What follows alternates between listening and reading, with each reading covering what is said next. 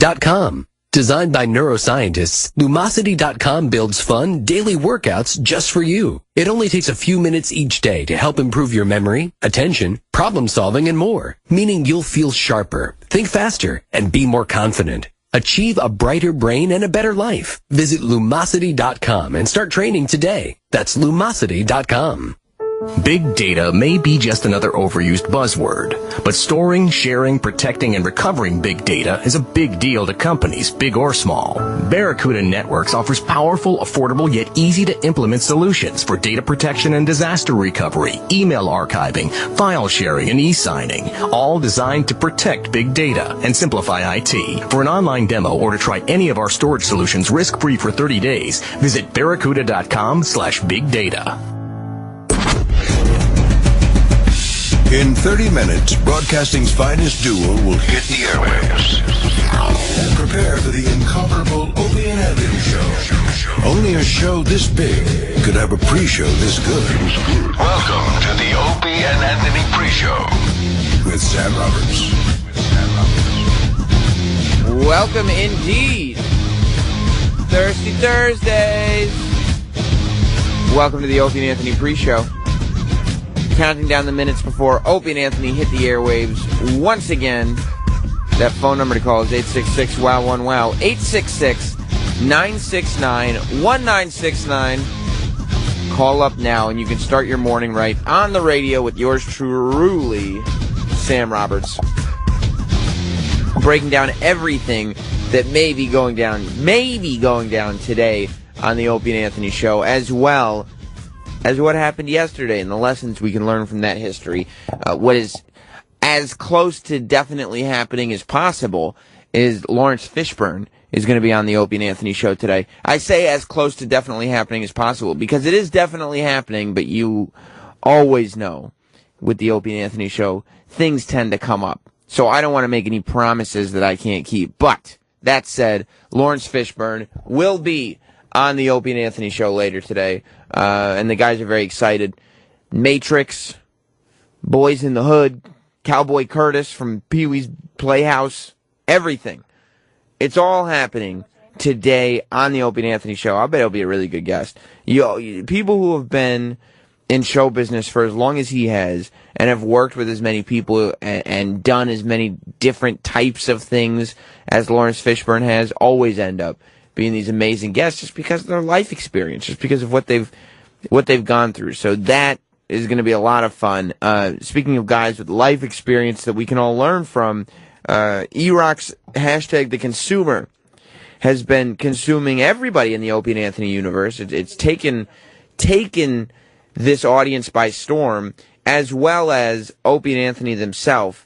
He's been going on Instagram and posting photos of very shitty food and then reviewing it as if it actually deserves a review. It's very strange how the whole thing started, but the point is it did start and it's now catching on.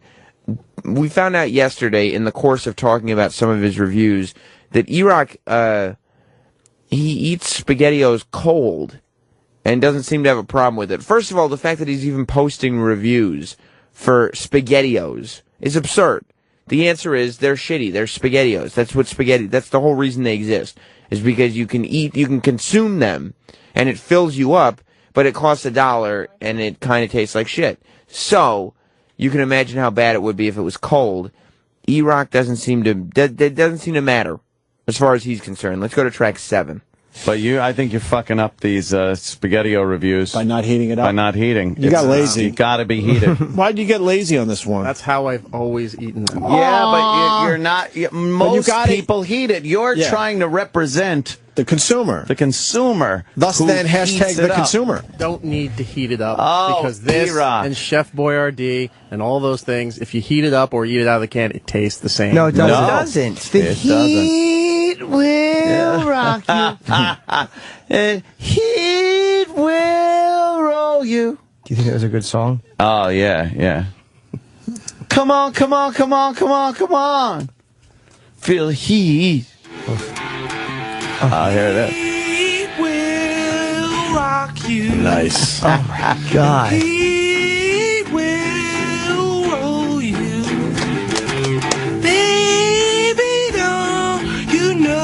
No. My heat will move your So.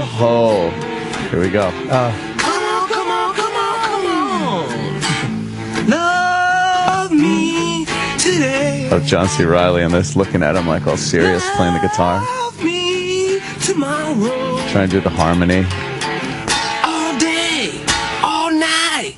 You feel my heat. Feel my heat. I think we should repeat that again. Definitely. Feel my heat. Feel my heat. And they say "feel" one too many times. Yes. It's really great. And John C. Reilly's ready to go feel my heat again, but he didn't do it right. He goes feel my heat. It's so bad. He's underrated. Oh, John C. Reilly great in that has movie? been in some great movies, obviously, but I think he's underrated. How much you bench? I think he should be even bigger than he is. Yeah. He's fucking hilarious. All right, so you got to heat up the SpaghettiOs next time there, E-Rock. All right. Because you got to do what the consumer's doing. Yes. Most people heat up their SpaghettiOs. You can eat it however you want, as long as you're going to play Feel My Heat from Boogie Nights. It's all good. That's what that was all about. Any reason to play that song on this show is a good thing. Let's keep moving with hashtag the consumer, as it was a big moment on the Opie and Anthony show. It's great that as this takes over social media, I mean, everywhere you go, people are talking about the fact that E-Rock is doing reviews of Doritos and canned pasta on Instagram. No, everybody's talking about it. And the fact that it's an exclusive to the Opie and Anthony show is, I believe, going to completely take us to the next level, especially when the press gets wind of the fact that we had the consumer doing reviews live in studio yesterday. We had some Cheez-Its that E-Rock reviewed. Here's the odd thing about what's going on with this. There was a time when E-Rock would have gotten murdered by Opie, Anthony, and Jim for doing this. I think he stumbled upon something, and I don't know, maybe it's they're all eating better, and so they all miss the days when they could eat junk food, but there is something about what's going on that Opie, Anthony, and Jim enjoy. They like the consumer to the point where they're embracing it. I mean, they're complimenting E-Rock. It's an amazing thing that's happening, and it really shows you how evolutionary and always evolving the Opie and Anthony show is. Let's listen to E-Rock eating Cheez-Its on the air yesterday. All right, you ready for the review? No, not for me. They are better than regular Cheez-Its, but the ranch flavoring is very good. The cracker itself, the flavoring is not really baked into it. It's on it. So it disappears real quick. Gotcha. So you're tasting blandness as soon as the ranch disappears. So right. You want goodness all the way through. Right. You want it baked into that thing. But you're just chewing it and swallowing it. You're not sucking it like a fucking lollipop. Well, then what's the point of reviewing it? I hear what he says. That's not baked in. You Not want your baked shit in. baked in, right? Right. Okay. It's like when you have, We're learning here. Ant mentioned he likes a good garlic knot. Oh, yeah. Right? And there's a lot of places that can really fuck up a garlic knot because after the fact they just paint a It's little like garlic on it bread and then it's with done. the garlic thing. It's not very infused. Got to infuse that Oh, shit. You yeah. gotta take the dough, and this is where the garlic butter saw comes in. You mix the dough into it, let it sit in there for a while, then you make the knot and you bake it. Oh, so it's man. all the way through it. All right. A So, little fat guy tip for you. do you have a rating scale as the consumer? I don't No, know. I just tell you if I like it or not, and if it's worth your time. Do you like it? It's not bad. Not bad. Not bad. You're continuing to eat I did that. enjoy them. I had a few. They're good. Yeah. All right. Now move on to the next one. That's The my other one review. here is Chipotle cheddar, What's that? and it's a different shape. Cheez-Its. Those are not the grooves. Those are the zings. Right. Wait, he tried the grooves. Now he's trying the zings. Everything's Chipotle now. Yeah. Chipotle. And before It's that, gonna everything zing a was, zong. Everything was what before that? before that, everything was pomegranate. Really? Yeah, every time they discover a new flavor, then everything has to have that flavor in it. Yeah. Yeah. What about the acai berry? That's in That was everything. before that. Oh, wow. I'm behind. The acai berry. All right. He's getting a good That's not good. sniff. Not good. Boy. There's no scent from the box. None. None. It's usually a good thing. I bet it's going to be. Is that a bad sign? Right? That just smells like Means you're fucking not going to get cardboard. much More flavor, cardboard. right? All right. So these are different consistency. They're the Cheez-It Zings, right? Right. They look like a flattened out Cheez-It with they make little ridges at the end, not grooves that you would use for the dip. Let's see how this tastes here. There he goes. Popped it right in his mouth. I don't like these at all. Oh, wow. Wow, I'm negative not trying review. To be difficult. I really wanted to like this, but Oh, you wanted to like Wow. the chipotle flavoring is, I don't know, it's just like spicy for the sake of being spicy without really enjoying the fact that it's spicy. Yeah. So it's just, this seems like a big waste. It does seem like a big waste, and I hate to see E-Rock want to enjoy a cracker so much and not get to enjoy it. It really is. It's a sad, sad thing when the consumer turns something down. Let's go to Mike in Montana. Mike, Hey. what's up, buddy? Hey, I think the consumer needs to test out them old Butterfinger cups and tell us what he thinks about them. I don't. That's the whole thing about this consumer thing. I'll tell you how Butterfinger cups are. They're delicious, I'm sure. Butterfingers are great. They're fucking amazing. Right. I'm sure. I think everybody just wants to see E-Rock enjoying snacks because they know it makes him happy. It's a positive thing. They're like, you know what the consumer needs to try? Twix. It's like, but you know what they taste like. Yeah, but I'm sure E-Rock would really enjoy himself. Let's go to Craig. Craig in D.C. Hi, I'd like to talk to Samuel Roberts. You already are. Thank God Almighty. You know, Sam, it's important for me to communicate to you that I like you. I respect you. Good. You're good. You're good at everything that you've been doing, and you've earned your spot. Excellent. But whenever you laugh, Yeah. you sound like that little beaked monkey that Jabba the Hutt had on a leash next to his little, sliding table. And I don't need to be that guy. Yes. Don't do it, man. Don't do it again, man. It makes my dick hurt. Thank you, Craig. Lou in Jersey. Hey, good morning, Sammy. Good morning, buddy. Yesterday, you guys were talking about Dave Chappelle, and Opie had a theory that he had cracked under the pressure. Back in 2006, I was at school at Ohio State, and he actually did a one-night show where he opened up and said, so I don't know if you all heard, but I have lost my fucking mind. And everybody started dying. He had a great show, but pretty much he came out and said, he said, I just had enough. And that was it, and we didn't hear anything about it or him until recently. Yeah. So Opie hit it right on the nail yesterday, saying that it was enough. He had enough. I think that's right. Thanks, Lou. I think Opie was right. We were playing clips of Dave Chappelle on Letterman 2 nights ago yesterday, and Dave was asking Chappelle about leaving Chappelle's show and leaving like $50 million on the table.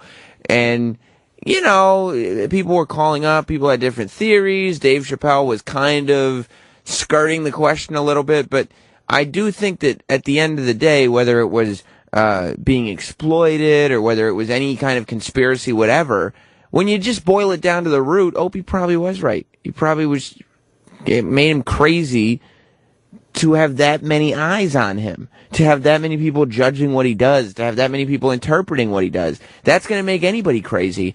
Some people, though, said that they had inside tracks or that they knew. Maybe he did feel like he was being exploited, but maybe that's also a symptom of going nuts because of how much pressure is on you. I don't know, but we talked about it yesterday. Let's go to track 8. Well, this guy in Cleveland knows why, so let's say hi to David. David knows why. Go ahead. It's well known in the black community that Dave Chappelle left the Chappelle show not only because, you know, he was making fun of his culture, but he just felt like he was exploiting it. I mean, it's the same thing as watching Boondocks with your white friends. I mean, some of the jokes are funny, but then again, you got to think twice, like, how funny are they taking this? So that's my opinion on it. So yeah, he probably didn't feel good about it, right? Exactly. It kind of hurt a little bit to, you know, exploit his culture like that. I mean, it was almost ridiculous to a point. I can remember being 15 years old watching, like, damn, that's kind of fucked up. But it sold. Right. Okay. All right. Well, hey, thanks, guys. Thank you very much. Thank you, man. David. Come on, the player haters ball. Shit's fucking hilarious. The goddamn race draft. Fuck Oh, your yeah. couch. Great. Exactly. But if he wanted to do that show, I mean, I don't think they would fire Tosh for him, but he could still come back and probably do that show on HBO or anywhere he wanted. He obviously is not going to do that show anymore. So I mean, a sketch show, like whatever right. Dave He obviously wanted. doesn't want to do the sketch show anymore. That was some funny shit. It sure was. Letterman's a good interviewer, though. I mean, he's trying to take every angle he can to get the answer, you know? I don't get that thinking that deeply into, you thinking that deeply into it. You're doing a show. Do the fucking show. It's making people laugh. It's successful. There. Oh, I feel that I'm exploiting a certain... Come on. It's privilege Just talking. Fucking go home. Is that my privilege talking? Yeah. Well, good. That's right, Sam. I love Atta my boy. fucking privilege. But what about the other side of it, where his people, let's just say, they were watching it in droves. Oh, yeah. So they didn't have a problem with it. Black dudes They love thought that it was show. great. But he could have always changed direction, too, I think. Sure Like, he he could have could've. switched direction a little bit, or, Right. again, when you're They would've- Chappelle, you can do what you want. Yeah, they would have listened to him at Comedy Of Central course. at the time. Yeah, he was by far the biggest guy. I mean, Jon Stewart was very powerful, but Dave is, that show is Awesome. fucking massive. I wish we could all shut it off like Anthony does sometimes and just cut it down to the basics. Yeah, show is successful. People laughing. Do it. You get paid. It's a job. Fontaine in Virginia. Hey, Sam, how you doing, buddy? Good, buddy. Hey, first off, Sam, you know how when you're on hold for the show, you can hear what you're talking about? Yeah. There's a political show on right now. It totally threw me for a loop. Well, what show is it? I think it might be Morning Joe or something like that. They're talking about Eric Cantor or something or another. Are Holy you still on the Toledo. subject of E-Rock? I'll be on whatever subject you want, Fontaine. Okay. Hey, I think the reason the O&A don't fuck with Eric anymore, to steal a word from Patrice, Eric is righteous.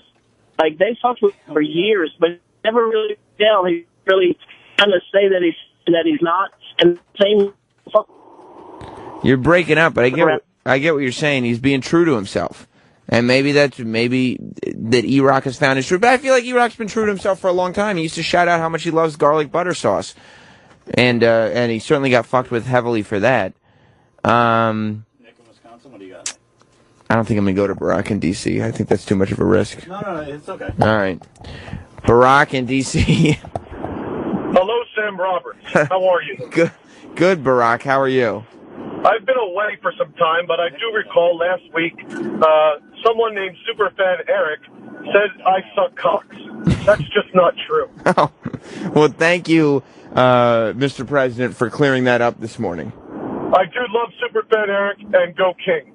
Oh, go Kings indeed. Now, I heard Opie talking about this yesterday. Of course, the Stanley Cup playoffs are happening as we speak. Opie had an opinion on it. Let's go to track 2, Sal. You could go see the Rangers tonight, Ant. Yeah, huh? Yep. You can do it? No. Why not? Ticket prices are, as they say in this article, melting faster. Yeah, huh? Than the Rangers' slim chances of winning. Oh. That's really going to hurt. Yeah. It's easier to take it if you're not in the finals, I think. You think? Yeah. I think so. Not to, you know what, to I be think swept so. is one thing. They get swept. But In the end, if you lose, you lose. I know, but it's kind of... What, is it going to feel a little more better exciting. if they lose 4-1? I'll tell you one thing, the ticket prices wouldn't be melting if they had a win under their belt. Well, It sure. would still be huge. Sure. Oh, they are going to, what are they now, do you know? They're becoming very cheap.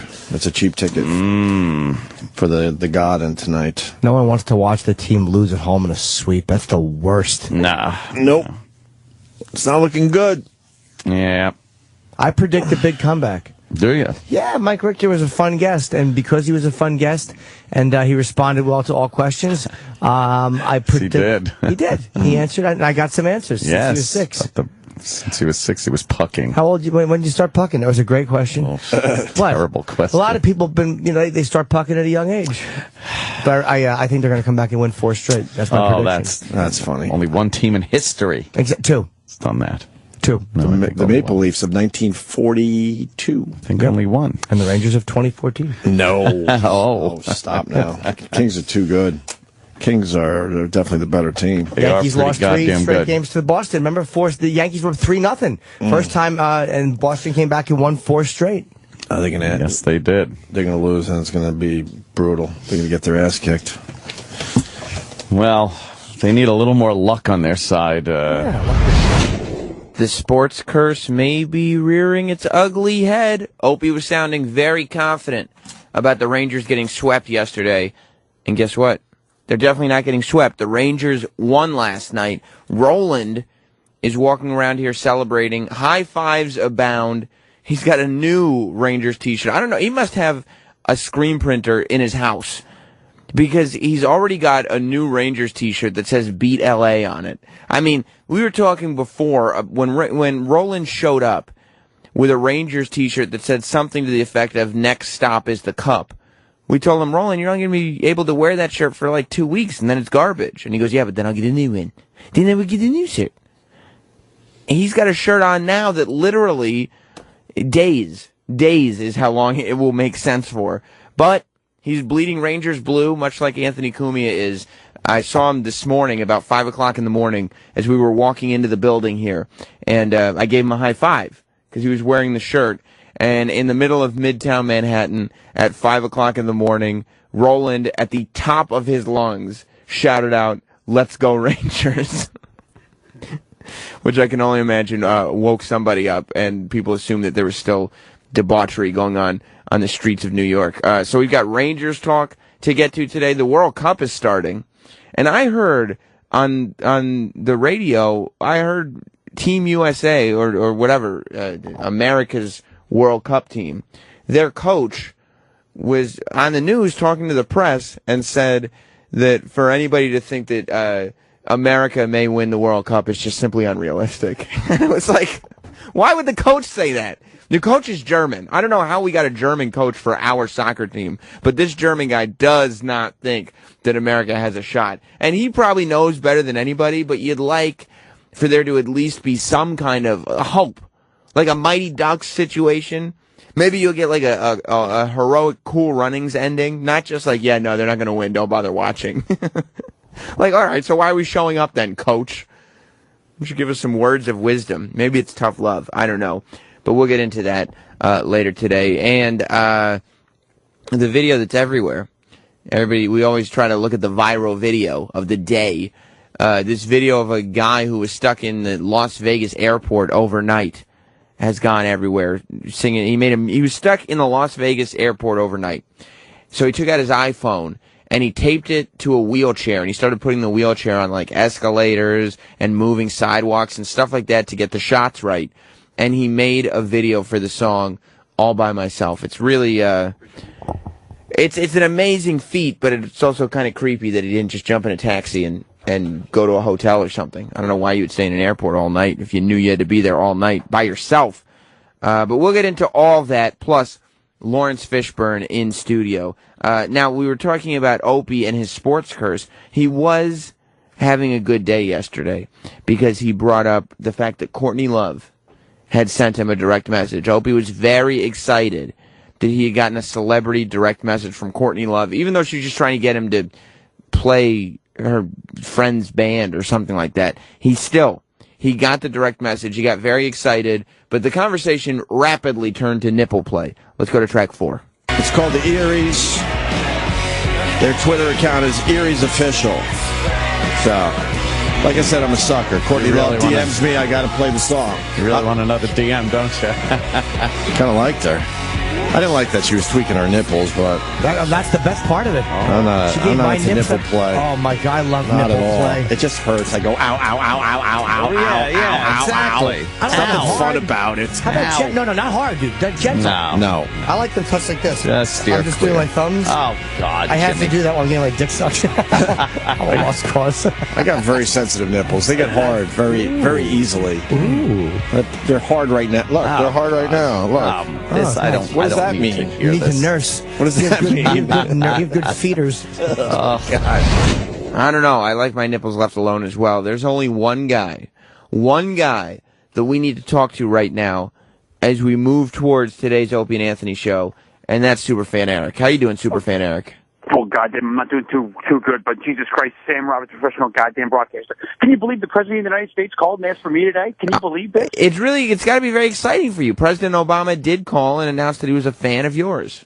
Jesus Christ, I thought Todd from Burlington was my only fan, but hell, I got Barack Obama. And let me tell you, I never told him he sucked anything. I'm not going to do that. I'm not going there. But goddamn it, somebody sucked last night, and it sure wasn't Lundqvist, and it really broke my heart. Now, are you worried that Opie's sports curse is to blame for this? That Opie being so confident that the Kings were not only going to win, but sweep, could cost the Kings this thing? Well, they cost them one game, and goddamn it, who cares? They're going back to L.A. They're going to fucking party on the beach. Jeff Carter's going to be swimming with 17-year-old girls and having a field day. That's what they do out there. There's nothing to worry about. Opie Sports Curse was for one game. It's more money for the NHL. They get to fly back to L.A. The hotels make out. The bars make out. Everybody makes out. And you know who makes out? I'm going to make hoagies today, so I make out. Right. I mean, they go to L.A. and they party, and you go to Philly and you do what? I make hoagies. And goddamn it, even though they lost last night, the Phillies won in a walk-off 3-run homer. I'm all fucked up. I'm boosted up. I'm going to put some boost in my hoagies. I don't know what the hell I'm going to boost it up. I might put hot peppers in there today because they'll get me all fired up. Go for it. Always a pleasure, Superfan Eric. Oh, but goddamn it, Sam Roberts, the pleasure is all freaking mine. All right, I'll talk to you later, buddy. Peace. Matt in Boston. Sammy Roberts, how are you doing? Good. Actually, in 2010, the Bruins were headed in the Stanley Cup Finals 3-0, or 3 games up, and the Flyers came back and won. Yeah, look, Opie was maybe too confident yesterday. Maybe a little too confident, because this could easily go the other way. No worries. Just wanted to clear that for the people. All right, buddy. I'll talk to you later. Snowy in Michigan. Samuel. What's up, buddy? I had a question. Do you really follow sports at all? I follow sports. Oh, really? You do? I mean, okay. I try to be aware of what's going on. You know, I'm very curious because, Superman Eric seems to think you bleed like Ranger Blue or something. I don't think you really follow sports all that closely, really. No, I don't care. I care about the context of it in my life, meaning I care about this because I think it's funny that it alters what T-shirts Roland is going to wear, or what Anthony is going to talk about on the air. You know what I mean? I mean, I'm not sitting there caring whether the Kings or the Rangers win. Do you care for in the context of having a show being, so really you could give a tumbling, what if the Rangers... Like, I would probably prefer the Rangers to win the Stanley Cup because Roland will act like a complete asshole that day, and it'll be fun. You know what I mean? Given that respect, I think that's another reason for me to root for the Kings, I guess. All right, I'll talk to you later, Snowy. Oh, my God. I mean, I think that makes sense. But speaking of sports, the Redskins put out an ad that they're going to air on the NBA Finals. Well, the Redskins themselves didn't put it out, but a group that would like the Redskins to change their name put out this ad. So we got into language and how it's affected here. Jim Norton, of course, has taken a controversial stand on this. He wants the Redskins to change their name, and we got into it again yesterday in the context of this commercial. Like right now, the Redskins would never defend. If there was a guy dropping N-bombs in the locker room, right, and he just kept saying nigger and he couldn't stop, that fucking Redskins owner would never stand there and defend him. No. Never. No. And people got mad at the Daily or the Onion or whatever when they said like Jew or whatever, or filthy kike refuses to change. Right. Why? That was funny. Yeah, that was just humor. Yeah, it was funny. Funny's funny. Humor. Right? Yeah. I like the fact that they're getting bitten by their own buckling to political correctness. Because if the NFL had stood tall all this and not buckled to any of it, or no teams had buckled, this wouldn't be an issue. Well, I think the NFL wants them to change the team, but I think the owner has, say over that. I think that's what's going on here, right? Look at the NBA. A guy in his private conversation says stupid shit. Yeah. He has to sell the team. Like, the inconsistency in professional sports is what drives me crazy. Stop pretending that there's morals involved. Yeah. None of it is. It's all who's ever being focused on at the moment. It gets even more controversial. There was a big, and I like getting controversial issues out from different sources. Like, the Redskins thing hasn't been talked about in a while, but since it was on that commercial, it gave us a reason to talk about it. Yesterday on The View, they were talking about gun control laws. And Sherry Shepard, who I believe was the woman who at one point said she did not know for sure whether the world was round or flat. She had her own opinions on gun control and gun violence. I can't wait to give those clips to Anthony so Anthony can sound off on what he thinks of the opinions that the women on The View had on gun control yesterday. It was a very interesting clip. Hopefully we'll get into that today, as well as the Las Vegas airport video. There's a great video. This kid was sent his drone above a beach, and a woman didn't like it, so she called the cops on him and then started assaulting him. She rips his T-shirt, and he was filming her on his iPhone the whole time. Very funny. Harris Stanton was on the news, comedian. He was talking about the Tracy Morgan crash. We'll get into that. And Lawrence Fishburne on the show today. Lawrence Fishburne. All of that and more when the Opie and Anthony show begins, which is going down right now.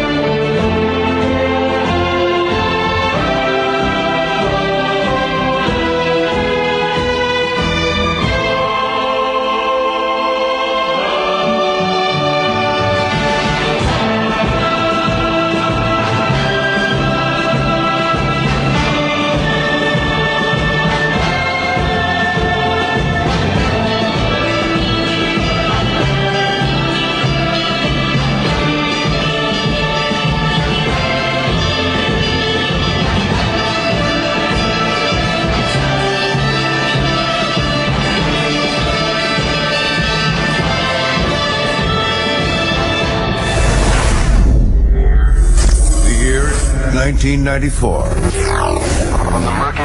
From the murky banks of terrestrial radio, a new hope begins to rise. Opie and Anthony are radio shock jocks known for setting up outrageous stunts. People sure are listening.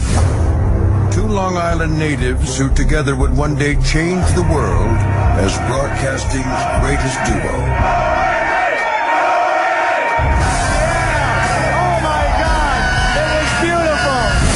After 20 years, these children of the 80s have arrived. Their hugely popular radio show is not just in New York anymore. Opie and Anthony show. The hottest show there is.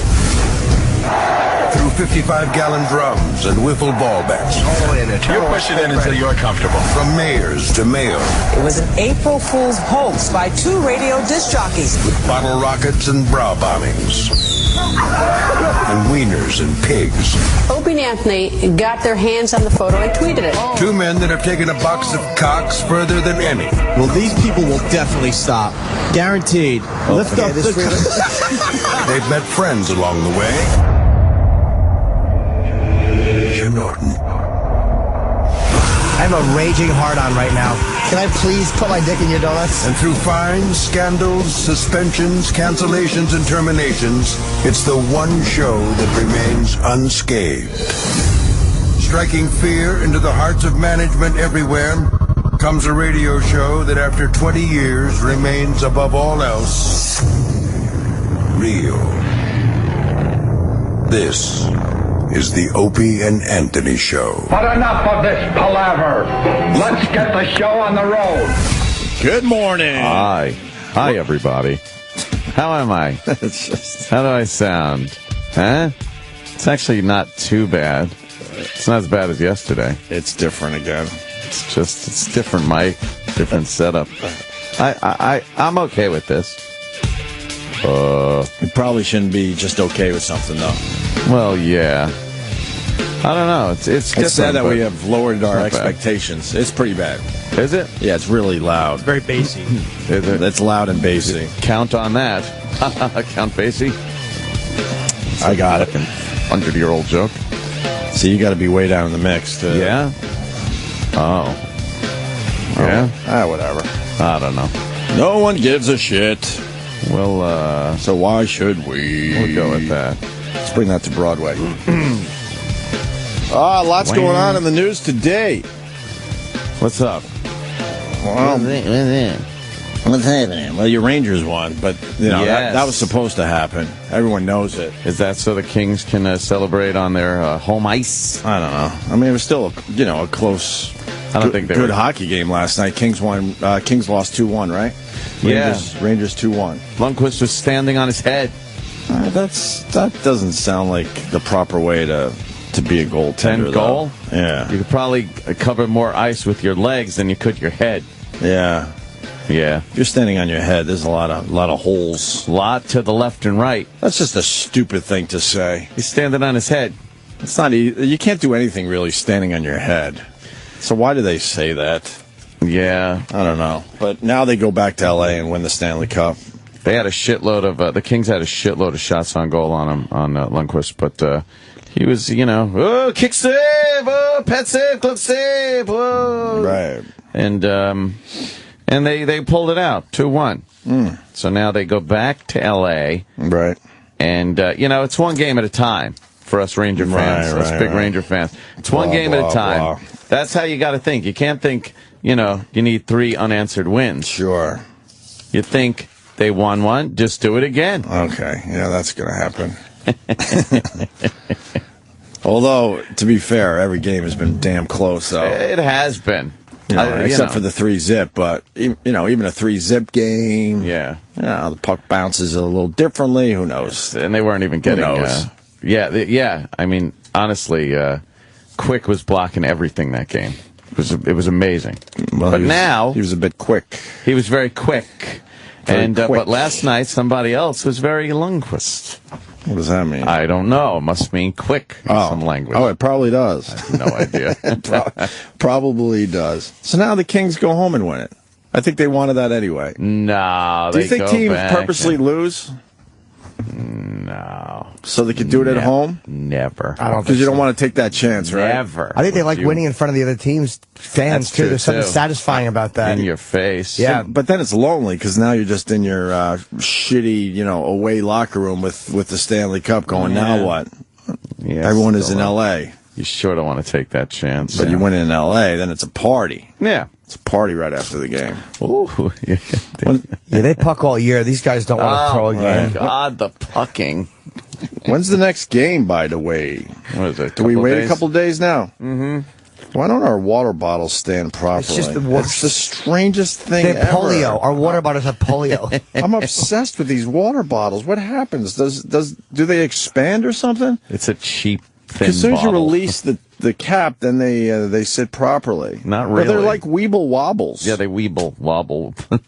Or Weebles wobble, but they don't fall down. What was that, they're right? horribly soft. It's really strange. Plastic that's probably a carcinogen. It's Crystal Geyser Natural Alpine Spring Water. Where is it bottled? Oh, boy. I was just like bragging Trenton. how I could still see after all these years after LASIK, but this label is pushing my eyesight. They don't want you to know where it's bottled, I bet. Do the little curl up your finger and look through the tiny Does that work? hole. Yeah, you don't have to hold it close though. No, here's what What are you you do. talking about? This doesn't work. It doesn't work. It does. How does this work? You make the tiny little hole. I am making the tiny little hole, Now right? you can read it close. All right, then what does it say? It doesn't say where they bottle it. No. To be honest, because I did what now most of us are doing. Is I took a picture of it and I blew the picture up on my phone. That's a good one. There's no way I could read Wow, they this. don't tell you where they bottle it. You guys really can't see it? No. Do you know how awful and I depressing see. it is? I see always bottled at the spring to ensure quality, taste, and freshness. I see that. You see where the refund is? Where's the Hold on, refund? we're older men, Travis. Before opening, make sure cap safety ring Michigan? is unbroken. Where Do not refill. I can read that. Oh. For more information, I see that part. You see where the barcode is? All right, barcode. Good, yes. Okay, go to the right of the barcode. Okay. Oh, you're right. It's Bottled at the CG Roxanne Spring Source near the Ossipee Mountains at CG Roxanne. Some Moultonboro, what is that? Mississippi, right? New Hampshire. New Hampshire. New Hampshire. Some spring in New Hampshire. All right. I'm sure. New Hampshire has some good water, right? Oh, then they got a picture of a little mountain. And Yeah. That's wonderful. But I don't know why. Why the bottles don't stand up. So anyway, there's your big news. The Rangers won, so they pushed this series back to L.A. We'll see what happens. Yeah. I mean, every game has been close, so you never know. But I don't know. I think the Kings end up winning it at home. Yeah. Makes it all nice for them. Well, it's a very difficult thing the Rangers have to do. I mean, honestly. Right. But one game at a time. One game at a time. Let's just take it one game at a time. Let me say hi to Brian in Charlotte. He makes a very good observation about sports. Go ahead, Brian. What's up, boys? Hey. As bad as some of the other announcers in sports are, particularly some of the ones that work for the Yankees, I just wanted to point out how great the announcers are for the NHL Finals, especially if you were visually impaired. You'd still know what the fuck was going on. Emery Astounding. is an amazing announcer. He's a perfect sports announcer. Doesn't get in the way of the actual game. Doesn't make it about himself. He's amazing. I mean, he doesn't say, the puck is flying, the puck is... No, none of that stuff. Where he completely stops the game to get a little me action in, like John Sterling. No, he doesn't do any of that. It's and you can really tell amazing. he appreciates the game and he respects the game. Shows equal excitement for both teams. Yes, Yeah. I like that. It's Yeah, such he's a definitely not fast homer, fucking and game. He's got to be exhausted by the end of the game. Right? Because he literally never stops talking. Wait, what's his name? Emery. Can we hear something? Is there any... I've never listened to this guy announce Such a fast game, and so many guys. There's changes going on all the time, right? From the bench, and he just knows exactly who is doing what at any given moment. I don't know how the fuck. And then you got baseball. Well, I was out to dinner last night with my wife. We had a lovely steak. That one high and wide for ball two. But that's not fair. Because baseball. The only thing I want to hear during a baseball game is about a double tapered shit. But baseball is slower. Yeah. So I understand that. It's just I think funny, though. Rizzuto did pretty well. Holy cow! Throwing that personal shit in. Talk about Cora. Yeah, all that. Cora Lee, I think his wife's name was. He made it kind of nice, I guess. Scooter. He would leave in the sixth inning every day. Yeah. He got to leave the sixth inning. Yeah. And I'm saying that like it's news. He's been retired since 1981. Is it Mike Emery? I always forget his first name, right? Emmerich, Mike Emmerich. You're right. Shit. Yeah. Mike Emmerich. Yeah, he's great. That's Dan Pembry. Mike Emmerich is a great announcer. That. Best of luck to your Rangers, and I'll see you. Thank you. All right. Thank you. I'm all on board with the Rangers. Oh yeah. One to the outside. Thrown in front. Beverly scores! contested, poked away by Marchand, dances to the outside, takes his own pass. Marchand along in front. Score! Brought on by Ryder. Ryder is shot. Guided out. Another shot. Score! Tracy! What scores? This was last night? No. Right. That was a high-scoring game. Sorry.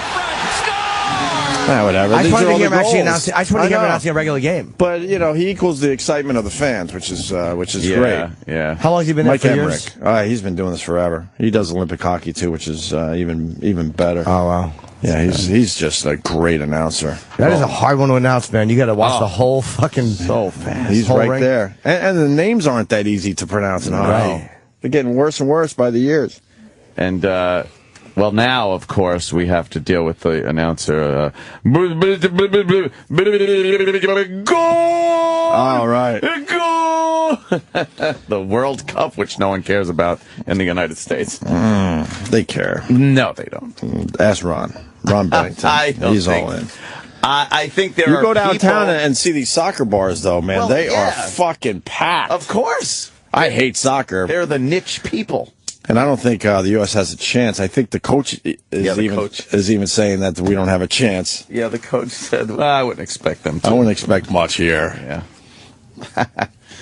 But, there are a bunch of soccer fans in the United States, but it pales in comparison to the other sports. You think it's growing, though? With the large Hispanic population pouring over our borders, sure. Yeah. Where are these people pouring into? Arizona, New Mexico, Texas, Southern California. I don't see them pouring into... No, not up here. We're safe for a little while anyway. Safe? Jesus. When does the World Cup start? Today, I think. I think it is today. The U.S. is in it? Oh, yeah. Yeah, but... no one's giving them a real shot at it. Oh, no. I think they play Ghana or something. Ghana? Yeah. That's... Ghana. And they're gonna beat them. Yikes. Yikes. Great story here in New York. The jiggle is up. Oh, yeah. Strip club babes drug and rob scam. Man. How are they pulling this off? Well, we should read this one. Yeah, I guess if you go to these strip clubs and they see you with a money guy. I think they're kind of getting you before you even get to the strip club. Really? At times. I don't know. Yeah, that's what they are, right? Yeah. How's that? They're getting you before you even get to the strip club. It's funny, one of the stories like from 2 months ago where some guy was refusing to pay his scores. I remember that. Ended up being one of these people. Oh, and we're all like, oh, sure, yeah, you know. Yeah, you liar. Right. You just but he went in ended there. up being, $130,000. Stripper crime ring drug customers rang up $190,000 in charges on credit cards. A crew of swindling strippers lined their G-strings with money they swiped from drugged rich men, prosecutors said Wednesday. In all, the quartet of voluptuous vixens conned their 4 marks out of almost $200,000 in credit charges. Woo. And investigators believe there may be more victims. So how do they get them before they get to the club? Well, let's see. An 8-month joint investigation by the DEA and the NYPD into allegations that dancers had been drugging men at 2 city strip clubs, Scores in Manhattan and Roadhouse in Queens. Man. Prosecutors said the stripper crime ring would scope out their victims ahead of time by fishing at Tony bars in Manhattan and Long Island for worthy targets. All right. They'd then text the men to meet up. When they did, the women would dope their drinks with ketamine. What's ketamine? Okay. A little special K. Oh, that's okay. Molly or the other powerful drugs. Court papers say. They then take their marks to one of the jiggle joints, arrange for a private room, and give their credit cards a night they'd never forget. Oh, man. They can't even write a story without being fucking cute and punny. You don't like the jiggle? Oh, my God. Is that what you got into journalism for? Jiggle joint? God, they stink. And you would almost give them one if it's kind of clever, but now they have really moved on where it has to be throughout the whole story. I don't remember it being throughout the whole story like this. It's lousy It writing. might be a little silly headline or something, but then it would be, a straight read after that. Yeah. But they got to squeeze all that stuff in there. I don't understand what happened. So they would go to just local bars? Yeah, they would go to nice bars where, rich guys would be hanging out. Oh, so they would just meet them and exchange numbers. Like a regular chick. And probably move on or whatever. And then the chick would text them like, hey, man, you want to meet up? Yeah. And then they would go, hey, why don't we go to, I don't know, why don't we go to Scores? Yeah, they'd probably be like, rubbing on them and shit like that. Right. Get them to buy some drinks. And But they would get, I gotta go. But the texting thing makes me think that, they would actually separate. Yeah, and get them at another time. Yep. Hey, let's see. dancing tonight. The men, for the most part, wouldn't remember anything at all. Wow. They'd wake up in cars, hotel rooms, or even their own beds with no recollection of what had happened. And their kidneys missing with a note to get to the hospital. And were shocked when they found out about the card charges. When they challenged the charges, they were sent threatening text messages and incriminating pictures that had been taken when they were drugged up, a source said. Man. Wow, this is a movie. That's a good one. The dupe doctor, Ziad Yunin, was the biggest victim. He was socked with a massive $135,000 credit card bill after 4 supposed trips to Scores last November. So they got him 4 times? 4 times, come on. The bill only comes in once, though, so you might not see the bill until the end of that 1 month. Were they, all together before the bill came in? Yeah, but I mean, you go 4 times and wake up and don't know where you've been. Right. Shit, Yeah, that's crap. You got to start thinking. Yeah, after the first time, you might go, wait a minute. Yeah, what's going on? Something might be going on there. I don't know. The club sued Yunin earlier this year for refusing to pay up, with the club source saying the 41-year-old had been partying with 5 girls at a time. Hey, wow. Who goes into Scores and does that? Players couldn't get a drink at the table. He was in the jiggle joint, banging girls like for a night he couldn't remember with his credit card. Fucking jiggle joint. We go to jiggle joints. Me and Michael Corleone. Strip a Mickey is the other headline in the other paper. Strip a Mickey. God. Oh, like slip 'em a Mickey. Right.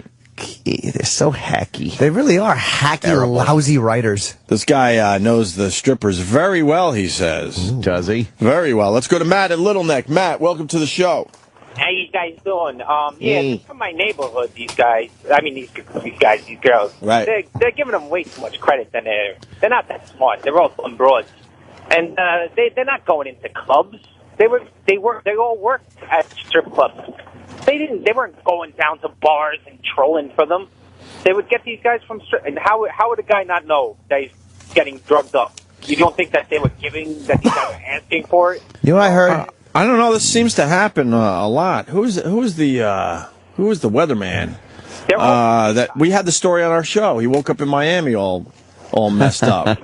What's his name? Who was that? I don't know. He's huge in Philly, and then he came up to New York for a little while, and now he's gone, and he's somewhere else. I can't remember his name. And he was in the paper. But this exact thing happened to him. I heard they put stuff on their tits. So, if you lick the breasts, right? That's where it comes off there. There's some kind of a drug that they'll put on their nipples. But this is going to be incredibly hard to prove. Yes. Yeah. It will be. I don't see how the prosecution is going to prove that they did all this. Because it's a scam based on, you're banking on a guy wanting to fuck a hot chick. Right. So, he's probably going to do it. I'd love to go in there and do the sting operation. What'd you, Jim? Oh, yeah. A double D light. They're really not that smart. They're really pretty dumb. I'm telling you. They're not that smart. You give me too much credit. Yeah. Yes. Well, maybe there was someone else, in charge, though. Yeah, maybe. Giving the girls a little taste. I don't know. I ain't touching this fucking story. You think maybe behind the scenes? I understand the people that run the joints. I'm not a bigger entity there. I say more power to them. Fuck that. I ain't touching this. Go ahead. Right. There's there was no one. saps. It was all them. All right. Thank you, Matt. Where are we at with strip clubs? They're terrific. But are they still hot? I haven't been to one in quite some time. Isn't that odd? Just kind of stopped going. Yeah. That's why I'm wondering. I'm wondering if there's real girls popular as they were when we were kind of coming up. Because the internet. That's what I'm saying. There's so much else going on. Does a lot. If you need a quick, check that out. You just pop on the internet, pop in a video, crank one out, and then by the time you're done, you're like, "Ew, was I really thinking of going to a strip club?" Yeah. The second you blast, it's like, "Ugh, what was I going to waste money going there?" What's better than when you think of the money you saved as you're duck walking to get a towel, the penguin walk? You're like, "Oh God, I saved hundreds of dollars by doing this." I only ruined one Highlights magazine. The orgasm is cruel, though. The orgasm is really cruel. Yeah. Because it goes away immediately. All those fucking, those feelings you had. Why can't it just slowly go away? Oh, it's cut off immediately. It is instant. Goosh. Where you either have some fucking guilt, or you just, move completely back to what you were doing prior to having that orgasm. Watch TV, video games, or go to sleep. Why is it instant? Maybe Dr. Steve could explain. It's amazing. I guess you could go from horny to absolutely just leave me the fuck alone within seconds. It's a chemical release, Right. That just cuts it right off. Cuts any of that urge. The pituitary gland will shrink back to size, and they'll stop releasing the fluid and estrogen. Endorphins. He's trying to explain to me why I tweak my nipples a lot. Oh, God. He's like, this is a drug that gets released when you play with your nipples. Oh, I do not want to hear that conversation. That's all I want to hear about. I literally replayed it over and over again. I wish, I know, I don't pinch them. I don't like it at all. No. But there's a really weird chemical reaction. No. I'm doing it right now. This does nothing. No. To me, though. It hurts. I can't imagine. You don't pinch them like that. I'm not even pinching them that hard. No, you just tweedle them. You have to go tweedle. Look, I'm even doing that. They're getting hard, obviously, but there you go. There's nothing going on. Someone's got a tight shirt on. E-Rock. The consumer. How dare you call me E-Rock? That's true. The consumer.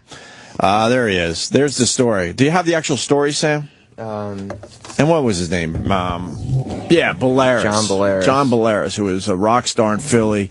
He was so damn good that New York grabbed him for a while. He didn't do much here in New York, and then I think he went back to Philly or something. I don't know. But scandal-plagued weatherman John Bolaris. This is an old story, but I'm going back to Jimmy's point that this happens quite often. John Bolaris wakes up to find his fiancée took over his Twitter account, posting racy messages and promising naked pictures to fans. This is another story. Yeah, this was after the Miami story. This is after the Miami story.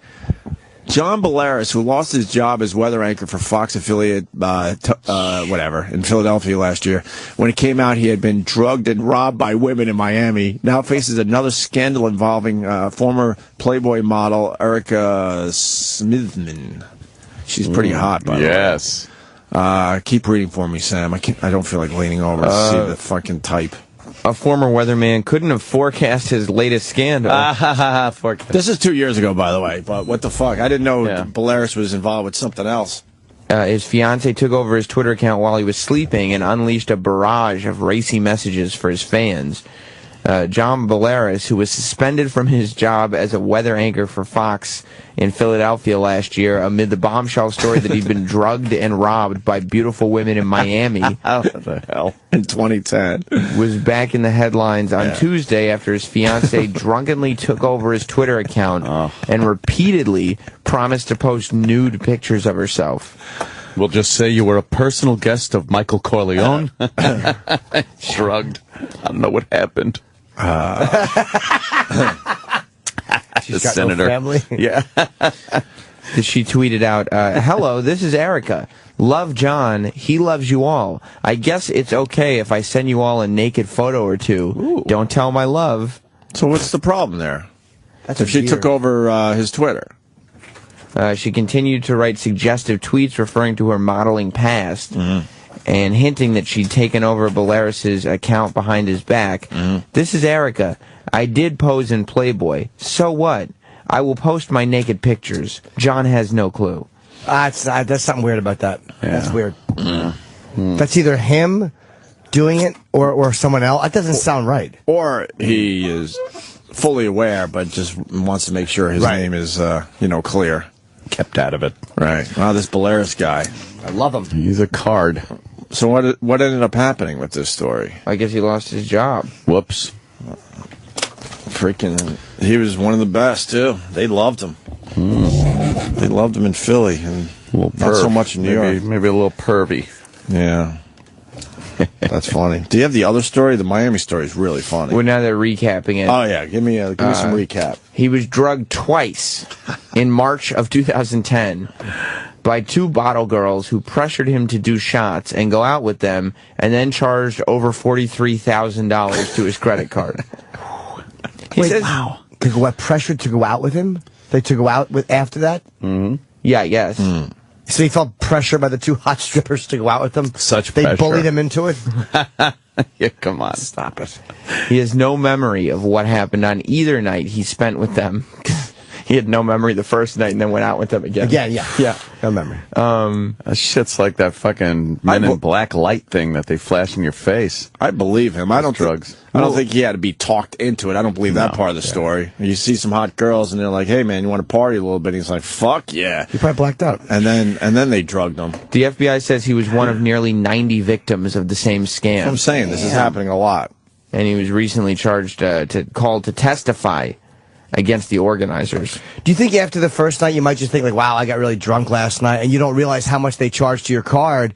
So maybe that happens again because you like go out and you're like, hey, you know what? Whatever, I had one too many. Mm-hmm. Oh, he probably figured I had a great time. I want to do it again. I want to remember it this time. Yeah, and like you said earlier, he didn't know at the time how much they charged on his credit card. My greatest fear is that a prostitute comes over, we have all this fun, and she drugs me and steals my Aussie pictures. Could you imagine? Imagine she didn't take any money or charge me anything. Just your Aussie pictures. Or she just cut them out and left the part of me there. And took the Aussie part. Rule. Heartbroken. You would be depressed. That would be very sad. That would make you very sad. I'd call the police. That would laugh at you. What is Polaris up to these days? He's tweeting. Yeah. Livecast Q&A, open forum. We'll answer most questions. We'll live stream weathersavior.com. First time in your home in a long time. Oh, so he's trying to get back out there. yes. A weather podcast? It's like a weather podcast, huh? Yeah, he launched a weather website. That sounds nice. That's what you need once every week to go down and get last week's weather and hear all about it. What was it like last week? Let's recap. Oh, my God. Sam does the fucking post show for it. Oh, we heard about a frontal system that moved into our area. And a drunken weather show fan is going to call in and fucking we'll talk to her, and the other one's kind of Yeah. How you doing? What do you get from the weather website that he set up? Well, he posts like a blog type thing. Soupy air with more showers and storms are on its way back. Soupy air with... God, who would go there? I know. On their way... Who the fuck would go there? Radio shows. That's about it. Well, that's... Hey, let's check out what he's doing. Yeah, that's fair. He's sitting there today going, I got a hit. Right. Somebody actually went to my website. Soupy Air. What a great name. Oh, That's yeah. a great online pervert name. Soupy Air. Soupy Air 15 says, send me pictures of her. But see, you can look up your local forecast. Oh, thank God. And then you can also, he does all the specialties. Marine outlook, baseball forecast. Yeah. Tropical outlook. Can we just do that on our phones now? Oh, yeah. So you just turn your phone on, doesn't it just basically give you what you need? Yeah. I mean, if you wanted to... Without all the nonsense? Yeah. Oh, it's going to rain today off and on. all you Okay. need. And it might get up to 75 degrees. There you go. There's your weather. Back to you. Yeah, I guess You don't have to talk about fronts and all that shit anymore. I don't know why the local news doesn't update their shit. It's the weather's been presented the same way for years and years. It's all babble, Now and you then don't they need finally give you the 5-day forecast where it's like boom, boom, boom, boom. That's all you need. Mm-hmm. Like, oh, okay, because you can figure that shit out in your head. Yeah, you don't why need did- to know when the fronts are moving in and this and that. Why did they feel compelled back when they started weather forecasts on television to show a frontal system and the high pressure and low pressure areas and all that shit when all you really need is just a 5-day forecast? Well, there was a time that we were way more bored than we are now. You think that's it? Yeah, so it filled up The some weather time guy, it's like, in your head. You The had weather nothing forecast else. is like 5 seconds, dude. I'm just selling the 5 day. All right, could you add some details in? Barometric pressure. Chad. But I love when they go, don't kill the messenger. Hey, I hear you giving us good weather this weekend, Susie. Bob, I hear some good weather you're bringing us for the weekend. Yeah, well, I apologize for today, but tomorrow it's... Looks like today I'm going to have to hide, you know. Didn't bring the good weather today. Oh, yuck. Oh, it's the worst. I would respect one of these news channels if they go, look, let's be honest with each other. This is all you need. Bam. Yeah, here it is. Here it is. 5-day forecast. We'll throw it on the screen a few times during our newscast, and that's it. If you want anything a little more detailed, you go online. What about? I just don't understand why they don't. It's kind of a bit we're rolling into, I guess, but local news with sports too, where they tease like. The Rangers Kings played at the Garden last night. We'll tell you what happened. Are the Rangers going to be playing again? And in this day and age, anyone that gives a fuck already knows that the Rangers won. So why are you teasing that through a newscast? Anyone that cares already knows. You're hitting up people that don't give a fuck. Yeah. That really don't care. And then you do tell them after the commercials or whatever, and they're still like, I still don't give a fuck. Yeah, there wasn't one Ranger fan last night that didn't know the score of that game right when it ended, no matter where they were. I just don't understand why they don't update that. I don't understand it. Mm-hmm. Or just talk like human beings. They still are these weird news robots. I guess they don't know what else to do. Like, what else could they do to fill that time? But everything else is, advancing. You can't get somebody that could figure this shit out. One lousy guy could figure this out, and then the rest of the country would follow suit because they all copy each other anyway. I don't know, though. If you, what would the sportscaster do if not? They have sportscasters on. Until you. I get up really early on the weekends, mostly because this was before kids, mostly because of our schedule. My sleep clock is where I just wake up early on the weekends as well. Not as early, thank God. And they actually have sports guys that did their sports report the night before and try to pull it off like they're there in the studio live. It's so strange. Yeah. Their idea of catching up and keeping up is look what we always tease them for doing is filling up the screen with garbage. Right. Yeah. The stock. Who the fuck reads the stock ticker? You don't want to know what natural gas is up to? Who's looking left to right while listening to someone talk? It's utter nonsense. That's their idea of keeping up and competing with the net. It's holds up. Embarrassing. Hold on, I'm reading the weather. Honolulu. Okay, Silver's good. up. But a lot of these people just babble, and you could at least pop graphics up here's boom, boom, boom, boom, instead of having it all just on the screen constantly. I don't know. I'm not in that business. I don't know. It just feels like it's ready to be reinvented. Yeah. It really feels old when you watch the local news. I think it's just I kind for of old love people. it. I love it just because how ridiculous it is. You think it is just for old people? I think it's just for old people at this point. I don't know, man. You walk around New York City, the old people are figuring out their smartphones. Are they? And they're all in. They're all, I see more. Lately, I've seen a lot of old people on smartphones. Yeah. Jeez. Yeah. Not jitterbug phones? I don't know what they're looking up. But, my jitterbug. But they got their heads in their phones as well. Yeah. Yeah. Oh, yeah.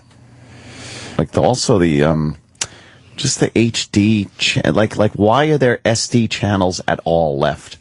It's got to be for old people that just sitting there watching their old fucking cathode ray tube TV. Yeah. They could pull. See where the CNN logo is on the sides. They don't put any. They don't go side to side with their graphic. Mm-hmm. It's so when they pull it in on standard def, you still see live CNN and New Day on the side. Just stop it. Go side to side. Eliminate all the SD channels. Right. It'll free up some fucking channels on your cable. There's still a lot system. of them, right?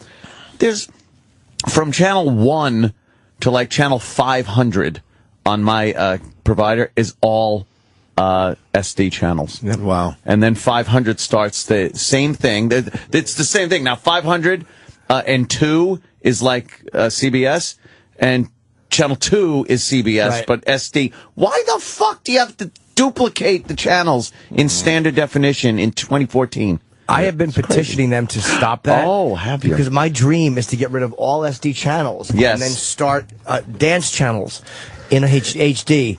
I want like just different dance channels for people to enjoy. Really, the Charleston channel and the Jitterbug. Yeah, basically just I had really no joke here, and I was kind of hoping one would you show don't have up. to explain that to the people.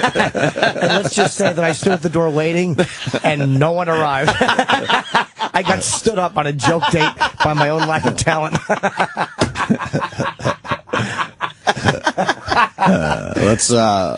Let's go to Chris in Pennsylvania. Chris. Hey guys, how are we doing today? Pretty good, buddy.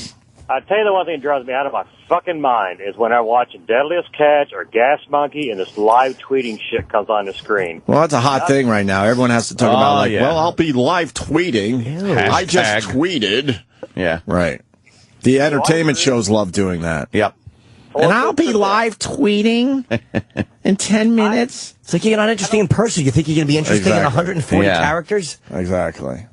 Yeah, but I don't give a shit if Bob in Minnesota is happy somebody caught a crab in Alaska. I don't care if the guy Apparently they think it's this screen-worthy. is the car you're going to build. No shit, Sherlock. That's I'll tell you why you're not interested, because they filter that shit so much by the time they decide to put one of these tweets on the TV. It's watered down. Yeah, you and can't nonsense.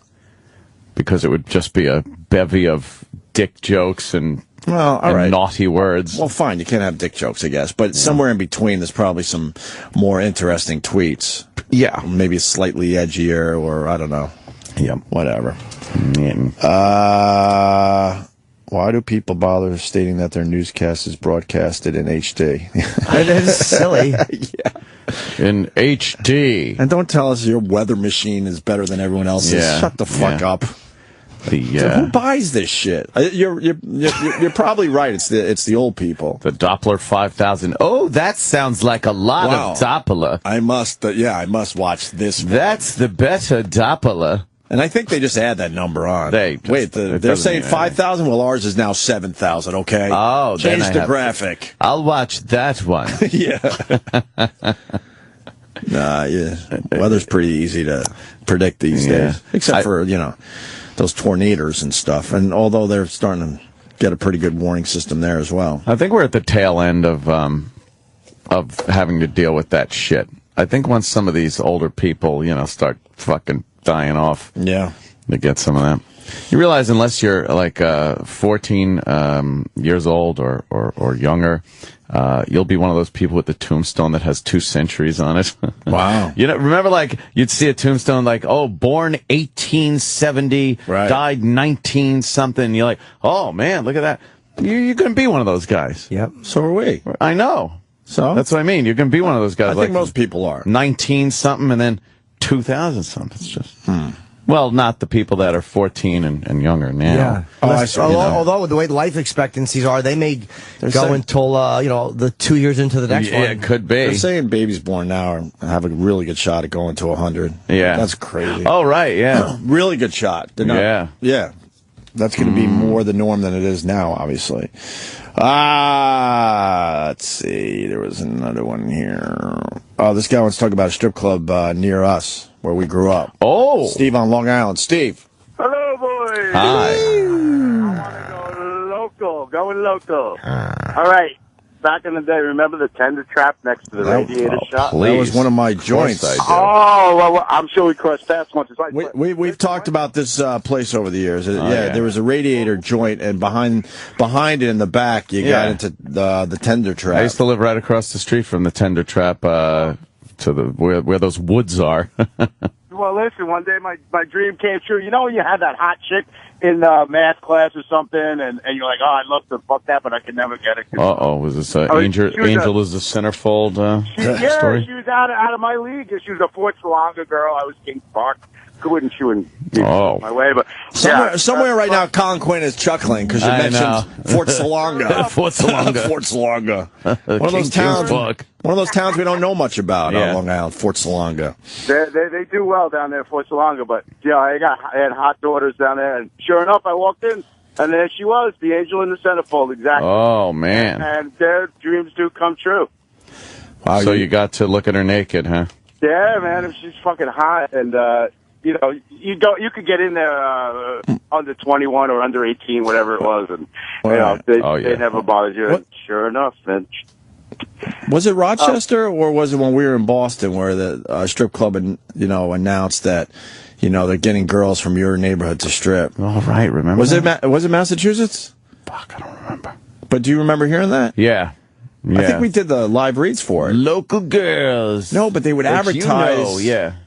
They would advertise. They would advertise, I believe, actual high schools. Like, we got one from.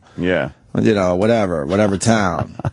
And they would announce that, if you went to that high school, you might see someone that you still like. Good gimmick.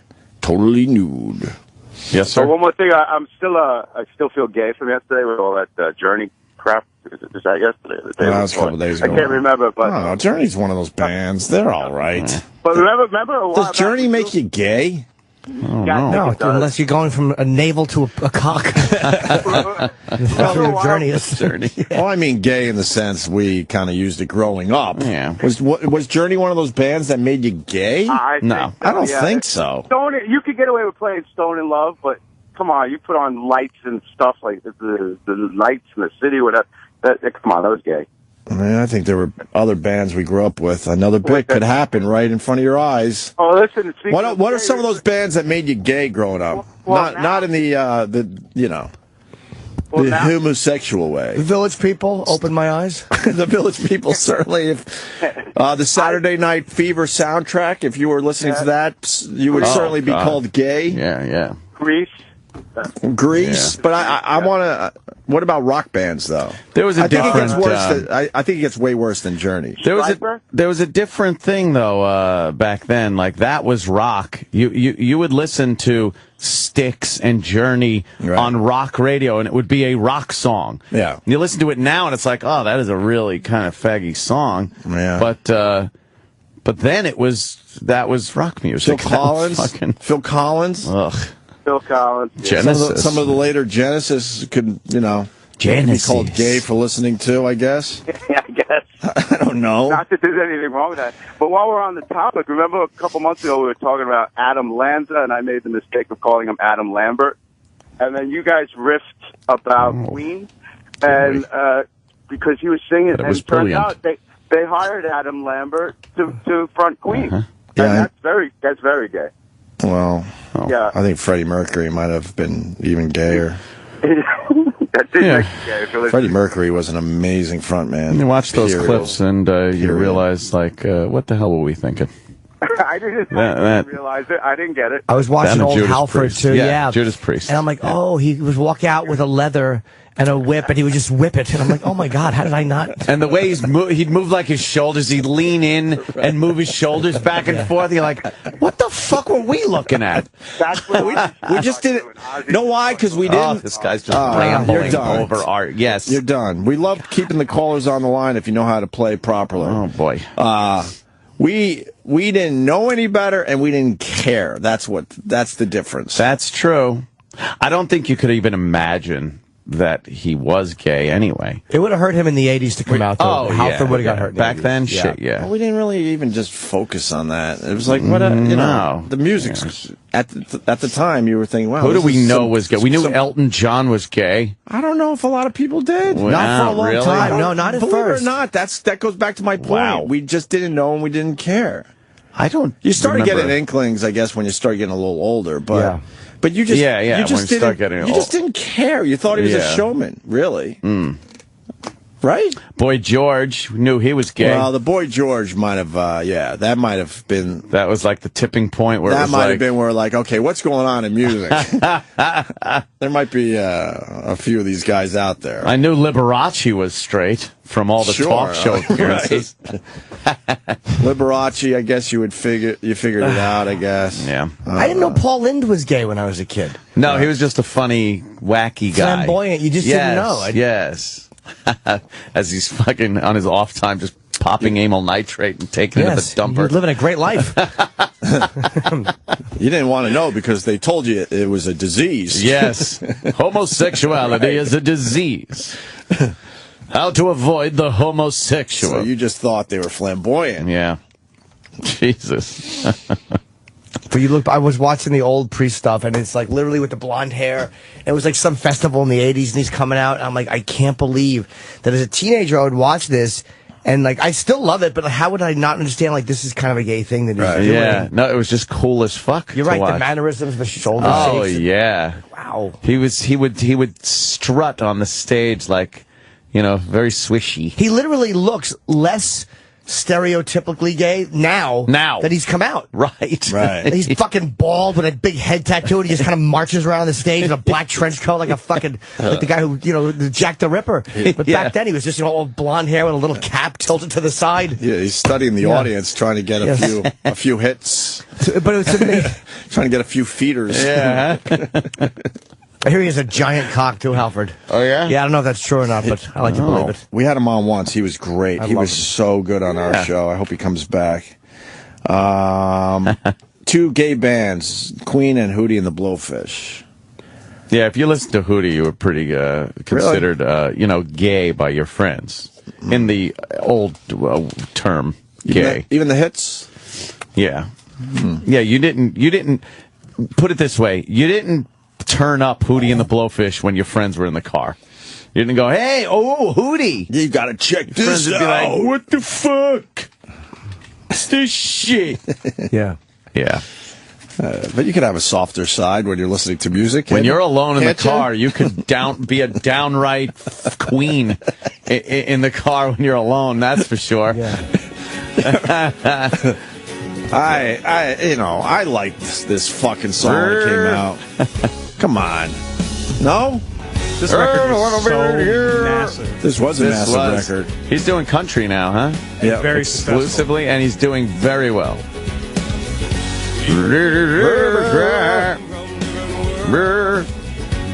Never heard this.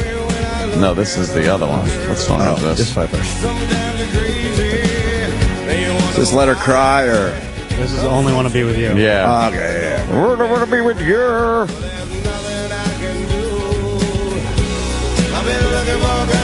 Looking for a girl like you. He was a departure from the normal black artists, too. Right.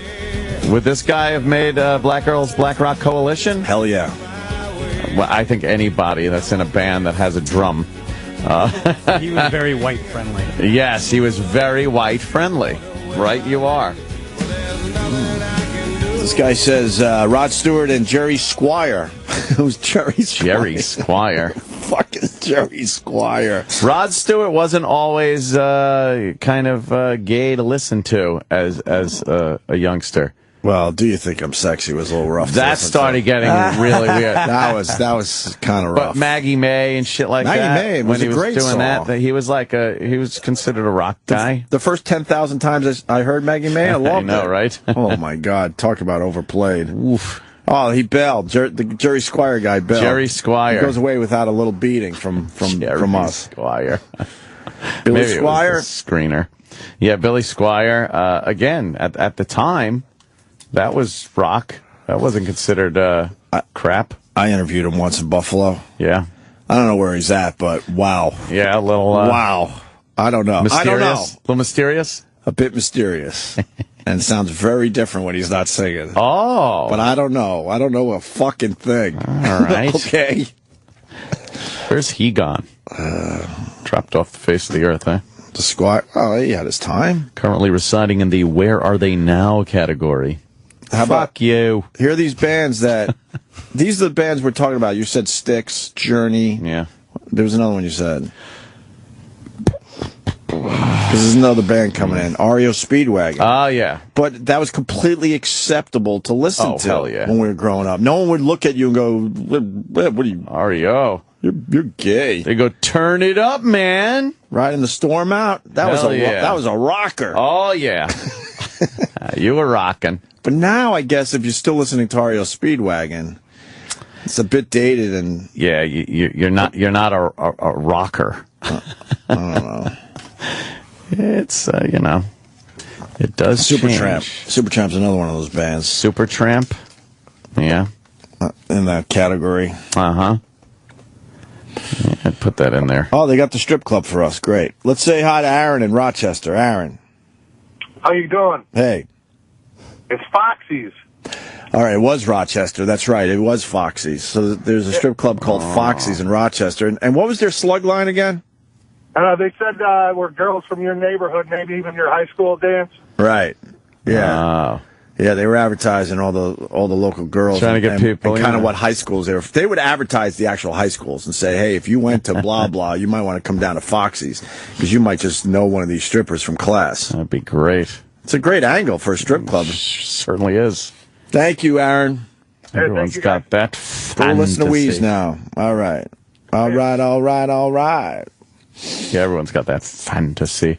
David Bowie, you didn't. If you listen to Bowie, you were cool as shit when we were growing up. What are you talking about? Always a little weird, though.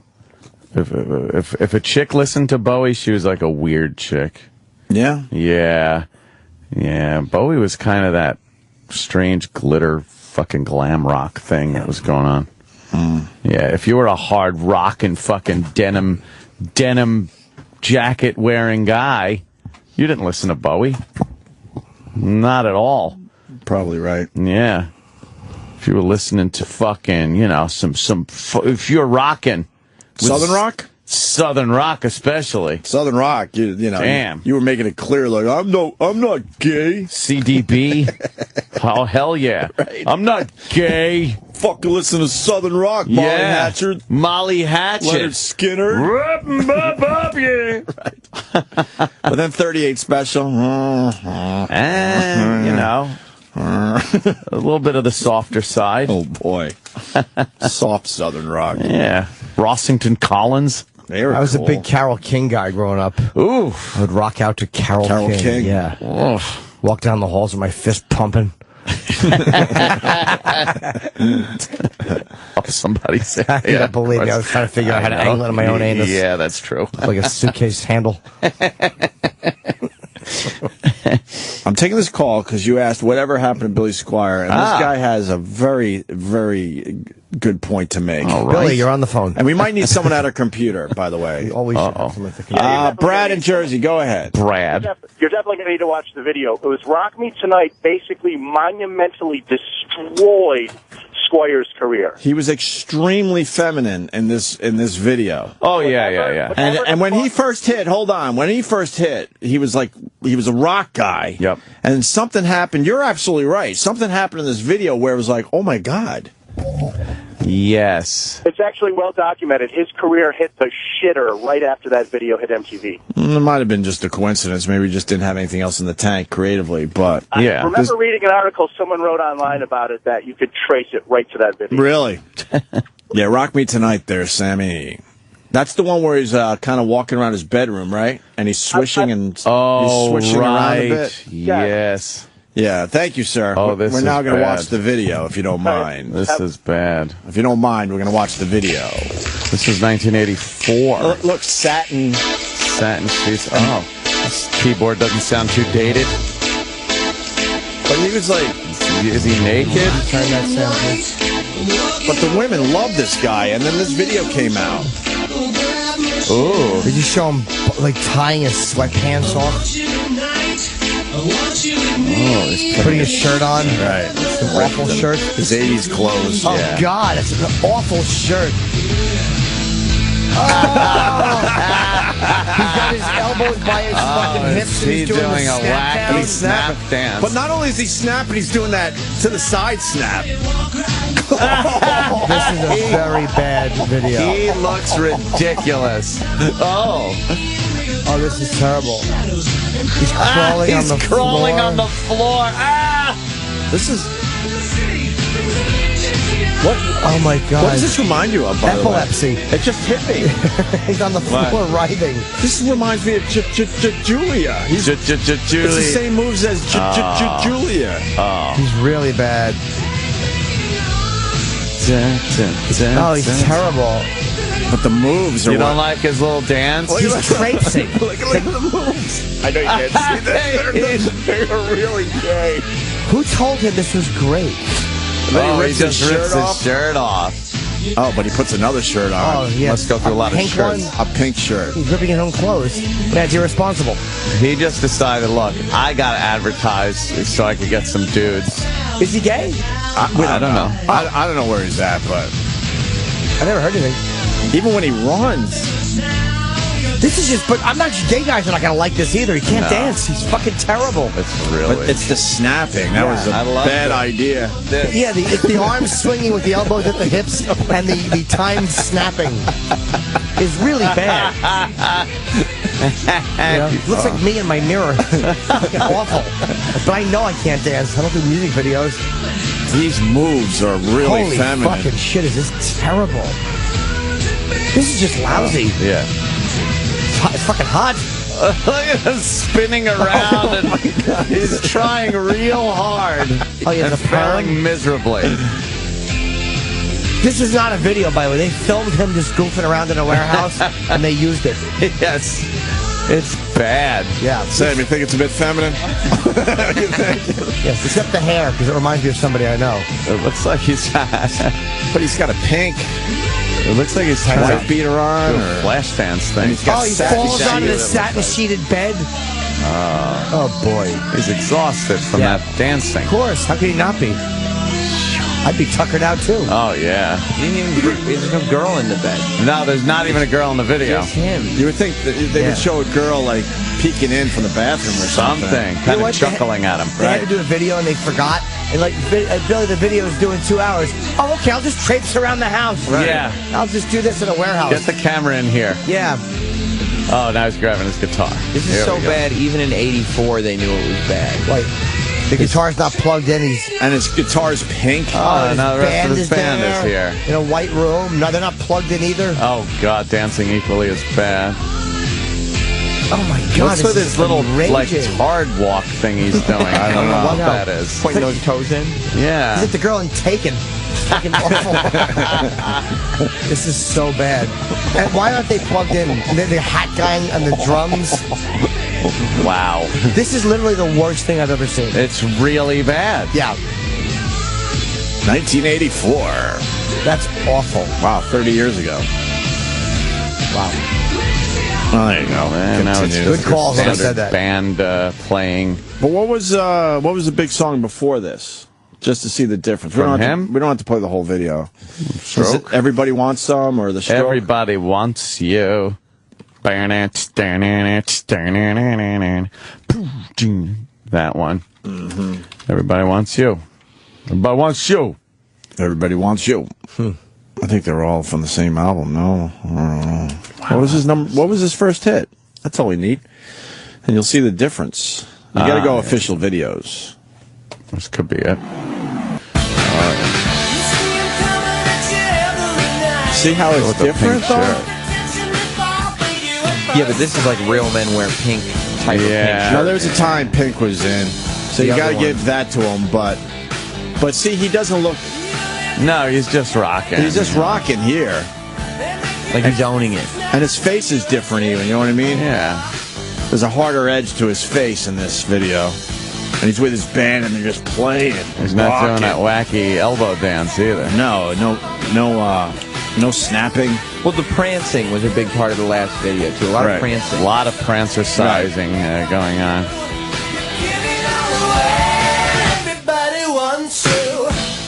There you go. Oh, yeah. That was a big hit. I think that guy made a pretty good point, though. Whew, that destroyed him, huh? I don't know what officially made his popularity go away, but that was rough. Did Beavis and Butthead ever hit on that one? Because, wow. Can you I say? would love to see if Beavis and Butthead did something on that video. Yeah. Jesus.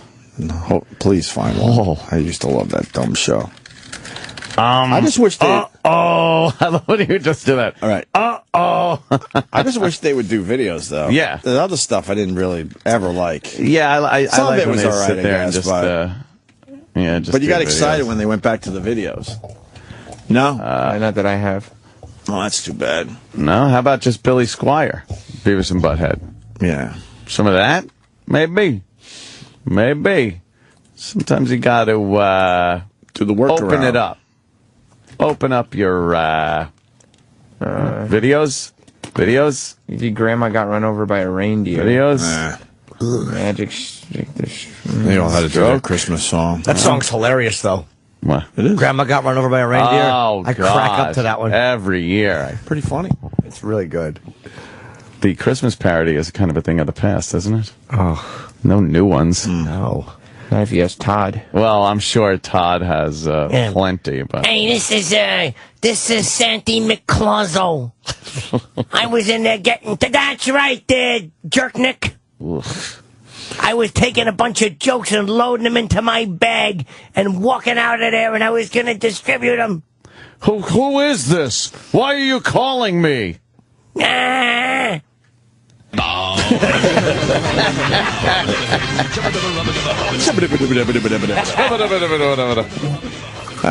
We're not going to find the Beavis and Butthead. All right, we'll take a break then. Yeah, what you gonna do? We got lots to do. Harris Stanton talks about the Tracy Morgan crash. We know Harris. Jimmy really knows Harris. Sure. We sort of know Harris. He was, good friends with Patrice and all. Mm-hmm. So his eyewitness account is pretty fucking brutal. So we'll give that to you next. And then you got the man stuck in the Las Vegas airport. Shoots a music video on his iPhone. Oh, yeah? You got the woman assaulting the guy who's just trying to fly his drone over a beach. Yeah, she... I didn't see that one. I got to check that out. She's a real bitch. Then little gun talk, little gun control talk from The View. Oh, nice. I'm sure that'll be great. So that'll be wonderful for everybody. Boy. And all the surprises, I guess. Mm-hmm. Lawrence Fishburne today, definitely, right? Ooh. Yes. That's later on today. Nice. Grandma got run over by a reindeer. Walking home from our house Christmas Eve. You can say there's no such thing as Santa, but as for me and Grandpa, I believe. Oh, she's rocking. She'd been drinking too much eggnog. Oh.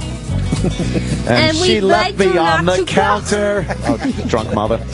But she forgot her medication, and she staggered out the door into the snow. When we found her Christmas morning at the scene of the attack. Oh. She had hoof prints on her forehead. Oh. And my foster father stuck it in my crack. Grandma got run over by a reindeer. Walking home from our house Christmas Eve. You can say there's no such thing as Santa. Through my tiny eyes, I watched my mother leave. Oh, is that me? Now we're all so proud of Grandpa. He's been taking this so well. See him in there watching football, drinking my beer uncle and said playing he'd kill cards me with if I Cousin tell. Mel. Grandma got revenge without Grandma. All the family's dressed in black. And we just can't help but wonder, should we open up our gifts or send them back? I want to open them. Grandma got run over by a reindeer. Nice. Yeah. Walking home from our house Christmas Eve. You can say there's no such thing as Santa. But as for me and Grandpa, we believe. One more time, everyone. Oh, there's more. Now the goose is on the Counter. table. Oh, shit. And the pudding made of fig. Uh-oh. And the moon silver candles. That would just have matched the hair in Grandma's wig. I warned all my friends and neighbors. Better watch out for yourself. They should never give a license to a man who drives a sleigh and plays with elves. Oh, look out. Grandma got run over by a reindeer. Walking home from our house Christmas Eve. You can say there's no such thing as Santa. But as for me and Grandpa, we believe. Sing it, Grandpa. Oh. Grandma got run over by a reindeer. Kicks it up. It's Walking great. home from our house house Christmas Eve. She looks like she's going to pass out. I know. You can say there's no such thing as Santa. But as for me and Grandpa, we believe. Merry Christmas. Oh, that's a good one. Relax. The Opie and Anthony Show will be right back on Sirius XM. Hi, this is Jeff Regan. I'm on Alt Nation every weekday morning. I have a pretty cool job, actually. I get to pick the bands that you hear on the channel. It's summertime. You ready for festival season? I'm making sure the bands that are playing the main stages of all the festivals are being played on Alt Nation. I get to also introduce you to the bands playing the side stages. If you're going to spend an entire weekend standing in a field watching live music, you should know who all the artists are. When somebody asks you, you say, yeah, I know them. I heard them on Alt Nation. Hear it for yourself. Channel 36 and on the Sirius XM app.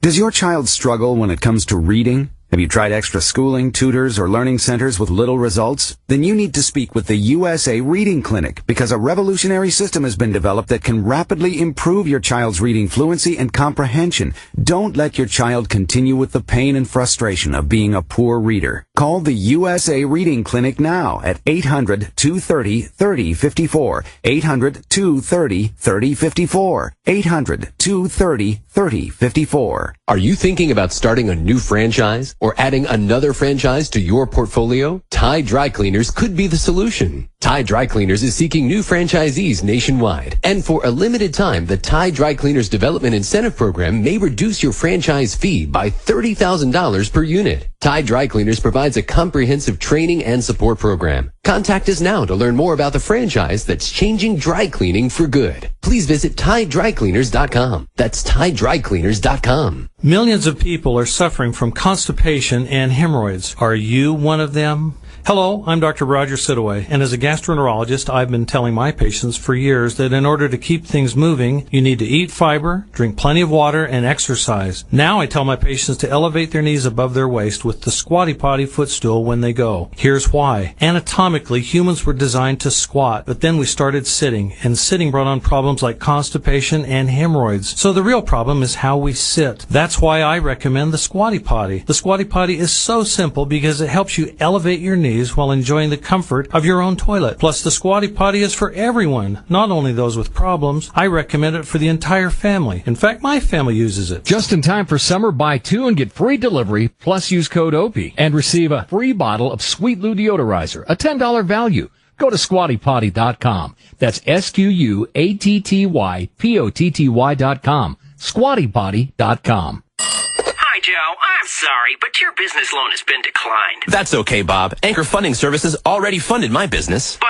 you have no capital in your business, and you're growing very quickly. Exactly. Anchor Funding Services gave me immediate cash from my accounts receivable. And now, since they're powered by Tab Bank, member FDIC, I have front-of-the-line access by calling 844-TAB-FAST. Guess I'll be moving my account, Bob. 844-TAB-FAST. That's 844-TAB-FAST. Or you can go to tabbank.com/fast. Cloud may be just another overused buzzword, but the cloud is an effective computing environment that can save your business time and money. Barracuda Networks is no stranger to the cloud. In fact, all of our security and storage solutions connect to the cloud for continuous updates and off-site redundancy. Barracuda's cloud also plays host to our email security, web security, file sharing, and e-signing services. We even offer solutions on Amazon's AWS and Microsoft's Azure public cloud platforms. To try any of our cloud-connected solutions free, visit barracuda.com/cloud.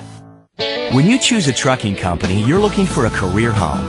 That's why Transport America is committed to offering a great driver experience that includes well-maintained equipment, continuous training, cutting-edge safety technology, wellness programs, and more. Transport America's 4 divisions, solo, team, dedicated, and regional, offer you the flexibility you want throughout your career. Visit TransportAmericaJobs.com to apply or call 866-804-2058 for more details. Got a hot tip? No one cares. Got a shit joke? Call the Opie and Anthony Show now. 866-WOW-1-WOW. That's 866-969-1969. The half hour is back. That is a fact. Sirius XM's Comedy Central Radio presents The Half Hour. 2 of today's hottest comics back to back for a full hour of comedy. The hardest thing to do at a community college is cheat on a test. I was like, what'd you get for number 3? The guy's like, true. What'd you get? I go, Finland. Wow. And listen to encore episodes on the Friday Drive Home the following week, hosted by the comedians themselves. This is Michael Shea, and you're listening to my half hour special. The 3rd season of The Half Hour.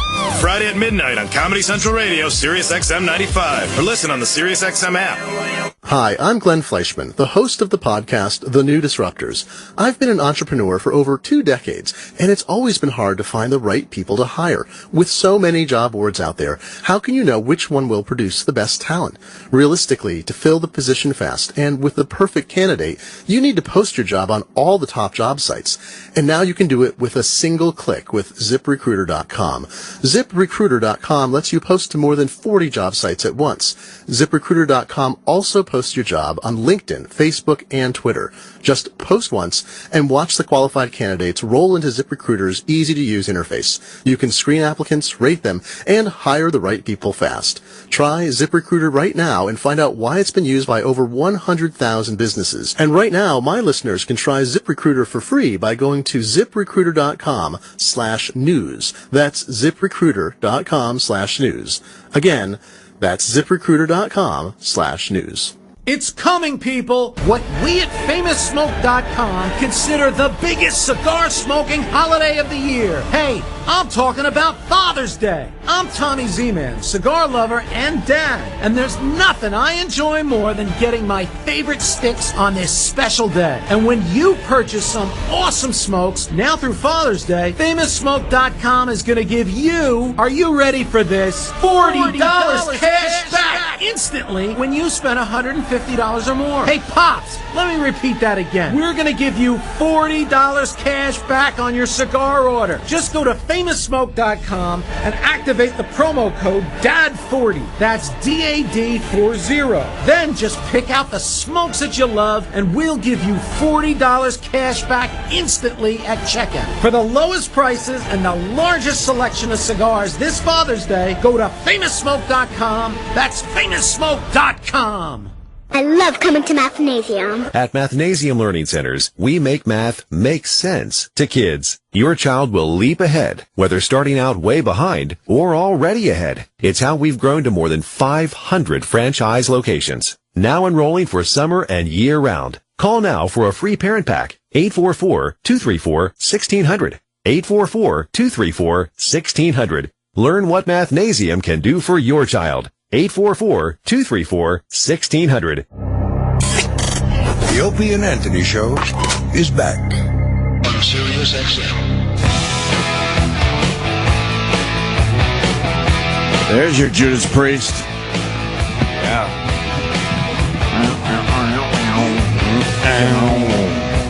This was rocking.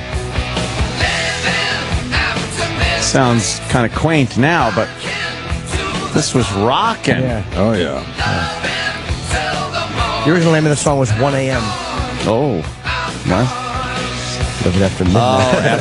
Oh, wow. Yikes. I didn't say it was a good one. Well, rock radio did enjoy playing this after the midnight hour. Oh, yeah. They would make a big deal about it. Yeah. I saw 2 black guys trying to get a cab this morning. It was hilarious. That cab with his light on and everything, just right by them, and they just started like waving their arms and cursing at the guy, and the guy got stuck at the light, you know, and he just kept looking in his mirror. He was not picking them up. It's a real thing. I've seen it. Oh yeah. So it really is a real thing in New York. Fuck you. Against the law, I guess, right? Yeah, you're supposed to, you know. But you definitely see it from time to time. Oh, yeah. I kind of got a chuckle out of it because to just see it is pretty funny. They were angry. Yeah. Yeah. Harris Stanton talks Tracy Morgan crash.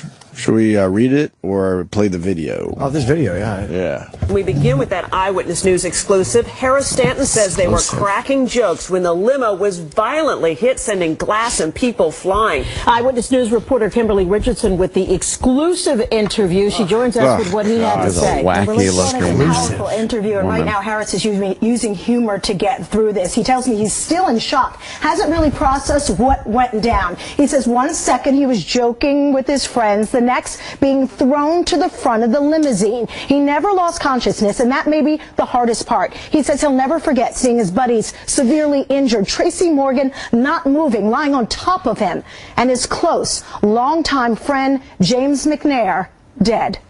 That was a great show, and you know, it was upbeat coming back, and next thing you know, bam. The limo Harris Stanton was riding in was hit from behind. It happened so fast, so. And the sound, like you said, metal. This metal crunching, it was awful. A big rig driven by Kevin Roper, the truck barreling down on the Mercedes-Benz. Did you know at the time you flipped? No, I didn't know at the time. I flipped, we flipped. You flipped? How many times? Once, twice? I think once. Once, yeah. Stanton is the only passenger who's been released from the hospital. He has a severely broken wrist and bruised ankle. His close friend, Tracy Morgan, remains in critical condition. Morgan's assistant, Jeffrey Malia, and fellow comedian Artie Fuqua are also still in the hospital. In this exclusive interview, this married father of two tells me during the crash early Saturday morning on the New Jersey Turnpike, he was conscious the entire time. The group was sitting in bucket seats. The 37-year-old shows me Morgan was sitting right in front of him. His chair was turned around. The men were facing each other when all hell broke loose. It happened so fast, and when it stopped, Tracy was on top of me, and I didn't see anyone else. Just metal, and I could see the stars from outside because the top was ripped open.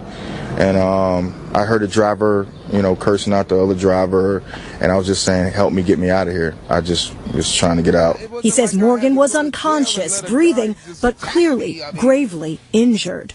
Somebody finally pulls me out. I think the driver pulls me out, and they laid me on the ground. I saw my man Artie laid out. I was like, oh, but they all looked, they was about to just get up and go. That was crazy. But, you know, obviously they didn't do that. We now know that Harris is also a comedian and tells me he's been overwhelmed by the love and support he's gotten from his fans on Twitter and Facebook, that he is trying to respond to everyone. He has not yet had a chance to see Morgan in the hospital. He hopes to do so soon. Coming up at 6, his thoughts on his dear friend James McNair and the truck driver blamed for the crash. It's very interesting. Harris's father was a truck driver for 30 years, so he has some perspective on this. It's interesting to hear what he has to say. Yeah. Okay. What? Okay, thanks. His story is interesting, but the fact that his dad was a trucker is not interesting. Of course. It doesn't make... There's no tie-in there. And they're spreading out their exclusive. Yeah, exclusive. Three times she said it. Right, we'll give you more of our exclusive interview later. God. Vultures. Louis C.K., Judd Apatow asked TMZ to remove Tracy Morgan crash video. Mm-hmm. Is that the one we saw? Where the guy's driving by and you see... you see Artie getting taken out, I guess. I haven't seen that yet. I have not. Louis C.K. and Judd Apatow have publicly appealed to TMZ to take down a video showing the crash scene and aftermath of the car accident involving fellow comedian Tracy Morgan. It might be the drive-by one, where someone slowly drove by and had their phone recording. I saw the one where they stop. There's a car and it stops and keeps recording, and they pull somebody out of the wreck. Take it down, TMZ, CK wrote on Twitter. Now, please. Apatow weighed in a few hours later, tweeting Harvey Levin TMZ, please take down the accident video. The footage was reportedly taken by a passing driver shortly after the limousine accident last weekend. It shows comedian Artie Fuqua being pulled from the wreckage unconscious. Mm-hmm. Wow. Yeah, and his daughter, I guess. Artie's brave daughter has asked them to take it down, CK said on Twitter. Mm-hmm. They won't. And then Fuqua's daughter took to Instagram. They don't understand how hurtful it is to see my father dragged out of the wreckage, she wrote, adding, no one should see my father this way. They do understand. They don't care. They don't care. TMZ, they do understand. Oh, they know it's awful. But they don't care. They don't give a shit. Mm-mm. They're vultures. They're vultures. They try to make believe they're not, but it's all about. They're in that business. They're vultures. It's all about views. They're absolutely vultures. Yeah. They should at least admit that. Mm-hmm. Has Harvey released a statement? He'll probably ask more dumb questions online about the Kardashians. Just do you think? What is Harvey? Is he ignoring these requests? Because they're coming from some big names that have a lot of followers. So what is Harvey saying? Harvey? Oops, sorry. Nothing. He's saying Tracy Morgan's mom blocked at hospital by his fiance. Share your thoughts. Hashtag TMZ Live. Yeah, he's steering clear of Without that. knowing, yeah, but look at what a scumbag this guy is. You have no idea what the dynamics of that family are, so just share your thoughts about something you know nothing about. Yeah, exactly. Gives a fuck what our thoughts are. My thoughts would be, I don't know what kind of relationship they have. I've never talked to them or hung out with them, so I really have no opinion on this. Maybe we should just give him the benefit of the doubt and not get involved. Harvey Levin's a vulture. That's what he is. He's a fucking vulture who cares only about the clicks and doesn't give a fuck about anything. Which, hate to say it, which is fine. Just admit it. That's the world you live in. You love this stuff. Yeah. You love the fact that everyone's going to TMZ to check out the video of the crash site. Yep. I haven't seen it, and I haven't really searched it out, so I saw the one. The one where somebody, took a video driving by. Yeah. So Harvey hasn't really said anything, huh? No, he's just asking questions. So why don't we, as a show, just tweet Harvey and go, what are you gonna, Louis C.K. and Judd Apatow, asked you nicely to take down the video, and you haven't commented yet. Why not? Can you at least comments? Can you at least react to what they asked? Yeah, people are calling me a vulture. Again, weigh in, please. How about that? Yeah. How about you talk about that, Harvey? You're part of a pop culture website. You run it. Or ask him, why haven't you commented? Or, said anything about the fact that these guys, powerful guys with lots of followers, are asking you nicely to take down the video. Be a man and say, we're not taking down the video because of blah, blah, blah, or whatever. Don't ignore you. Nope. He won't. He doesn't give a fuck. Scumbag. An absolute scum. But I never go to TMZ. I mean, I don't follow them on Twitter. I never saw zero interest in them. I can't stand the fucking presentation when you click on one of their videos. Look who's coming out of the yogurt store. Oh, God, why did I click? You don't like that voice? I hate that fucking voice. Why? They use it a lot. They must love it. I know. Oh, boy. And I always say to myself, why did I click this? Why? It was coming out of the yogurt store. Yeah. It is as mundane as that, It is. It really is, yeah. Someone was at the grocery store. Oh, really? Oh, God awful. Yeah. Oh, there you go. O&A show tweet already. So why haven't you commented on Louis C.K. and Judd Apatow's request to take down the video? Yeah, that's all we want. At least comment on it. Yeah. Give us your thoughts. Thoughts? Give us your thoughts, Harvey, on that one. Yeah. Why are you completely ignoring them? Yeah. At least say something. Louis C.K. and Judd Apatow want you to take down a video. What do you think? Oh, God. He doesn't have the balls to tweet that. Should we? Yeah, exactly. Yeah. Hashtag should we? How about that question? Yeah, why not? Can we see some more of the Harvey questions? Yeah, absolutely. Aren't they a treat? They're wonderful. So start from the top. Fuck it. Okay. Because everyone is good. Yeah, there's a former Disney honcho sued again by sexual assault accuser in bizarre new case. What do you think of the new suit? I don't have any thoughts on the new suit. None opinion. I don't know what happened. No, I have no clue. I've never talked to the victim. Yeah, I don't even know the story. I haven't talked. I'm not in the Disney world. I'm not in that circle. No. Your thought is meaningless. Yeah, it's sexual assault. You'd have to be an expert, or you would have had to have been in the room. Right. Yeah. How about this one? I don't know if it's a blackmail thing. I have no idea. I don't know if they had a relationship and it went bad, and now he's just accusing the guy. That's my answer. No clue, Harvey. Right. Give me another one. Okay, the game. We'll try to answer these questions for the people. The game. Right. The game. 40 Glock beating was self-defense. Plus, he's so not famous. Whose side are you on? Why? I wasn't there for the beating. I know nothing of this story. I wasn't an eyewitness. No.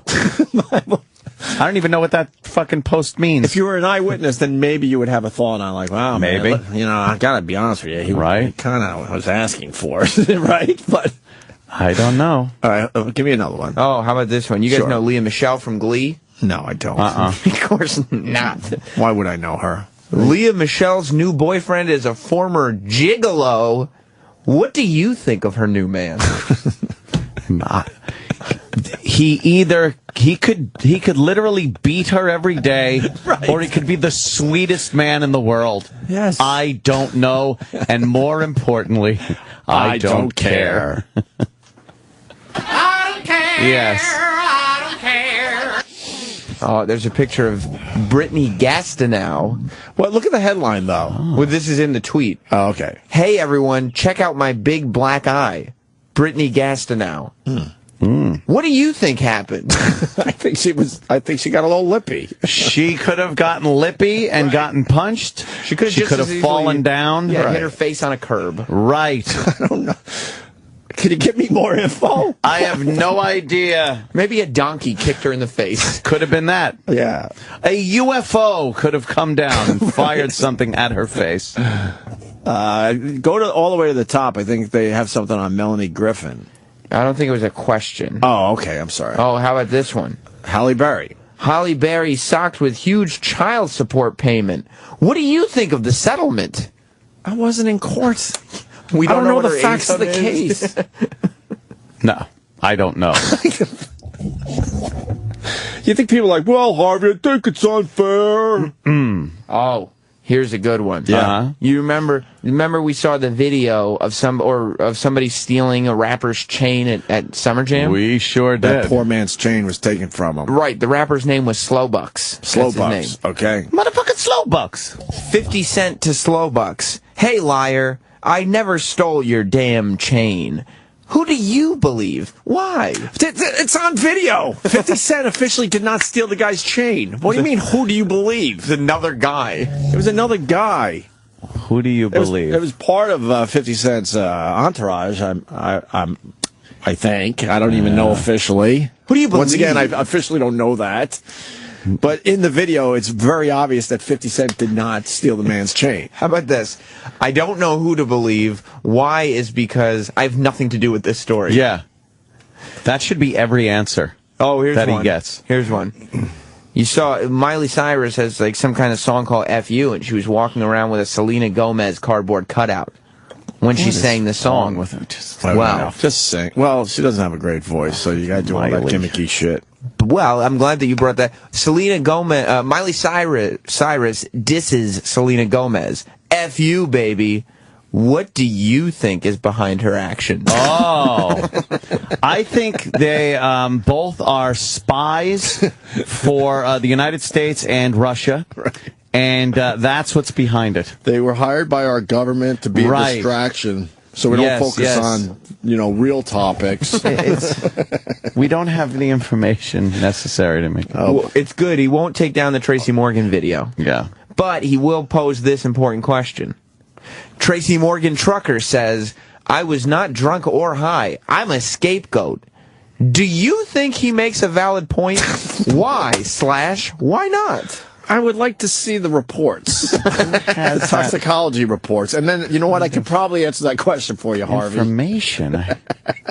It's not out there. What do you think? No one's got that info. I don't know this guy. I wasn't at the bar he might have been drinking at, if that's what they're trying to say.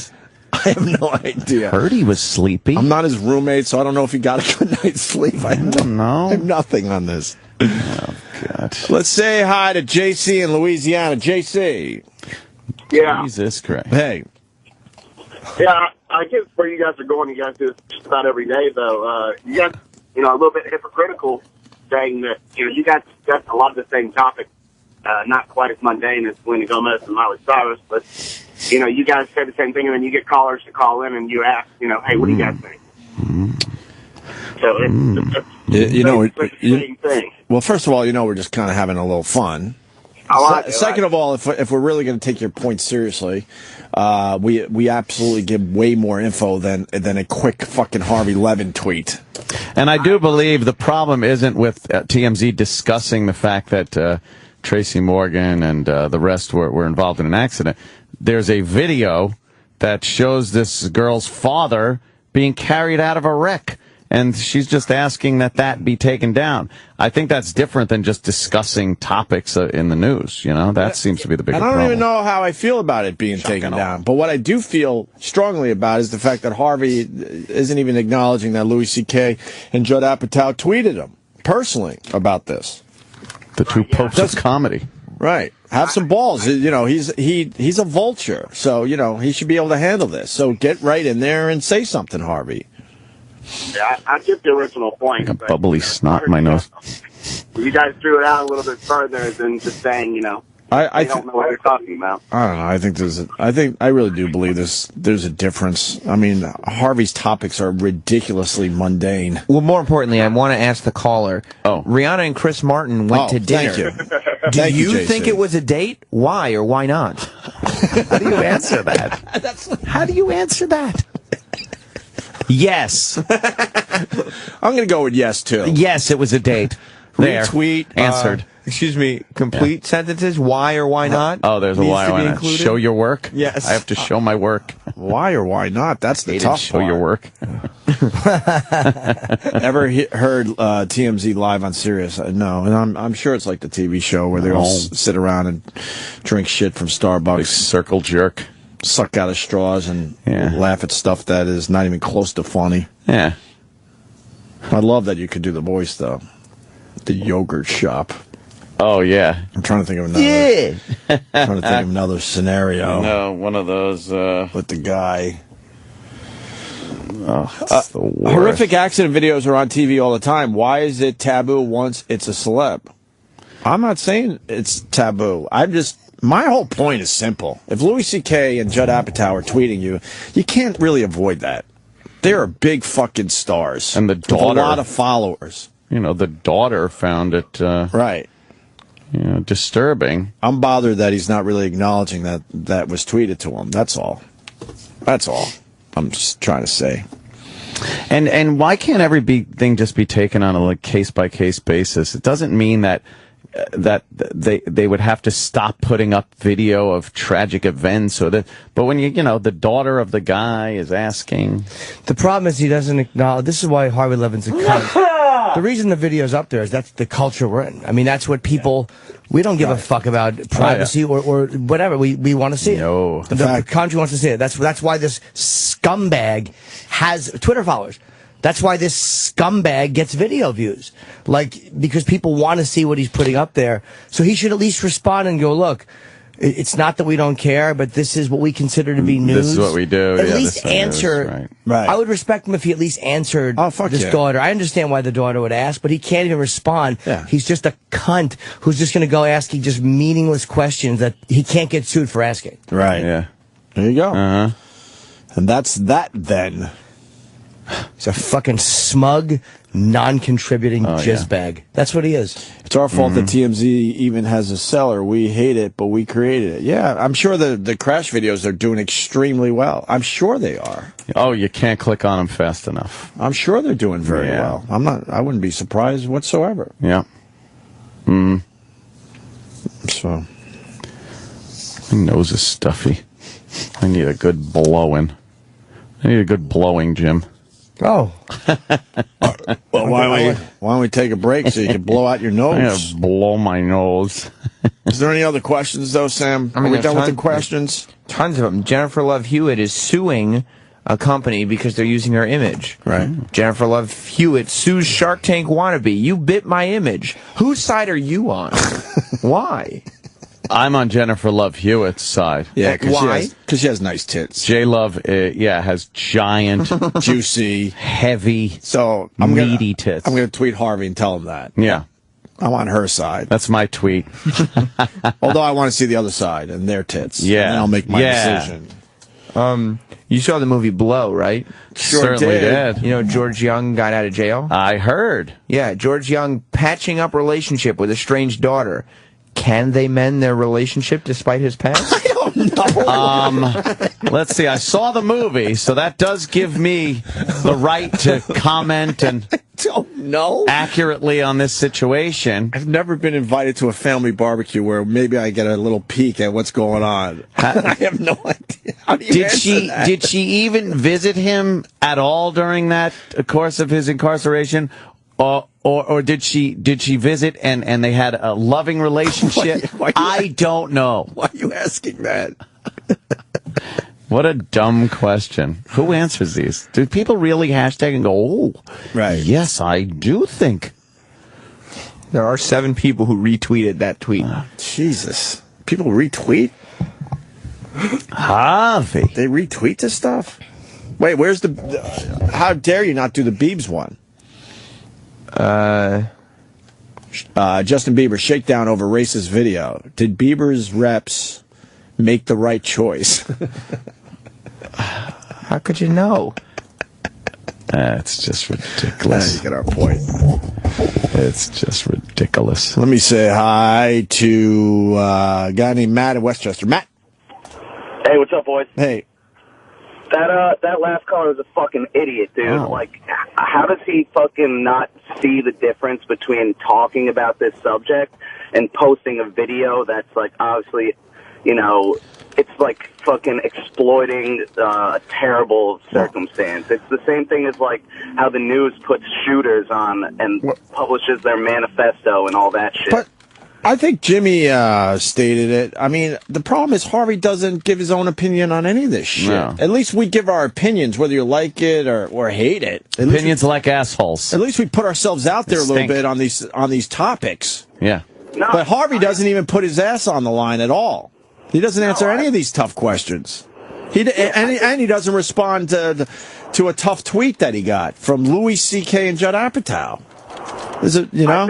Yeah, I know. I think you guys do a good job, like, exposing things. You guys fucking, you know, give your opinion. You're not just out there trying to, like, you know, obviously you guys are a fucking comedy show, so you make some funny comedy shit.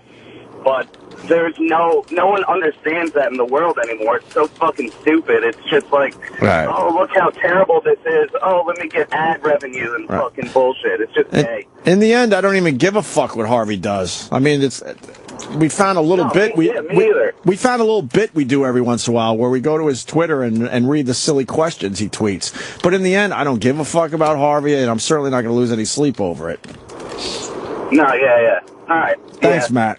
I just think it's stupid, but later, boys. All right, buddy. Is Harvey an arrogant scumbag? What do you think? Joey in Michigan.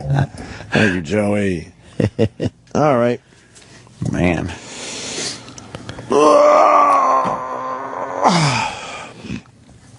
Take a break. Certainly, I got to unload a bunch of snot. Snot, huh? Disgusting. Might be good for a few hammers myself. Just a few. Well, enjoy. Mid-morning, whatever. Mm-hmm. Got a couple good videos that we want to play after the break. And then The View talks about gun control. Yeah, I can't wait to hear that. And then I'm later sure this it's well morning, thought out, not emotional at all. Lawrence Fishburne. Yes. Lawrence Fishburne will be in, so still lots to do. Relax. The Opie and Anthony Show will be right back on Sirius XM. The World Cup. It's the biggest event in sports, and you can hear every match on Sirius XM. Go Cristiano Ronaldo! US are winner. It's Michael Bradley. ESPN Radio presents every game starting today at 4 p.m. Eastern until a champion lifts the trophy on July 13th. Neymar again for the space. Goal! Wayne Rooney over the top of the goalkeeper. That's incredible. Sirius XM FC 94 has your pre- and post-match analysis every day. The World Cup on Sirius XM, because every match matters. Hi, I'm Juan. I've been driving commercial big rigs for years. If you're a trucker like me, you need to know about deadlines for California's air quality regulations. Check the status of your commercial truck and bring it into compliance. If you operate in California, your truck must meet new air quality regulations. Find out how to comply. Don't risk losing that next job or incurring steep fines. There are no extensions. Visit the Air Resources Board website at arb.ca.gov/truckstop or call toll-free 866-6-DIESEL. That's 866-634-3735. Information available in Spanish. Material 4X work gloves from Mechanics Wear are just tough. They're 4 times as tough. Material 4X gloves last 4 times longer than other work gloves and outperform leather, hands down. Whether you're on the job site or in the garage, don't just protect your hands, enhance them with Material 4X work gloves. Work faster, safer, and cleaner with Mechanics Wear, the tool that fits like a glove. Available at Lowe's, AutoZone, Advance Auto, O'Reilly Auto Parts, and Napa Auto Parts stores nationwide, or online at mechanics.com. If you're in the market for a fantastic franchising opportunity, one that is redefining the earnings potential of one of the longest-standing business models out there, Retro Fitness gyms are great investment opportunities. Do I need to work inside my gym? I already have a job, and I'm really looking for an investment opportunity. Retro Fitness is a manager-driven model. They'll train your full-time manager to run your club, and they provide all the proven systems and tools designed to keep you in the driver's seat. I'm looking for something turnkey. From real estate site search, construction, and project management to club operations, training, and marketing, Retro Fitness has been value engineered to help you jump from startup to profitability as quickly as possible. I'm looking for something that's hot right now. There's a huge demand for high-value, low-cost gym memberships, and Retro Fitness has over 100 gyms open already. With a proven brand like Retro Fitness, you're poised to meet the burgeoning demand immediately. Let's go Retro! Get started building your own gym empire today with a Retro Fitness franchise. Details at retrofranchising.com or call 201-867-5309. Hi, I'm Julia. I'm 5'7", slender, and a 36C. I have bright blue eyes and long black hair. You sound too good to be true. Wait, I am who I say I am. I am real. In fact, so are thousands of women already verified on whatsyourprice.com.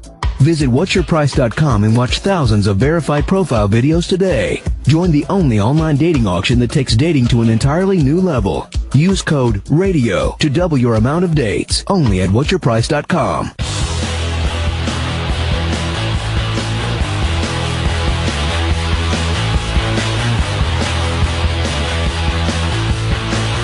I guess my button doesn't work. Maz has to fix it. Xbox One, yes. Oh my God. Xbox One right now starting at $399. There's a savings for you. Bring together the best exclusive games, most advanced multiplayer. Boy, do I love that multiplayer. Can't get enough of it. Can't get enough of other people abusing me on Call of Duty. Live TV, Xbox, watch TV. That's all I say. It's great. Your favorite gaming and entertainment apps. Play award-winning exclusives like Titanfall, spectacular new franchises like Sunset Overdrive, and favorite blockbusters like, you may have heard of Halo, of course. Play them with your friends on Xbox Live. It's powered by 300,000 servers, so you're getting maximum performance. Or you can find new challenges who fit your skill and style. With Smart Match. Maybe I should use that. I always go into these rooms where I just get leveled. And you can even upload your best game moments and broadcast your games live for the world to experience. That would be very embarrassing for me. Oh, look, you got killed again. Oh, look, you got killed again. Oh, look, you got killed again. But I just keep jumping right back in the fray. Then snap a game, live TV, or an app like Skype and YouTube side by side. Yeah, and then you could switch them back and forth. Let's say you're playing a game and you want to watch a little TV. Maybe there's a sporting event on you want to see. You snap TV right to the side. Snap live TV. And then let's say the game is, you're in between games and you want to watch the maybe baseball game you're playing in full screen and then snap the game. You could do that too. It's amazing. I love it. I'd be lost without my Xbox One. Breakthrough technology and performance powered by the cloud. Yep, Xbox One, here today. Ready for tomorrow. Xbox One, best games, the most advanced multiplayer, starting now at $399.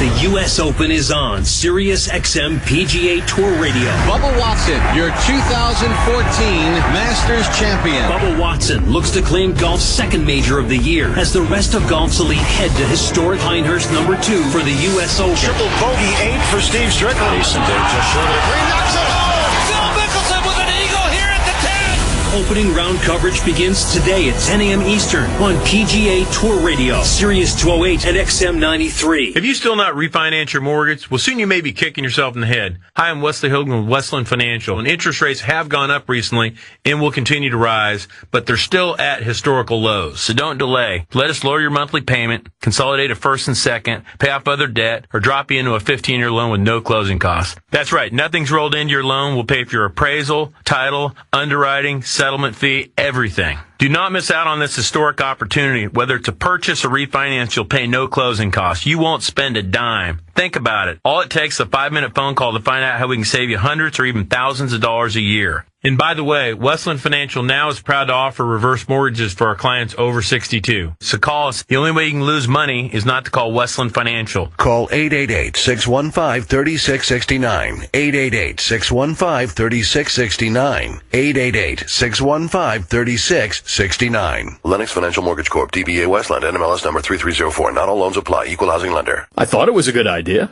Instead of wasting time running all over town, I'd sit in front of my computer and look for an engagement ring online. I found the perfect ring, and when the time was right, I got down on one knee and tried to put it on her finger. Oh, honey, it doesn't fit. So the ring I bought from the internet jeweler had to be resized. How did that work out? Your call is very important to us. Your wait time is 45 minutes. I should have gone to Steven Singer. Before you buy your ring online, head to IHateStevenSinger.com.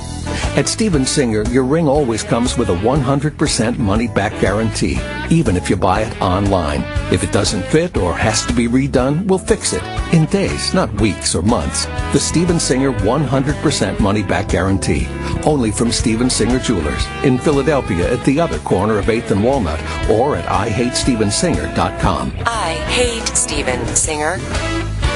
One Little Joint Supplement. You know this powerful little pill is great for your joints. It even has powerful benefits to help increase your mobility and flexibility. But the joint supplements of today are sadly incomplete because they don't give you the joint relief you're looking for. Until now. Introducing the complimentary 2-week sample of Instaflex, our most powerful joint formula ever. It's the #1 selling joint supplement at GNC.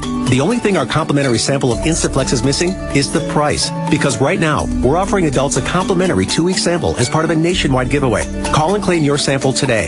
1-800-943-5897. Instaflex provides powerful, effective joint relief for your knees, hands, even your hips. Prove it to yourself by calling now for your complimentary sample. Instaflex is available at GNC, Walgreens, and CVS, but you can only get your complimentary 2-week sample by calling 1-800-943-5897. Call now for your 2-week Instaflex sample. 1-800-943-5897. These statements have not been evaluated by the FDA. This product is not intended to diagnose, treat, cure, or prevent any disease. You're a dog lover. You get it.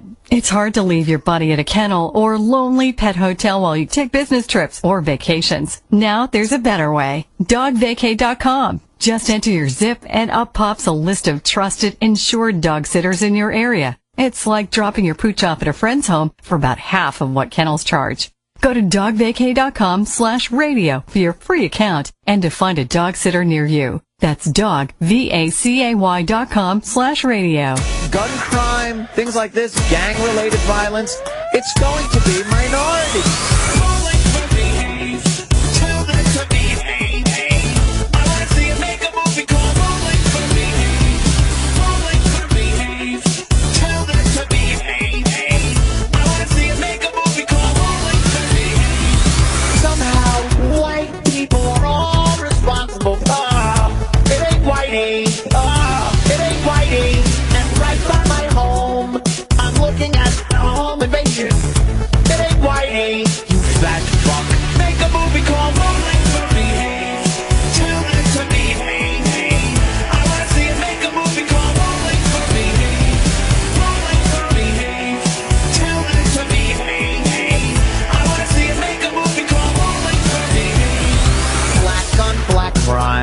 Black on white crime.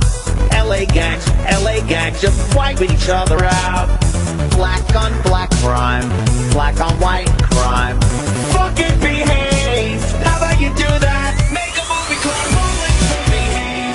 Tell them to behave. I wanna see it make a movie called Rolling for Behave. Rolling for Behave. Tell them to behave. I wanna see it make a movie.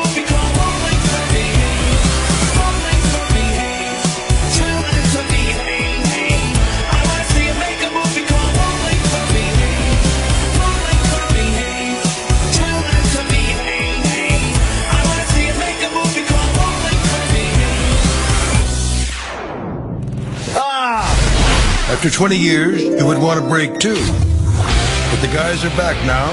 Enjoy. It's the Opie and Anthony Show on Sirius XM.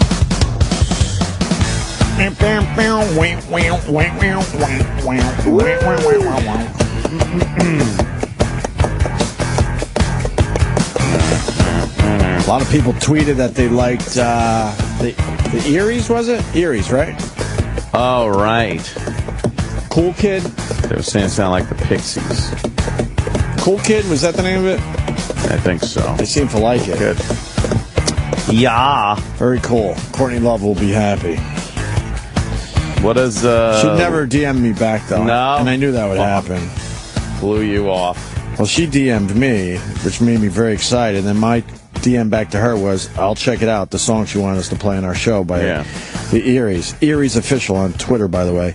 And then I wrote, when you're coming in again, we loved having you. I didn't think that was too needy. Not at all. And she never wrote me back.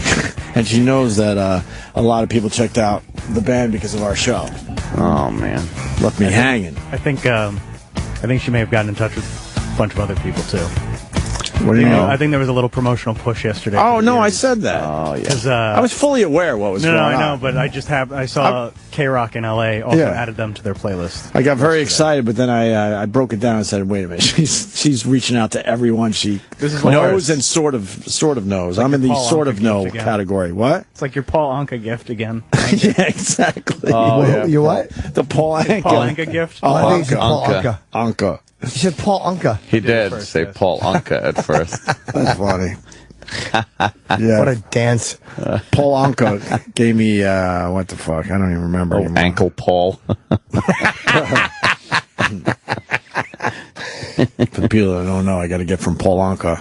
And I was very excited. Then it turns out he gave the exact same gift to everybody that he talked to on that tour. Creed cologne, right? It was so weird. You got cologne. I did. Oh, right. Jimmy got something special. Bottle of Creed. You weren't here that day. I was not in. What did I get again? You got some crystal decanter or something. A crystal decanter with a set of glasses. Oh, that's right. Yeah. I threw that away. But then we found out, I think Imus or somebody got the exact same gift. Yeah, it was Imus. And then I heard a few other people. But I got this decanter over here. It's a very special gift from Paul Anka. We're just not special. Give me a little bit. If you got cologne from Paul Anka, you're a little more special. Anka. I get Kulagn. Kulagn. I really would love some apple cobbler, though. Oh, God, with the cobbler. Why don't you like it? It's so annoying. Delicious. No. What's going on? Oh, the scavenger hunt for cash? What? Yeah. These people. Some guy tweets clues. Yeah. And he hid a bunch of money They're in New all York. right on the beach together. That's like the WAF beach dig, Anthony. Yes, right? They're ripping us off. Hoo-hoo. Hoo-hoo. Hoo-hoo-hoo. But I guess they am in other places, too. That beach dig was a nightmare. Was that $3? I found $3. Well, you figure out how to go viral. Yeah, and then Good someone for will get him. hurt doing this, and then he'll have a fucking lawsuit, and he'll stop. Yeah. It's just...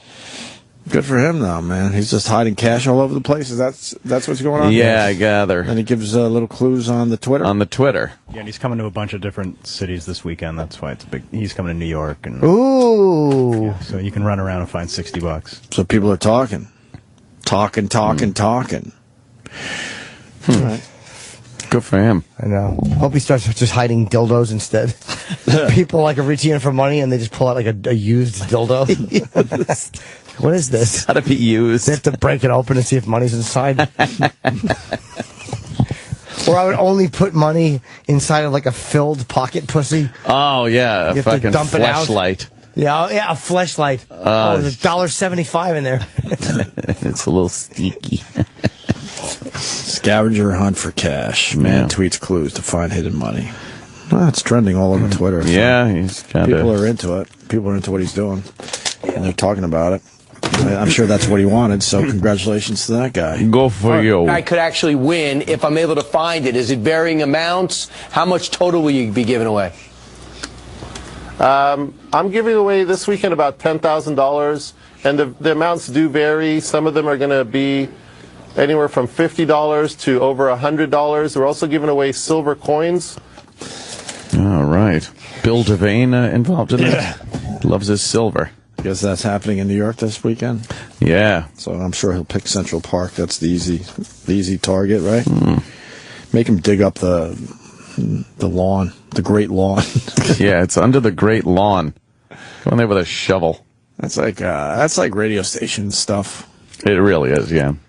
Well, there was a time where radio stations would hide tickets in books and libraries. Yeah. And then I forgot the exact story, but a library was basically destroyed. And there went that one. Yeah, people aren't going to be civil when it comes to trying to find cash. No. Rip things apart. Or a hot ticket for a show or whatever. Yeah. So. Speaking of radio, Casey Kasem. Hi. Won't resume artificial feeding and fluids, judge rules. They are Reversing pulling prior- the plug on them. Yeah, but the families, they're fighting. Fighting about pulling the plug? Yeah, the wife there is fucking pissed off at the daughter. Who has the power of attorney over his health care and stuff? Who's his health care proxy?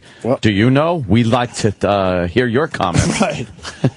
The daughter's winning as of now because she wants, the feeding tube to be pulled. She's basically saying, when you start dying, you don't need or want food anymore. It could actually hurt you. I don't know. Maybe we should get Dr. Steve on the phone because he kind of knows a little bit about this one. Oh, please. He's fucking tripped over more than one plug, believe me. Ups a daisy. We need this bed for someone else. He's known as the Karate Kid at work, is where he kicks plugs out of the wall. Fucking crane kicks him. There's a spinning back kick to this plug. Yeah, he always tries to remove the plug creatively. Watch this. I'm going to river dance and then put my foot down and knock this plug out of the wall. So they stop feeding and life support. What or just feeding? Fluids. So they're not hydrating the radio icon. Yeah. You have blood on your hands. Kasem's wife of 34 years, Jean Kasem, said as she stormed out of the Los Angeles courtroom following the decision. You just imposed a death sentence, but it's pretty obvious that he's on his way out. Enough. Judge. How does the family get to speak over the wife of 34 years, though?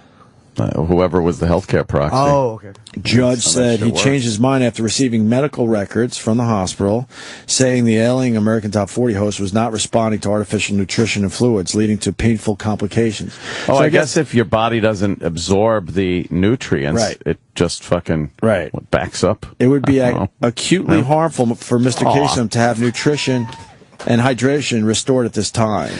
I didn't know this. Yeah, I didn't know that either. I thought you could just pump that food in. I guess when you're on your way out, your body basically is like, okay, we're done with food and water. We got to move on.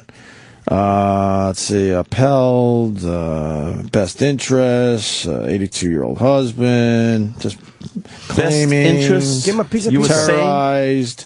We have lived in sheer horror of this girl, she said, pounding her fist on a courtroom table over and over. That's Kasem's daughter. No, that's the wife talking about Kasem's daughter. She claimed her husband expressed his wish to live using eye and eyebrow movements during a 5-minute meeting at the hospital last week. They had to pry his hands off me. Carrie has had in her possession her father less than a week and decided to stop all medication and kill him, she testified. Wow. What are you going to do? Who do you believe? They want to move. Well, what's your thoughts? What do you believe? What are your thoughts? Tell us what you think. But the difference is we're giving more info here. And in the end, we're giving our opinions. We're giving our opinions as well. We're putting our necks on the line. The whole point with Harvey is he doesn't do this. He I'm doesn't asking you guys. He doesn't give you any info, and he doesn't give his opinion. What just happened? What just happened to my microphone? Something did happen, right? My microphone just stopped working. You don't sound good, Anthony. I don't sound good anymore. Oh, no. Turn it off and then on again, maybe? Turn it off. Oh, no. Wow. What just happened? This is really happening, huh? It just stopped working. Jesus Christ. I'm waiting to see the Puerto Rican Superman. Yes. Yes. Indeed. Fucking cape tied around his waist. Oh, man. I don't know what happened. Check. Hold on. How do we? What's that? Here, give me that one. There, now it's working. Well, I don't know why. I don't know how that happens, but keep that one, on standby. But we need it for. What did you just do? Did you just hit it bang or something? I took it off of the clip and went to. That's all? Put it back. Yeah. Weird. I don't know. So. Oh, well. Where were we? So, I mean. The life support thing, yeah. But if the doctors are saying that he's not responding to fluids and nutrition, obviously it's tough to see your loved one go, but sounds like you got to end it at some point. Taking its course here. You can't sit there and just the guy's deteriorating. Jesus. I think the wife is just trying to get a few shots in because she obviously doesn't like the daughter in the end. Here's Dr. Steve. Yeah. Dr. Steve. Yes. I did not know that if you're in the same shape as Casey Kasem, and then there comes a time where you reject fluids and nutrition. Yeah, well, of course, I don't know what his condition is, but here's the thing. If you think about it, for thousands and thousands and thousands and thousands of years, for the way we left this world, was we took to our bed and we stopped eating and drinking, unless you got shot in a duel or run over by an ox cart or something. And it's only been in the last, decades that we've had the technology to try to do something about that. And at the end of life, artificial feedings don't really help anything. As a matter of fact, they may actually make the patient suffer more because if your GI tract is not getting the blood supply that it needs and your kidneys are not getting the blood supply they need, they start to fail, and you're just dumping food into somebody's stomach. Yeah, but what if it's apple pie? Or cobbler. What if it's apple pie? Apple pie. It's delicious. It's Ensure. Isn't apple pie delicious no matter what state you're at in your life? Absolutely delicious. Is that what they give them? Ensure? Yeah, they'll give him something like Ensure. There's a whole bunch of different ones.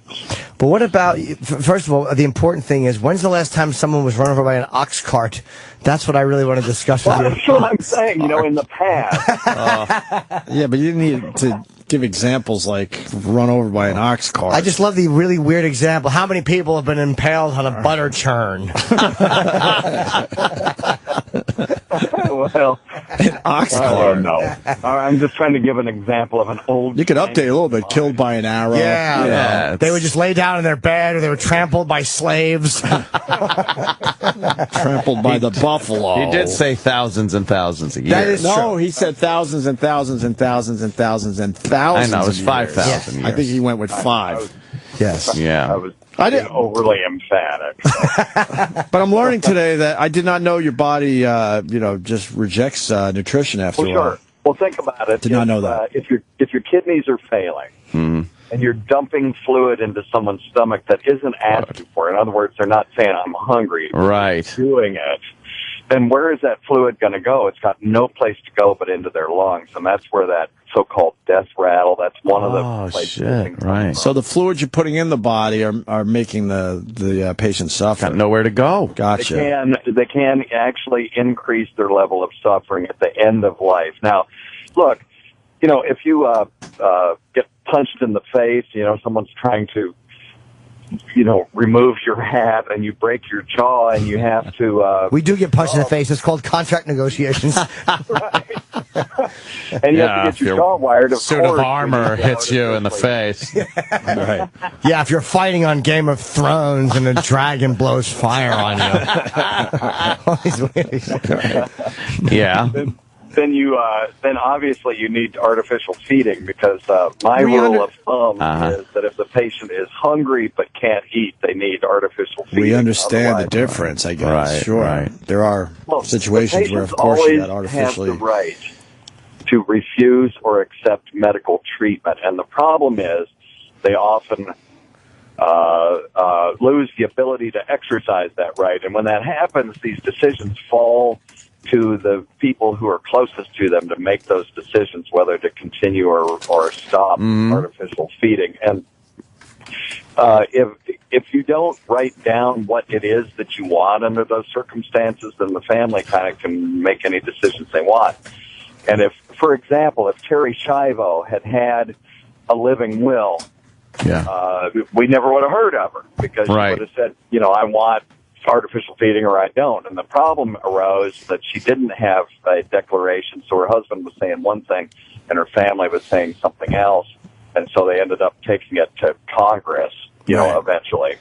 Well, the judge ruled after, looking at the medical records, and it looks like he's rejecting the nutrition and the fluids. By the way, so the wife called Curry, evil and all that shit, and Curry's lawyer, who's Kasem's daughter, nobody wants Mr. Kasem to die. This is without question the most difficult thing I've ever had to do, and Curry has had to do it.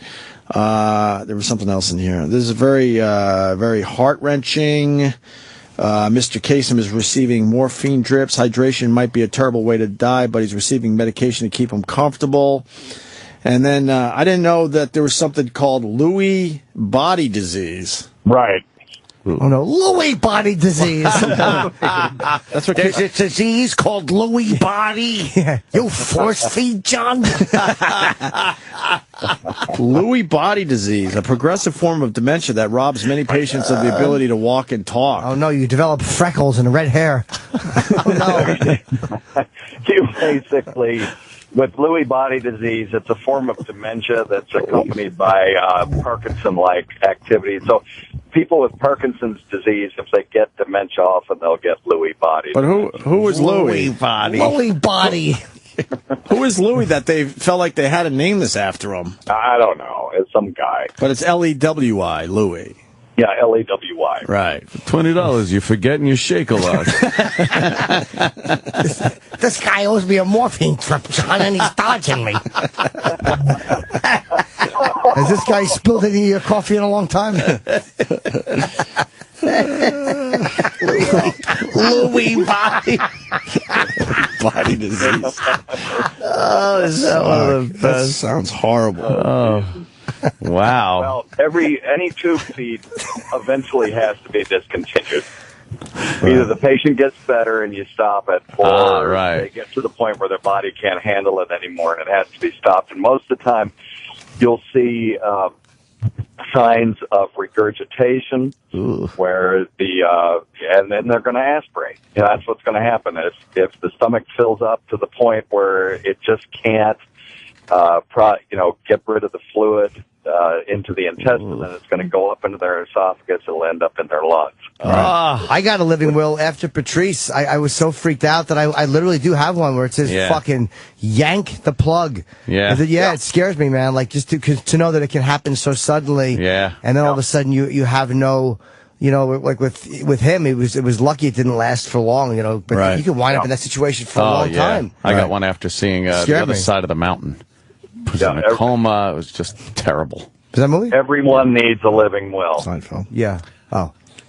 Yeah, you got to have one, man. Yeah. It's just a gift that you give to the people who care about you, so that you've made these decisions ahead of time and not forcing them to make these difficult decisions, Yeah. Yeah, you're kind of getting a little boring now. Oh, Jesus. Oh, okay, sorry. I don't think this is not a medical show, sir. I disagree. I like Dr. Steve's messages of death and distress. This is like an uplifting, fun chat for him. Right. Was the other side of darkness. Oh, damn it. That's all right. I screwed up. All right, Dr. Steve, when do we hear that weird medicine show of yours? Hell if I know. We were on at 3 o'clock in the afternoon yesterday, so I have no idea. Wow, that's right. People were complaining. That was my advice show time, but I had to do an outdoor shoot yesterday, so it was like it was a weather thing. The fucking weather's been so bad this week. Yes. So that's what that was. I apologize. Very last minute. No, that's awesome. We've got a lot of... All right, I thought you were bitching. I mean, enjoy the prime time, sir. That's some prime time real estate. Yeah, we were on Jimmy's Hour yesterday. I'm just saying, I don't know when. I believe we're still on 10 o'clock Saturdays and 10 a.m. Sundays Eastern Time. All right. And thank you all for the opportunity to be on. We really appreciate it. Old Dr. Plug Puller. All right, buddy. All right. Thank you. Take it easy, Dr. Steve. Thanks, boys. You the man. Okay. You the man. To like me some Dr. Steve. He's a good egg. So yes, he's great. This Casey Kasem thing is you got two sides that hate each other, and they're fighting over his deteriorating body. They say they're bedside with him, and they're playing his old American top 40s.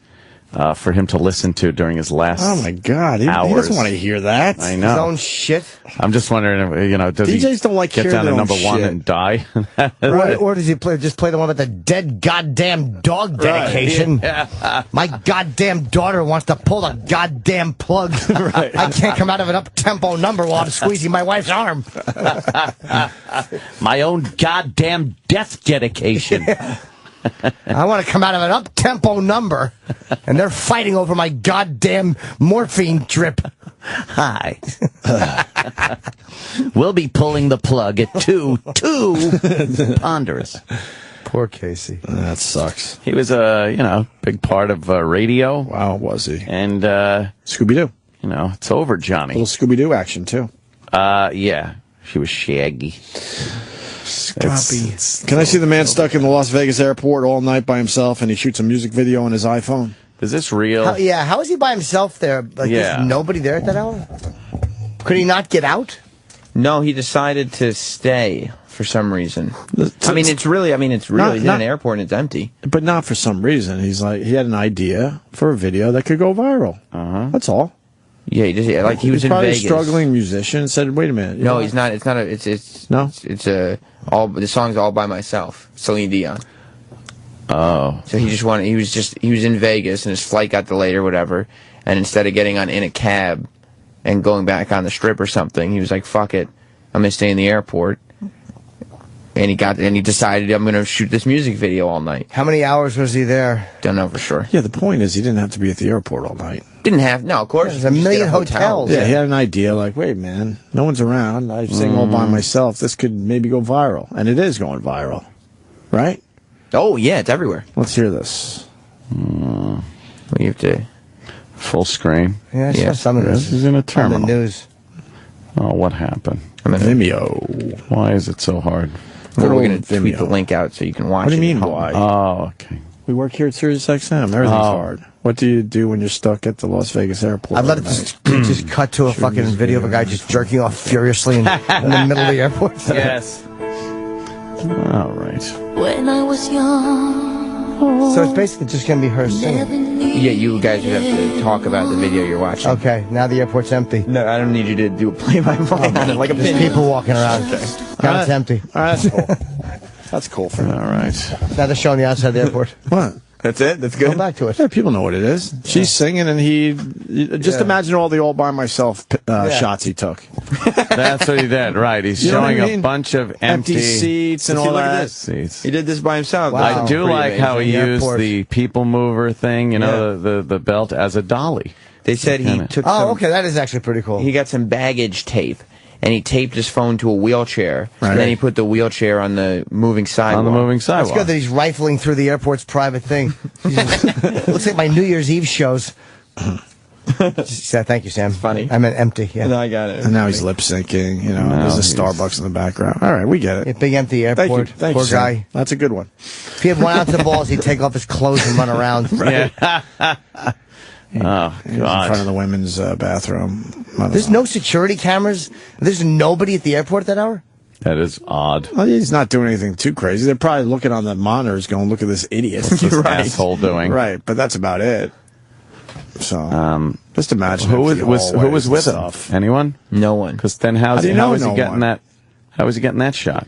He put it on his bag with the extending handle. Yeah. And then he used the baggage tape. This, I'm assuming, is in post because it's moving. Okay. But you see how you can zoom out like that in post. I hear you. You know what I'm saying? I'm saying in post. But what about post? Because I don't think he edited it on his phone. Right. No, probably not. It's too good. Yeah, he's going down, up and down the escalators, singing, holding the phone out. I need a good video editor for the Samsung 5, by the way, if anyone could help me out. Why don't you just upload that shit on your computer? They got shitty editing software. Shitty bang bang. That comes with the phone. All you can do is trim, and then they have a video editor that suggests videos for you. I'm like, no, I don't want that video. It's a mishmash of shit I filmed, and like, we think this would make a good video. No, it's not. But if anyone has a legit good app for the Samsung 5 to edit video right on your phone, I'd appreciate it. All right, so he came up with a good idea, and it's going viral. What a guy. Right on. Yeah. He's sitting up on one of the counters. I think that's against the rules. Is it? He should have opened the door to the runway and then jumped out when the alarm goes off. Yeah. That would make a good ending. And sang Allahu Akbar at the end. Yes. So he ran through the airport, making a gun thing with his fingers. Right. Making like he's going to pull a gun out, so he just gets riddled with bullets. The end. Can we see the other video? Which one? The woman on the beach, the drone. Oh, she's a bitch. Oh, that's still going on? Still going. He did the whole song. That was it? Cool. All right, that was great. Wonderful. Woman caught on video attacking teen who flew his drone over a beach. What's her problem? She is under the impression that you have the right to privacy on a beach, which, you don't. No, it's a public place, lady. Yeah. Was she laying out or something in a bikini? I don't know what she was doing, but you just see her kind of grabbing at the guy and ripping his shirt and punching him. Yeah. And she lied to the cops. She called the cops and lied and said that she was assaulted. And then this guy showed the video that he made on his phone, and the cops arrested her. Good. Oh, good. For assault. Oh, God, this bitch. Nice enough day. Stop. He's getting his batteries Stop. ready. Your property? Stop. This guy is taking pictures and trying to upload them from a camera. Can you guys get here? She's on phone with At cops. Hammonasset at Middle Beach. Well, he's taking pictures of people on the beach with a helicopter plane. Helicopter plane. Yeah, can you guys hurry? I already talked to them. Just come. I want to see it. Sam, what are you doing? Yeah, stop. I'm at Middle Beach. The bitch is touching his stuff? Right. Yeah. All he's trying to do is fly his dumb drone and maybe get a little video from above. Who cares? That's it. It doesn't even look like a regular beach. It looks more like a park. Oh, there's You're a beach. insulting me, you asswipe! You asswipe. Oh. Little scuffle. She's going in. She's like pulling his shirt really tight. Yeah, I really wish he would have just belted her right in the eye there. She's trying to grab his hair. There's some Yeah, kind of, she's giving him the fish hook in the mouth. She's trying to do a She's hold. fish hooking him. Now she's trying to pull. Wow, she's ready to break his shoulder by pulling that shirt so Oh, tight. I'm so glad the cops arrested this cunt. She ripped his shirt. Yeah, Right. you're gonna see how it feels when police come. The hell's she's nuts. She's a crazy bitch. Now let go of me. This is crazy shit. If you weren't assaulting me, I wouldn't be touching you. Oh man, you shouldn't be taking pictures of people on the beach. You want to stop assaulting me? Get off of me. I'm gonna beat your ass, you little motherfucker. Can someone call the cops? I'm being assaulted. Help! Help! It's just some dumb teenage kid with his drone. Yeah. Yeah. Who cares? Want to stop? No. She's really going to town on that Please get arm. off of me. Oh, I'm so glad they arrested this cunt. Yes, right? That's great. Wow. How That's great it is it she ends. got arrested? Oh, yeah. Because when the cops got there, she was saying, oh, he assaulted me. Right. And the guy goes, look. Let me show you a video. Showed the video, and the cops are like, okay, lady, you're coming with us. But that's what sucks. She could say that, and if you didn't have the video, Right. you'd be Yes, fucked. exactly. They would take her word for it, probably, right? Happens a lot. So, Jesus Christ. She was just bitch. crazy. Taking pictures of people on the beach. His helicopter plane. So his helicopter plane. he probably was taking some aerial video, maybe. Yeah, That's what you that's do with all. your drone, right? It looks kind of cool A little fun. to watch. I don't Yeah. know. Yeah, and then she lost her mind. Well, good for her. Right. Bye-bye, funny lady. Why is it? Oh, God, these people are exhausting. Peter, Massachusetts, go ahead. Peter. He says, why is it okay to make fun of Casey but not Tracy? Huh? We didn't say you couldn't make fun of Tracy. Right, we just don't feel like making fun of Tracy because we're pretty close to the situation. Who's the That's guy? how it works. Is he on the phone, sir? Hey, bailed. There's a difference, too, between somebody We never said you can't younger make fun of and Tracy. vibrant in their prime getting into an accident and some ancient guy in a bed that probably would be better off dead. What are these people? Big difference. What are these people here? We never said don't make fun of Tracy. I don't know. And we didn't even say take down the video, TMZ. Our whole point on that was if Louis C.K. and Judd Apatow are tweeting you with a massive amount of followers, and now the tweet's going viral, you know, you should show your backbone and at least react to it and comment about it and say something. And this is what people miss. Like, we never say you can't make fun. You want to make fun of Patrice's death? You can. Why don't you go? Because I'm not going to make fun of my own friend's death. Yeah. But I don't tweet Casey Kasem's friends and go, hey, Casey died. Like, I make fun of it. Yeah. I make fun of any. You can make fun of what you want to. Right. I'm not coming after people for making fun of Tracy Morgan. Like, you know what I mean? Do what you want. Right. People. I don't want you to get in trouble for it. Right. I don't know what people hear. I really don't. They're silly. Yeah. It's really strange to me.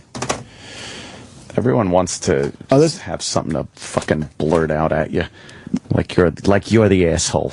This guy lives in the next town. He could add to that video we just saw with the lady beating up the teenager. Evan in Guilford, it looks like. What's up, Evan? Where's Guilford? Yeah. I don't even know what state this was in. Connecticut. Oh, okay. A little bit near New Haven. All right. So you live close to this beach? Yeah, I did. I saw it on the local news. They showed pictures of I guess it was a girl that he videoed or something. Neither one of them you wanted to see on video. They were beasts. He's sounding like somebody who hasn't even seen the video, right, and doesn't have any more information. You're just than excited that it happened kind of close to you, but you have as much to add as a guy from Idaho. Yeah, you don't know what you're talking about. Is that what's going on here? I saw on the local news, guys. Just figured I'd fill you in. Okay. Oh my God! Thank you. I heard, you know. I appreciate it. He's gone. Holy motherfuck. All right. Callers. What is it today? I don't know. It's just retarded. We can move on then. Jesus. All these videos, most of the videos we do watch are on our Twitter, O&A Show, Facebook, O&A Show. So you can kind of follow along as we do this shit. Yeah, it's the future here. Don't worry about it. You pop right on, you can watch the videos. You can even just have it playing in the background as we talk about it. Exactly. Pretty easy these days. The View talks gun control. Ooh. You got the Sherry Shepherd. Uh-huh. The human beach ball. Right. Although she has lost a few pounds. Good for her. And then you got Whoopi. So some more uninformed, knee-jerk bullshit, I'm sure, that they'll be spewing. And there was a guy from The Blaze was on, too, Will Kane. Oh, good old Will Kane. And, of course, Jenny McCarthy. What about her? She's one of the hosts of The View now. Oh. Will Kane was the guest. Does she make silly faces? What does she do? Is she good? She has fun. Yeah. Crazy people exist. I will suggest this. I think when the media reports so breathlessly and salaciously on these things, these guys copycat each other. That's finally becoming a thing. That is finally becoming a thing, thank God. Finally a good point. Yep. Finally, people are really speaking up about that. Do they at least address it, The View? Do they at least go, well, yeah, it's true, the media is a big contributor? Please. Don't agree on that. When you say, I don't know, what can we do? And we're talking this gun control, because I know some people say, well, it's not so much a gun control problem, it's a mental illness problem. But one thing I know, simple math says, you can do more damage in 5 seconds with a gun than you can with a knife. You do a knife, somebody can run and jump on you. I do think we keep overlooking the mental illness associated with these mass shootings. If you got these semi-automatics, I'm not talking about just a regular pow-pow. If you got a semi-automatic and you're it's something mentally challenged. Correct.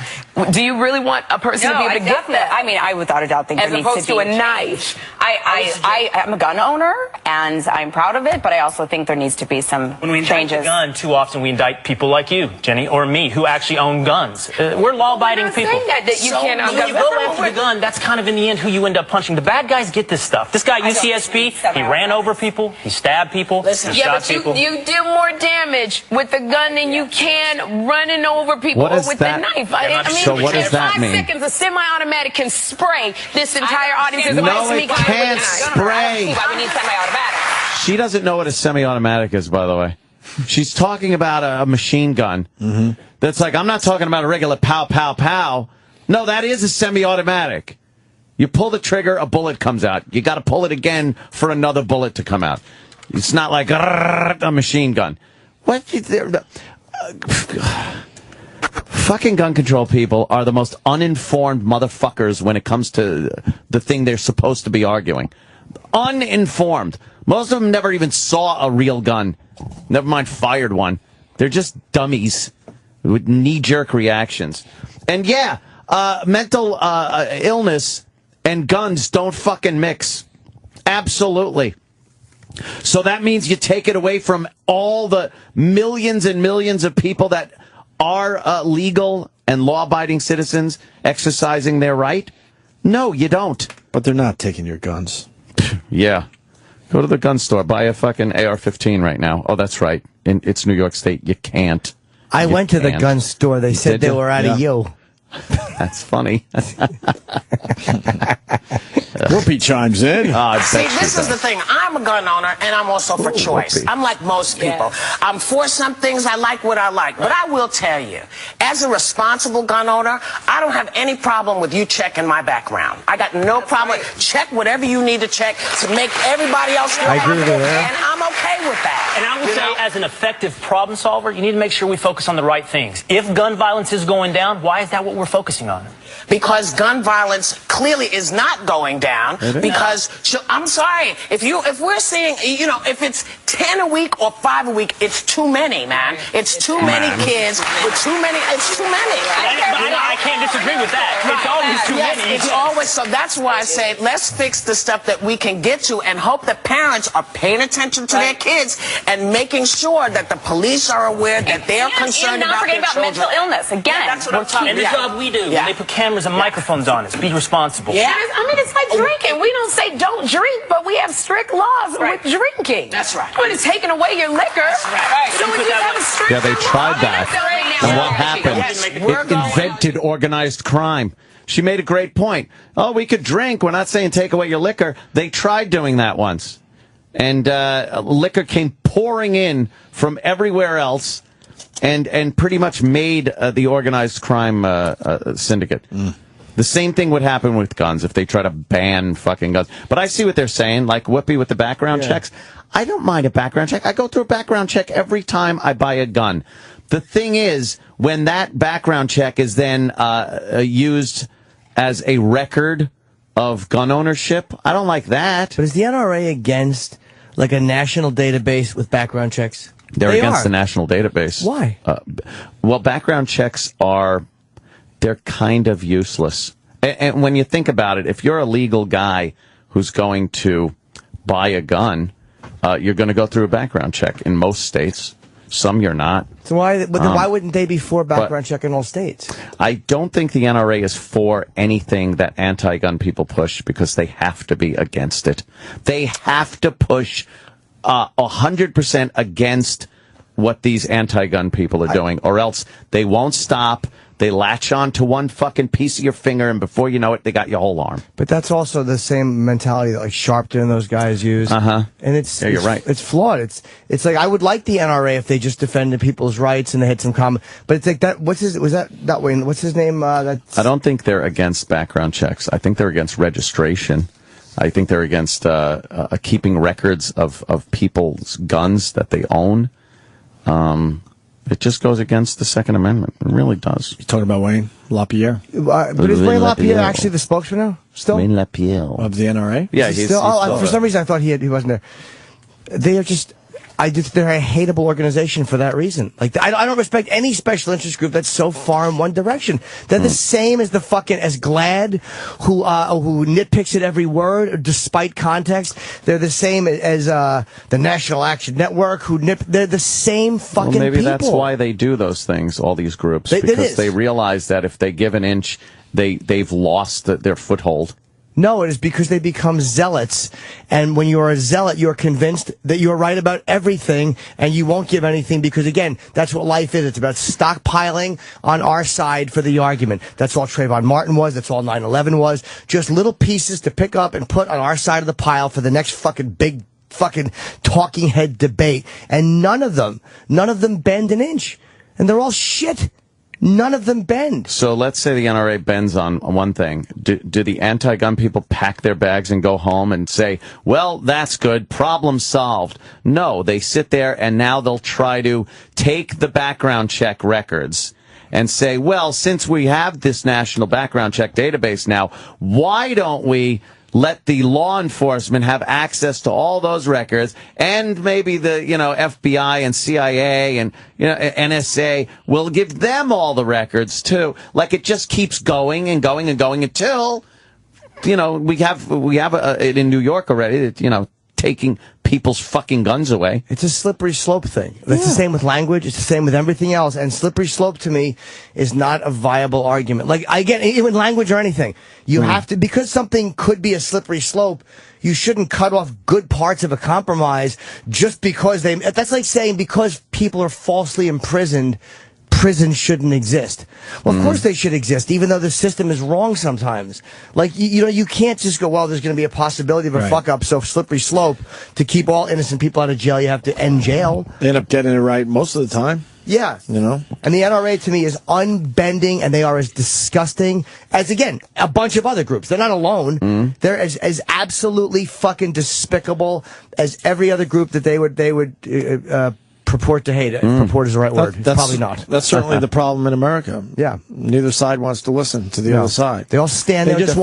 They just want to completely defeat the other side. Instead of have some kind of, let's try to work together on this and try to figure some kind of compromise, whether it's gun control or some of these other, tough issues. Yeah. That's why we are where we are, by the way. That's why. It's not the NRA's fault. It's not liberals' fault. It's not conservatives' fault. It's because we're all the same stubborn fucking cunt of a person who wants what we want, and we don't want to listen to another person. We don't want to hear anything they're saying. We don't want balance. We want what we want and what our vision is, and fuck everybody else. Well, look what happened in New York State when, you compromise on certain issues as far as gun control goes. You end up getting your rights taken away. It just happens. And the NRA sees this. They've seen it over the years, and they've seen the deterioration of the Second Amendment right, and they don't give an inch. Yeah. Has your right been taken away, though? Yeah. Yes. It has been. I feel it has been. I don't think many people don't have the right to exercise their Second Amendment right here in New York State, and especially in New York City. They just don't have the right. But look, it's been taken away. It's been infringed upon. Look at the stop and frisk. Like that, the argument like de Blasio and all these fucking assholes use. Well, it's a slippery slope. That's their whole thing. Unconstitutional. The same argument, and we see common sense-wise. It's nonsense what I'd they're love saying. to see people protect the second as much as they do the first or the fourth. Sure. And de Blasio knows the stop and frisk was working. He sees the stats. Yeah. And instead of going, all right, let's try to work on this a little bit and have some kind of compromise, he went with, we got to get rid of it totally. And then we saw, as we talked about earlier this week, the numbers have gone drastically up. Yeah, in New York. Drastically up. It is now a problem again in New York City. Most people are. That's a really good example, by the way, because he knows damn well that the stop and frisk was working. Yeah, and most people kind of fall in the middle somewhere. But the NRA is extreme this, and again, other groups are extreme that, and it's like there's no just people who are like kind of like Whoopi Goldberg said, like there should be background checks, but I'm a gun owner. Okay, fine. Yeah, but it's the fact that this guy, he'll stand up there and fucking fight every bit of common sense shit because of what could come after that. And that, to me, is not acceptable any more than Sharpton doing it is acceptable. I was going to say, but to be fair, the other side of that, they're doing the exact same thing. They're all going doing back the to same your thing. point. They're the same person. It's the same selfish for cunt. or against guns, you want all or nothing. And you want all or nothing on pretty much all these topics in America. But when you say all, the gun advocates and gun owners and NRA have compromised up the ass as far as guns go in this country. There's huge amounts of restriction on gun ownership in this country. Not in every state. Some states are holding fast and saying no. We are adhering to what we see as the letter of the law on the Second Amendment. And other states like New York and California, it's a pain in the ass to try to exercise your right to bear arms. But it just gets into that area where they don't stop, these anti-gun people. Most of them want to abolish gun ownership completely. You know, it's nice hearing somebody like Whoopi. Yeah, I own a gun. I don't mind getting a background check. That's fine. I don't mind background checks. Background checks are fine. They phone up a database. They look into your past, see if you have any kind of criminal record. It's very quick, and then you get your gun. That works for me. I like that. I'm not exactly sure because I've heard the NRA's stance on this, and it's definitely waffled back and forth over the years as far as how they feel about background checks. I can't understand how in any way, shape, or form they could be against it. Knowing that these fucking mental patients, these fucking psychotics can get their hands on guns and maybe a background check wouldn't stop all. I'm sure I don't people think it fall would. through the cracks. Many of these guys don't have criminal records. But it would sometimes help. There are times where it would help. They just refuse to bend it. They're all like Ted Nugent. I just want to... They're fucking dog shit rhetoric, and it's like there's zero common sense in it. The publicity that these shootings get is unbelievable. And the fact of the matter is background checks would not have stopped one of these school shootings and mass shootings that they talk about because these people don't have criminal records. And that's what they're checking on. They're checking for your criminal record background. That's a background check, by the way. It doesn't do anything. And what makes up most of the shootings in this fucking country are suicides. Right. So take that out of the mix because someone's going to kill themselves. And then the rest, most of them come from fucking gang shootings with illegal guns where background checks on legal citizens buying guns wouldn't fucking make a shit bit of difference there because they're just buying fucking illegal weapons. I'm only talking about the legal one. I understand what you're saying about that. You're right about the fucking illegal. I'm not talking about the mental health shit should be part of the background check. You're right. Not just your criminal record. Now your mental. Absolutely. Now you run into a real fucking gray area of who then should have a gun and who shouldn't based on whose determination of mental health.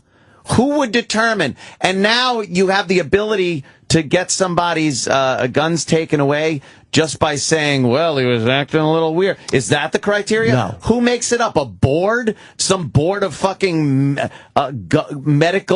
mental health gun board that is appointed to say, oh, if you're this, that, or that. Well, just because what is it? I don't know the exact answer to that, but just because I don't know the exact answer of it doesn't mean that people who really do understand mental health couldn't come to some kind of a reasonable thing and go, if a person behaves a certain way, they are probably mentally qualified, and if they don't, they're not. They would catch a lot of these people, I'm sure, would not be able to get guns because their mental health history would probably come into play. I don't personally have the answer, but I'm not a mental health expert. I know, but I honestly think it would become a real easy way to strip someone of gun ownership, or strip a large group of people of gun ownership based on some gray area mental health.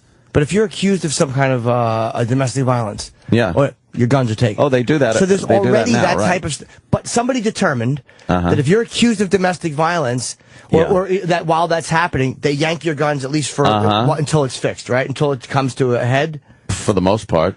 So... If they determine that you were, beating your wife or something like that, they'll keep your fucking guns and you won't get them back. And maybe that's a legal issue, but I think that's a fair thing. I don't think that's, for them to keep them forever on an accusation is bullshit.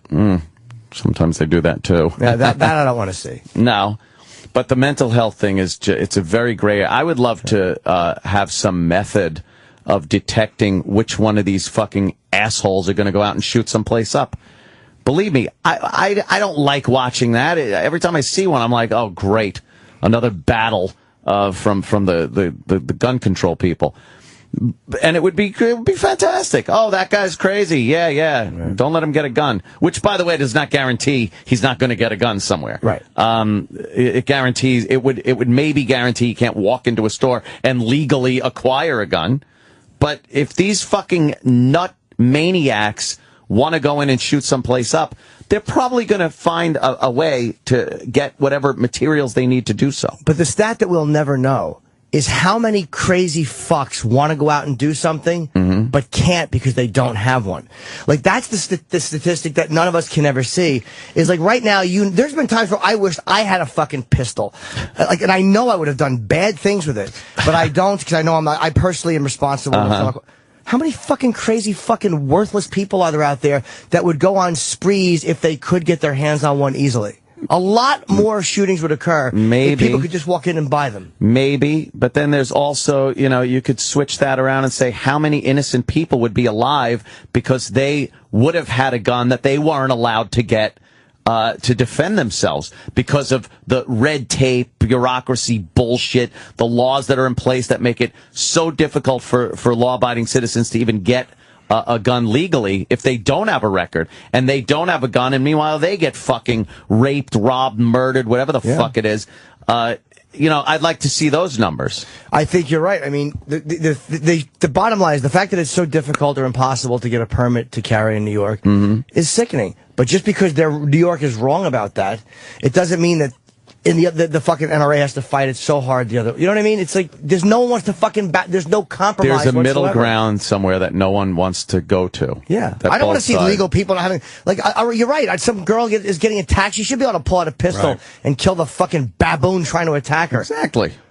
Yeah. But the fact that most people can't just walk in and get a gun, I do kind of like that you can't just walk in and get one, because in one moment of rage or one fired from work depression, how many people would do that? I mean, a lot more than do.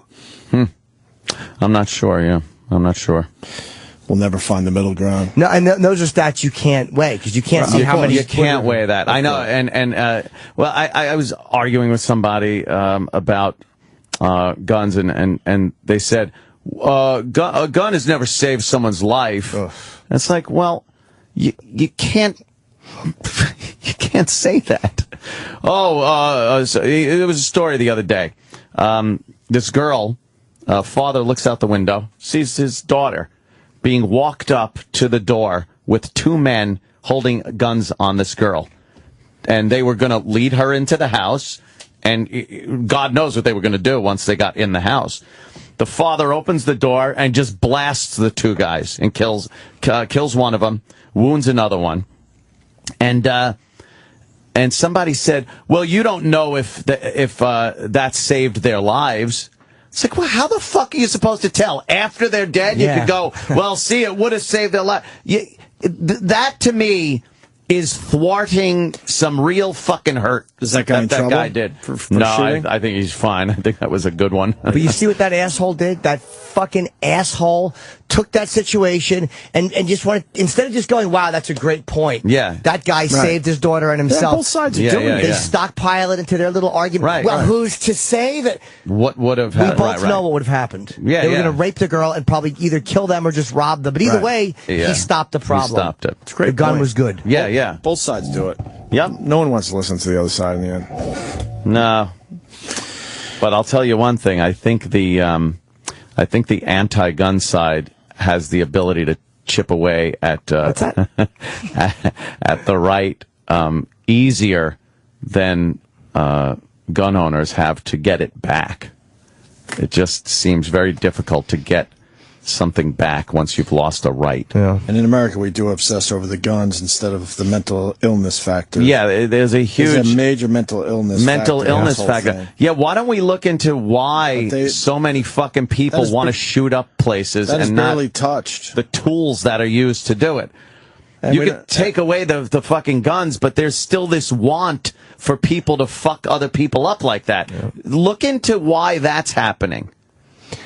And when you think of how many domestic violence episodes are there where the cops get called to? Yeah. And there are some that are shootings, but imagine if all those people were allowed to just easily get guns. Right. How many more murders you'd have in domestic situations? Just a husband and a wife, a suspect of cheating, guy's drunk, goes and gets, it would be astronomical, the amount of people shot in moments of anger. Because I would have done it in moments of anger. But there's times where I know I would have done that. A lot of people do own guns. A lot of people do get angry. And a lot of people do drink. A lot of people... Yes. And they don't shoot people. Right. With the amount... Everyone always talks about, the sheer amount of guns in this country is astronomical. If you look at the actual shootings that take place that, first, aren't suicides. Secondly, aren't gang-related fucking thug murders that, by the way, the news doesn't even fucking take care of. If you just look at these crimes of passion, these people that get mad and pull a gun out and just shoot somebody, as opposed to the number of guns, it's relatively low, Jim. It's really relatively low. But those people, those people who you're talking about in those situations are responsible gun owners. Yes. Like, they've gone through a process to get the gun. Like, there's almost like they understand the implications of pulling that out. Some of them do. The majority, 99.99, won't. Right. And they are much more responsible with their guns because that's the group of people who should probably have them. And they're the ones that are fucked with the most by the government. But I'm saying if people were just allowed to go get them, everyone would not behave in the responsible fashion that, like, you're going to argue with a chick. You're not going to run upstairs and get you because you've gone through this process. You're a guy mentally qualified to have one. Believe it or not. Yeah. But, I mean, you know not to do that. But there are states like Arizona where you don't need anything. You could just walk in and buy a pistol. And I don't think Arizona has any greater number of people that are just blasting each other over an argument or a road rage or a relationship. Honestly, maybe you might be right. I don't know. Yeah, I don't think maybe that's the truth. It's it's an argument that'll just never go away. Yeah, but I mean, that person not admitting that father having a gun and killing those animals was a good thing. Yeah. Like that is the guts of the problem. Is nobody will just go, okay, yeah. Right. No one will look at the other side and go, yeah, well, that's a good point. Right. It's a tug of war where you see like the bandana just moving but it never really moves too far to the other side for a long fucking time. That's where we're at with that issue and a lot of others in this country. Yes. They will win a little, and then you'll pull it back to your side a little, then they'll get a little edge, and that's just how it's been and then for Dan so Haggerty long. pulls it back, and then Robert Conrad. And then Bill Devane is the anchor on the team. Conrad's like, God damn it! Pull harder, you sons of bitches! Oh, was he a scumbag? Right. This whole country, it's a shitty relationship. Yeah. That's all it is. It's just a bad marriage. One side wants this, the other side wants that, and that's all the fucking thing is. Yeah. Snipping at each other. Well, remember when you said, yeah, but your mother-in-law. All just standing there with tape in the middle of the living room like a fucking twat. That's true. Either side, they're not going to win. They'll never win. No, it's outright. A constant pushing. It's exhausting. They don't even want to acknowledge that maybe the right thing to do is to try to compromise with the other side. Use a little logic. All right. We got Lawrence Fishburne coming in today. Yeah. Yes. In less than an hour. So we'll do some things before that. Morpheus. Yeah. The gentlemen are off to drop a deuce. Stay tuned for their progress. On Sirius XM. Hi, I'm Pete Dominic, host of SiriusXM's Stand Up. There's nothing more important to me than being a good father. But what does that mean to be a good dad? That's the question I'll be asking. Join me on Father's Day for our Father's Day special. I'll be talking to celebrity fathers like Al Roker, Bob Saget, Hank Azaria. Having a good relationship with your wife and supporting her as a mother probably is one of the most important things we can do. And so many more. So join me to celebrate dads, or whatever you call old man, pop, papa. Dad. Just join us for our Father's Day special. Sunday starting at 9 a.m. on Indie SiriusXM 104 and on the SiriusXM app. Hi, I'm Dirk Leathers, President and COO of Warner Enterprises. Every day, more than 3 million professional drivers are on the road and away from their families, delivering goods and services across this great nation. As consumers, we are indebted to you for your commitment and dedication. So from Warner Enterprises, from your country, and from me, thank you. Thank you for your service, your safety, and for making our lives better. Please be safe in all your future journeys, and to learn more about us, go to drivewarner.com. I'm Murphy, a service tech at a Quick Lane Tire and Auto Center. I need help. They always do. I'm overdue for an oil change. No problem. Tire rotation? Got it. Top off the fluid? Yep. Check the battery and filters? Roger. The sprocket lockets? No such thing. Seeing if you're listening. I haven't stopped. Now, today's Saturday, and I don't have an appointment. Now you do. Cool. Very cool. No appointment necessary. Weekend hours and trained techs ready to give your car the works. Quick Lane is ready to serve. Visit quicklane.com. A public smoking announcement from new Zoom e-cigs. Smoky breathitis. It affects millions. Right now, someone you know suffers from breath so smoky you'd swear they'd swallowed a forest fire. And no amount of gum or mints can quite cover it up. Fortunately, relief is here. Zoom e-cigs. No smoke, no smell, just flavor so bold you won't believe it's an e-cig. Together, we can extinguish smoky breathitis for good. Flavor beats fire at ZoomEsigs.com. Be honest. Will owning a bigger TV help you get ahead in life? Will another pair of shoes make you a better person? Probably not. But what if you could speak another language? If that appeals to you, Rosetta Stone is letting everyone who calls try an absolutely free demo of its powerful language learning software. Do you want more stuff or a language that will last a lifetime? For your free Rosetta Stone demo, call 1-800-918-9767. 1-800-918-9767. 1-800-918-9767. Have you ever wanted something so bad that you do just about anything for it? Well, that's exactly how we feel about you. That's right. AdamandEve.com wants you so bad. We're giving you 10 free gifts with your first order. You heard me right. That's 10 free gifts to spice up your love life. First, you'll get a sexy surprise for her. Second, an adventurous toy for him. And third, a little something we know you'll both enjoy. Plus, you'll get 6 full-length adult movies on DVD. And number 10, free shipping on your entire order. That's 10 free gifts for you shy types who've never tried Adam and Eve before. Just go to AdamandEve.com and select any one item. It could be an adventurous new toy, a sexy piece of lingerie, or anything you desire. Just enter offer code DOLL at checkout, and you'll get all 10 free gifts, including free shipping. That's offer code DOLL. That's DOLL at AdamandEve.com. I'm too busy to date. Yeah, I want to hit the gym first. All the good ones are taken. Look, there are plenty of excuses not to call It's Just Lunch, but frankly, most of them are, lame. Those excuses are standing between you and some really fun dates. Sure, you're busy, but you're also ready to meet someone special. And It's Just Lunch matchmakers are ready to get to know you and make some great matches. So quit with the excuses. Call 1-800-THE-DATE today and start dating tomorrow. That's It's Just Lunch. 1-800-THE-DATE. Oh, hey, how do you create the perfect bathroom experience? Begins the moment you get off the pot and become a Squatty Potty user. Once you try it, you'll want to make Squatty Potty part of your regular bathroom routine. Squatty Potty, small toilet stool that fits any size toilet, aligns your body for the correct natural posture, so you can squat and go easier. Oh my goodness! They say you'll experience relief from constipation, hemorrhoids, and straining.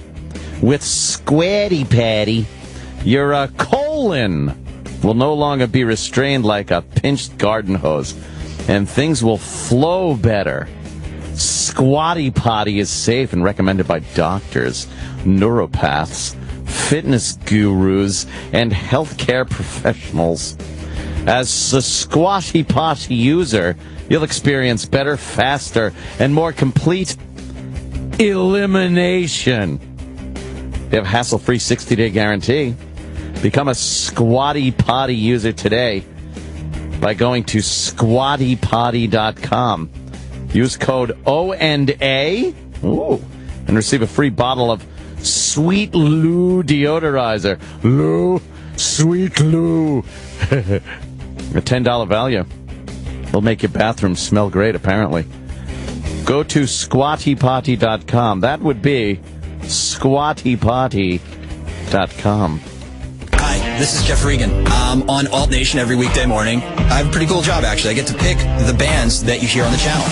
It's summertime. You ready for festival season? I'm making sure the bands that are playing the main stages of all the festivals are being played on Alt Nation. I get to also introduce you to the bands playing the side stages.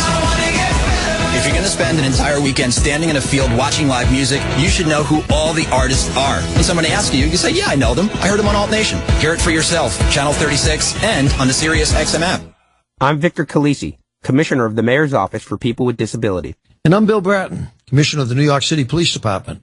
MOPD works to assure that people with disabilities can enjoy the rich opportunities our city has to offer. This includes the freedom to travel throughout New York City, a right most of us take for granted. For people with disabilities, traveling around the city can become a challenge when drivers fail to follow basic parking rules. New York City's parking regulations protect the rights of people with disabilities. When you violate parking regulations, you not only violate the law, you violate the rights of others. Parking spaces designated for people with disabilities ensure equal access to goods and services. Parking without a permit in a designated space or using a fake permit is illegal. Any car parked illegally in a space designated for a person with disabilities will be ticketed and subject to tow.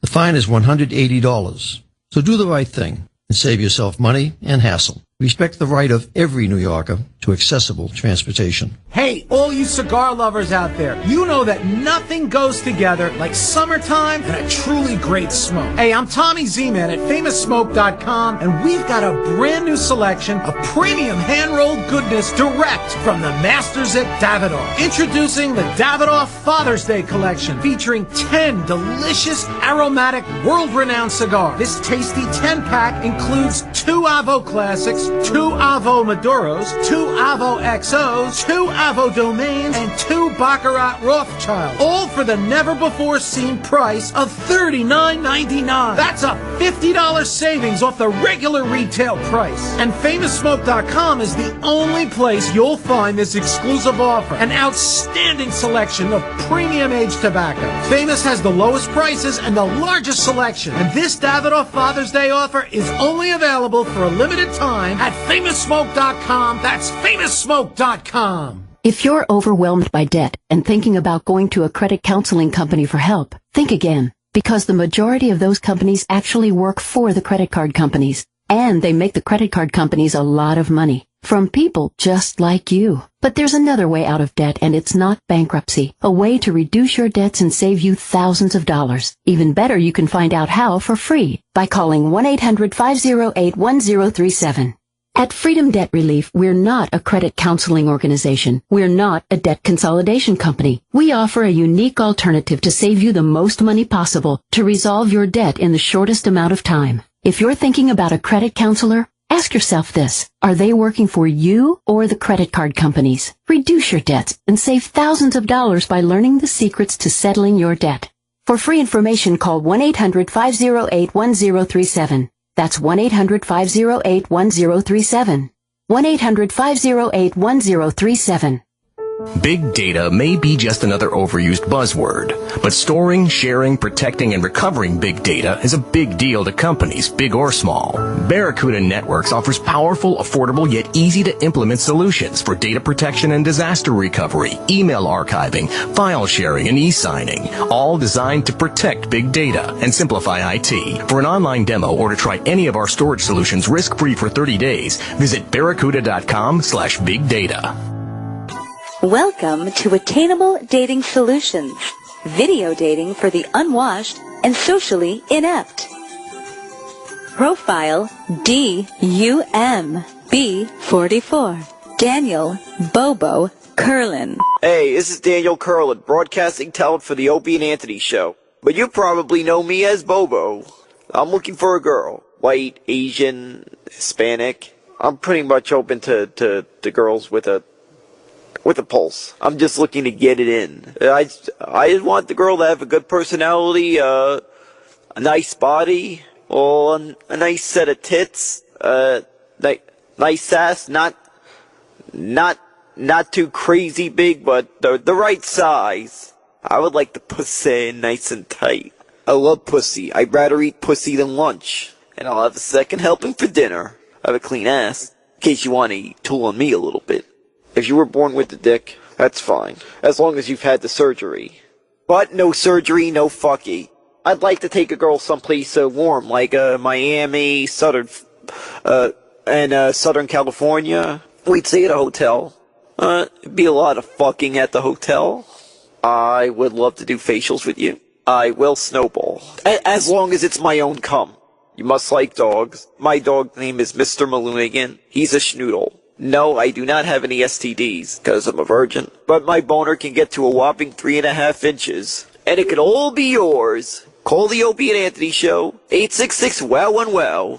That's 866-969-1969. And let me pound that pussy like you've never had it pounded before. Go Bobo.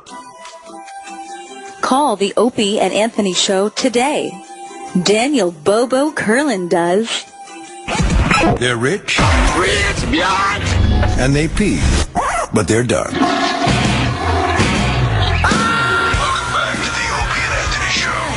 Sirius XM. Yes. Lawrence Fishburne will be in about a half hour. Got a guy from Seattle. Oh, yeah? Abel, is this you? Yeah, this is Abel. What's up, Abel? What do you got today? Well, it's basically I'm listening to Jim, and Jim continues to say that, the other side wouldn't let up, NRA would not let up. But Jim doesn't let up either. He's provided evidence after evidence after evidence that clearly responsible gun owners are not the problem. The criminals will obtain guns no matter what you do. I mean, for God's sake, the alcohol was banned. People who wanted alcohol got alcohol. So let me just ask you a question. You say I ignored the evidence. That's just not true. I really don't. Yes, you do. Okay, this is one example. Switzerland officially provides guns for every man born in the country. Do people go crazy in Switzerland and just kill people? I'm not too sure about Switzerland. But I'm dealing with what we deal with here. And I don't live in Switzerland. The mentality there might be a lot different than it is here. Okay, what about Texas? Do you have more people killing their wives and their girlfriends or their husbands in Texas than you have in California or in New York? I don't think so. You might be right. And I didn't say, hold on, I didn't say for a fact. That's what you continue to do. You say, I might be right. It diminishes the value of what I'm saying. But No. I'm not going to say I'm definitely right. I'm not going to say I'm definitely right about something if I say I might be right. The problem is, guys like you saying you're definitely right. I don't know. If I don't know something, I say I don't know it. Okay. Now, Jim, let me tell you, I do know this as a fact. I have looked at it.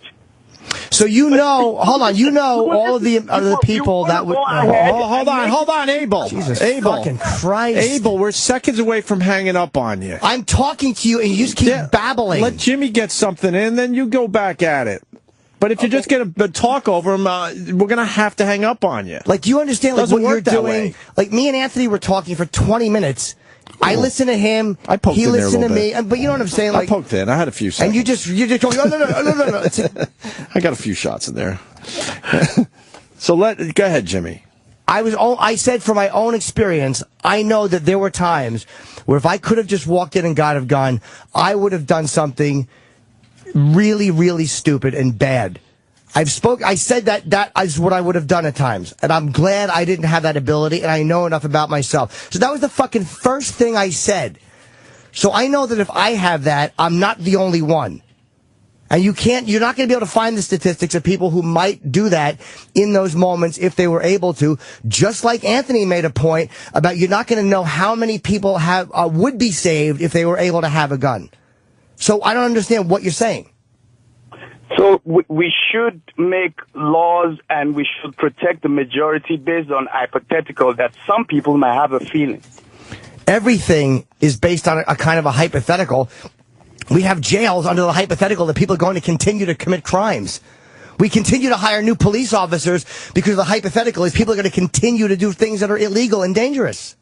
But evidence shows that that's a fact. People will still kill, rape, and murder. We know that as a fact. Right. And the evidence on guns is interpreted exactly the opposite way. The same stats are interpreted exactly the opposite way by two people on the opposite side of the issue looking at them.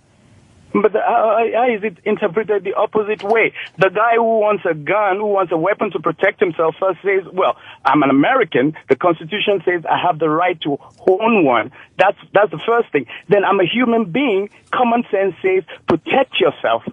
People will be crazy, people will be selfish, people will be wicked, and governments will be tyrannical. That is common sense thinking. I was born in Africa. I know what it feels like to live in an environment where only some people have rights and powers to have weapons. But I agree that people should be able to have... I agree, dude. Hey, I agree that people should have the right to own guns. I didn't say you shouldn't be able to own a gun. I've never said that. I don't believe that. Okay, I certainly I've not heard you ever say that people should not have the right to own guns. But Anthony has made it clear that what is being done by the other side is to ensure slowly chip away at the ability of law-abiding people to own weapons. Yes. And And any reasonable person, as far as I can see, should be concerned that that is happening. See, everybody's talking about mental health. And Anthony made it clear. Who makes that determination? What constitutes mental health? Is it a guy who has to have crazy, unusual sex? Is he crazy or is he not? Is it a guy who gets angry and screams cunt at his wife? Is he mentally incapable of doing something? Or is it a guy who went on a crazy bender when he was 22 years old, now is 50? Is the record that shows he was crazy like 20-something years ago, does that record still make him a crazy guy today? How do you determine what is crazy? Well, that's a good question, and I said I didn't have the answer to that. But I didn't stand here and say, I have the answer, and this is what we have to do, but there is an answer to it. And I said, hold on, I said to Anthony, just because I don't have the answer to it, doesn't mean that it's not a viable option. Like, just because Jim Norton doesn't know what the mental health standards should be, doesn't mean that we can't, because I'm sick and tired of people's mental fucking illness affecting the rest of us. Yeah. I'm sick of it. And I don't know what the proper determination is. It's not just with guns. But there has to be a way to fucking either control these non-contributors or protect ourselves from them the best way we can. No, I agree with you that crazy people are a problem for all of us. I agree with you. I really despise the fact that crazy people are able to hold the rest of society hostage. They are nonsense. But we cannot use that as a reason to endanger the life of people who are law-abiding. And I can tell you one thing. One thing I can tell you is this. Crazy people or not, if you are intelligent enough to obtain a weapon and try to kill people, you are not that crazy, really. You're a little crazy. Crazy is very complicated to No, measure. you're smart. You can be smart and crazy. Hitler was crazy, but he was brilliant. I mean, he wasn't a dumb guy. You can articulate. Some of these guys are in college. That means there are days of the week where they do things just like a normal person, meaning they can reason. They actually know they can do damage. Now, that's what you're dealing with. You're not see, an absolutely crazy person is incapable of doing this stuff. Yeah, it's never a guy that like is pulling his hair out and going cuckoo, cuckoo, cuckoo, or like grabbing a gun and fucking running out. Sure. It's people that I think even if they were judged on their mental health would probably be similar to a lot of other people. Maybe a little depressed, maybe a little rambunctious, like all that shit. That can't really be determined as being so insane that you can't get a gun. But there's something in there that it would be very hard to pin down that, you know, makes them crazy enough to kill people. The mental illness thing is a tough one as well. All you have to do is walk around New York City and see how many mentally ill people there are. So how many of those people are going to go and get a gun and start some problems? I don't think that many of the real like the homeless nuts that you see on the side of the road and shit like that. Like what? They're not, because they're not allowed to. It's more than just you see them. There's all sorts of categories. But with all the people you see walking the streets of New York, it's relatively a small number of crazy fucking people. You see a lot. Every single day you see a lot of fucking But you're seeing nut jobs. a lot of people, too. You know. I'm just saying, so I don't even know if that's an easy thing to do, is to determine mental illness and then take proper precautions. I just would love to know. Precautions, excuse me. I would just love to know who would be in charge of it and what's the criteria. And that's something I don't have an answer for. Yeah. And in the break, Anthony, I said to him, like, I agree. Like, I don't want the government. I don't trust them either. They can't run. They couldn't make money off fucking off-track betting. I don't trust them to have the mental health thing covered. But because that's not the answer, it doesn't mean that there isn't some kind of an answer that makes sense. Yeah. But what's happening now, it's just not working. The system is not working as it is, and neither side wants to bend an inch. And that's my point, is that neither side wants to bend an inch. And Abel, that's what I said. The anti-gun people don't want to bend either. At least come to the table and try to like have some real talks about it. No, but Jim, when you say neither side, that's a problem when we make it one side and another side. It makes it look even, but it's not even. Human nature and human history and human culture has always been that a man has a weapon to protect himself and his family. That's where we're coming from. This idea that you should not be able to protect yourself is a new thing. So it is the new thing against what has worked from the beginning of time. Could you say, we must cut down the tall trees? Oh, just have yourself a good laugh there, sir. And but what you just did, Abel, like you just figured out a reason why you're okay to not bend, but the other side should bend. Like I just said, both sides won't bend, and you said, no, that's not correct. And you make it look like it's okay for you to stand exactly where you are and not look at it the other way, but they should look at it the other way. And everybody feels as strongly about it as you. So the anti-gun people feel exactly the same way you do on the other side. Well, why should we? Because, and they have their reasons that sound as good as yours do. Right. But they're making headway. Abel, all the phones are lit, so let me give someone else a try. Thank you for the call. But that was a very good phone call from Seattle. Yeah. A bit like, I was accusing you so badly, but I just wanted to get, I just wanted to make it clear that the way I saw what you were saying. That's okay. All right. Hey, look, man, the fact that an African is lining up with Anthony, I didn't think I would ever live to say that. You'd be shocked how much I absolutely agree with Anthony. African Guinea man.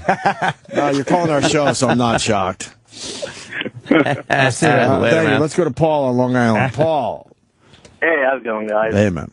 Hey, Jimmy, I think you're wrong with the compromise. I mean, you're part right with a compromise argument, but if I could give you 3 examples of 3 high-ranking members, and 2 in our Senate and 1 in our Congress.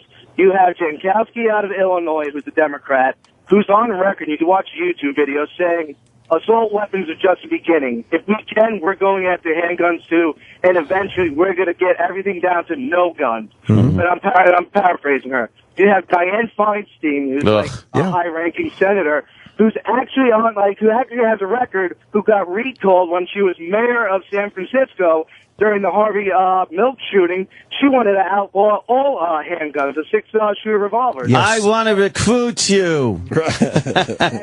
So hold on, two people, by the way, you're naming who just have extremist views, which I find irritating. But they also are high-ranking members in Congress. And you have Chuck Schumer, who's one step away from becoming Senate Majority Leader, who's on the Senate floor about the mental health issue, who has said we need to put microchips to keep surveillance of all people who are all diagnosed with autism. So you have 3 crazy people who are in the who are higher ranking in Congress saying these things that you're saying that somebody who's pro-gun, which is a right, it's not like a privilege, it's a right, who's saying, no, I'm not going to compromise one bit, especially after Hurricane Katrina, when you saw National Reserve Guards literally confiscating guns from law-abiding citizens, beating up some old lady, kicking in the door. There is no compromise with that, Jimmy. Did you not see it that way? No, I don't see it that way at all. Because, again, what you're saying is you're 100% one way, and if anyone is 100% one way with something, I find them difficult to take seriously, even though you sound like even though you sound like a smart guy. But I don't take you any more seriously than I would take fucking Dianne Feinstein. I find her anti-gun obsession to be revolting and, again, unconstitutional. Huh? But she's in. And how many? Come on! And how many religious fucking right people are in power? Stop it! You know whose fault that is? Ours, the public. This is where you're wrong. I'll tell you right now, because this guy will always find out where the other person's wrong. He won't find any kind of middle ground. Right. This is why I'm right. This is why you're wrong. This is why I'm right. This is where you're wrong. Give me one example between religious, if you want to bring up religious and guns. Give me one example of how I'm right. How about this? Give me one example of where I'm making a decent point. What? With any of this? With any of the gun stuff? That there isn't any compromise? No, give me one decent example that I've given, or one point where I might have had a good point. I can't agree with the National Gun Registry until there's a trust, until there's a... That's not what I'm asking you. That's not what I'm asking you. I'm only saying you've heard my discussion with Ant. Just tell me one thing that I might have gotten right. I can't. Not right now. And in there lays the fucking problem. You proved Jimmy's point today, and because people ask, why do I sit out on these discussions? I don't like going through this exercise because it's no. What? That's because you're liberal. I remember you voting for Obama in 2008. I didn't vote for Obama. Jesus Yeah, Christ. Obama. Because I knew that he was going to be the president, so I was rubbing it in. Because everyone said there's no way this guy has a shot at the White House. I've never voted. I get a lot of shit on Twitter and everywhere else because I've never voted. And I don't go through this exercise, and I like that these guys do it because it's very fascinating, great radio. But I don't go through it because it just seems exhausting because neither side listens. And you know, and I don't care what side either. By the way, I'm not saying you should listen or Jimmy should listen, or well, Jimmy is trying to say that he does listen. By the way, Jimmy was right in this regard that he thinks everybody's a bunch of liars. I guess what on either side of the aisle. But that's a good point that he brings up, that you have to have that trust. But when you see these videos and you see their records saying like, oh yeah, trust us, compromise on my side, and then you see this off the cuff like it wasn't supposed to be seen by, a mass, collective, and then you see that, it's like, oh, now you're just getting to compromise when you just turn around and you have a history of saying... I agree with this guy as far as that goes. How can you expect somebody to trust after you see something like that? And again, to me, this, even though they're shitty and there's a whole slippery slope thing, to me, that's not a satisfying answer any more than it is on the other side. And any Jimmy, more than they misuse the gun stats to make it look like all guns are bad. And Jimmy agrees with you. See, he sees your point on that, but for some reason you don't see anything Jimmy said as maybe something to at least think about. And if you're hardcore in one way, dude, I'm not saying, when I said what am I right about, I'm not saying you have to compromise your views and pretend I'm right about something you don't agree with.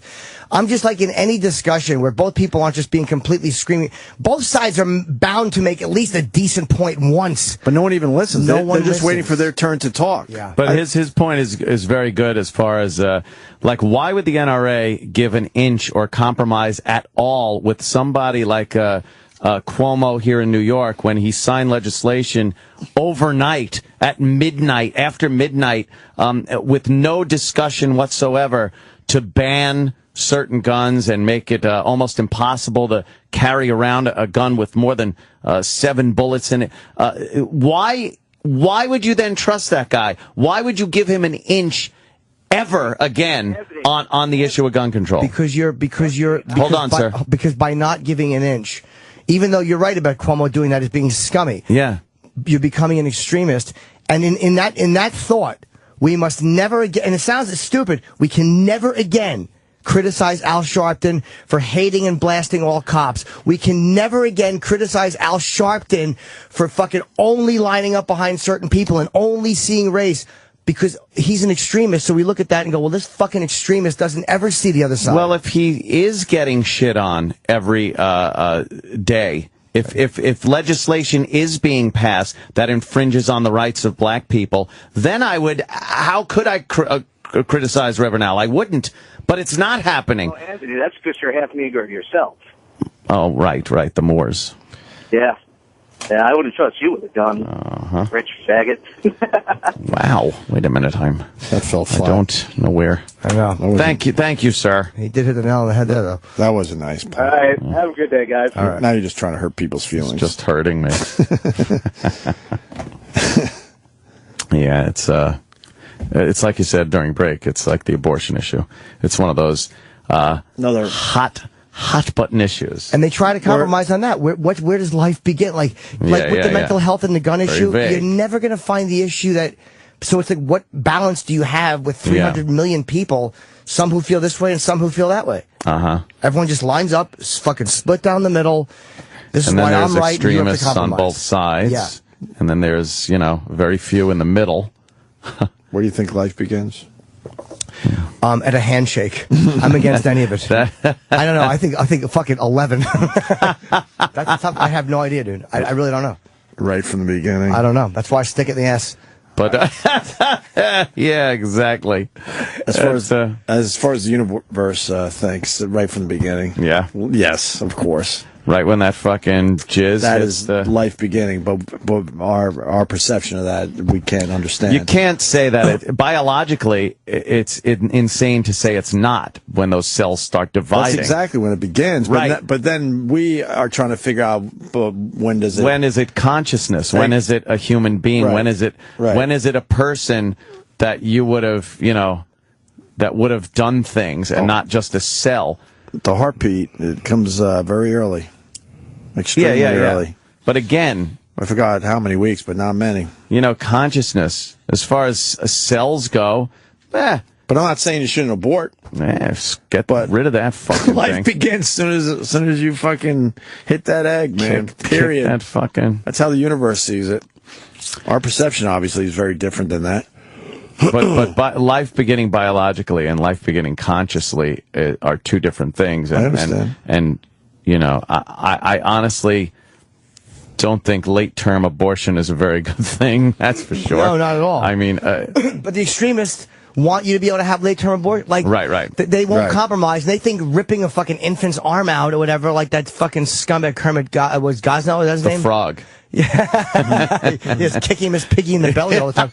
But like, they don't want to compromise either, and we see how awful they are. Yeah. The Westboro Baptist Church doesn't want to compromise. Those are severe extremists on both sides. Name a group that wants to compromise. Let's go there. I think that's tough to even try to figure out. It really is, because by nature they are focused only on their shit. Right. Everyone is, though. That's human nature. We defend people we hate. We defend people we don't like. Well, we try. Side with people we don't like all the time. Yeah, we absolutely try. We've never once called for Todd to be fired, even though we don't like it. Or even that guy Ty, who did get fired, but we never fucking asked for him to be fired, or guys that we fucking hate. But in the long run, isn't that because it's in our best interest for them not to be fired? And and then when you find out what they do get fired, you kind of feel good about it. Yeah, of course you do. Come on, raging hard on it. Right.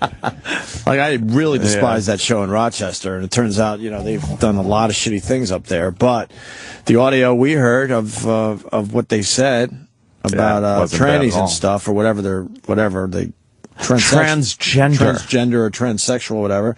I didn't hear anything in that show that they should have been fired for. Not at all. But it turns out they're just not nice people whatsoever. Yeah. So you would think you'd want someone like that fired, but you got to kind of have a stance on something. Especially when you're in the same business, and you next. It could happen to you next. Yeah. Name one group that compromises. Christ. Yeah, I can't think of any either. I can't. It was all or nothing with the NBA and Donald Sterling. Compromisers of America. Compromises of America. They wanted them to change the name. They refused to bend. Oh shit! I'm pop locking. I guess it's not easy in general for humans to compromise. Even just basic arguments you have with your family or your friends, it's really tough to hear that you might be wrong or something. You'll do it, but you won't like it. No. You never like it. No. Yeah, and as we've been forced into compromising as far as legal gun owners go. We really have been forced into compromise by legislation. These politicians get in there, and you don't like it, and they whatsoever, right? No. It's the registration of rifles here in New York State now, and everything you got to go through. It's a forced compromise. We didn't. I didn't agree to that. I didn't elect somebody that I wanted to represent me and go to Washington with that type of legislation. So to get shit on like that, as far as your rights go, I can't see bending. And the NRA is an organization that isn't affiliated with the government, so they don't have to compromise. They don't have to bend. They're representative of the people that join their organization and support them. And what they want is staunch support on your Second Amendment rights. Well, that's why, I'm not calling for this guy to be, again, I think that's why I think he's a scumbag. Yeah. Because he's that guy. Like, they're the lobbyists, they're the one, and all those fucking piggish lobbyists on, whether they're for him or whether they're for this union or that union, they don't give a fuck about anybody but their agenda. Right. Then we hire some of these politicians to represent us, then they go down to Washington and do whatever the fuck they want, and ignore the people that put them into office, right? Yeah. Frustrating. It's unbelievable across the board. We're lost. Just lost as a nation. More importantly, I'm in a lot of trouble with my building. So what happened now? They demand that I... Is it the guy that sells the illegal videos? No, he's cool. That's the last I heard. He's cool.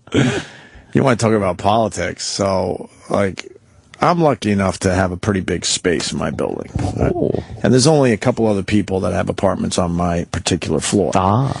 With that said, my young son has little doodles and things he does at school, and you're proud of those things, even though they don't look like anything yet. Kind of like the life issue. Right. Eventually, that's going to look like some real shit. You don't know if He's taking a liking to kind of drawing and painting and stuff, even though it's nothing you can really. Yeah, it's all abstract stuff. Exactly. That's what I tell people. He's into the abstract artist. Yeah. So as a proud parent, like anyone else, you put it up on the dumb refrigerator. You don't really shove it in anyone's face. And then there's a few on our door.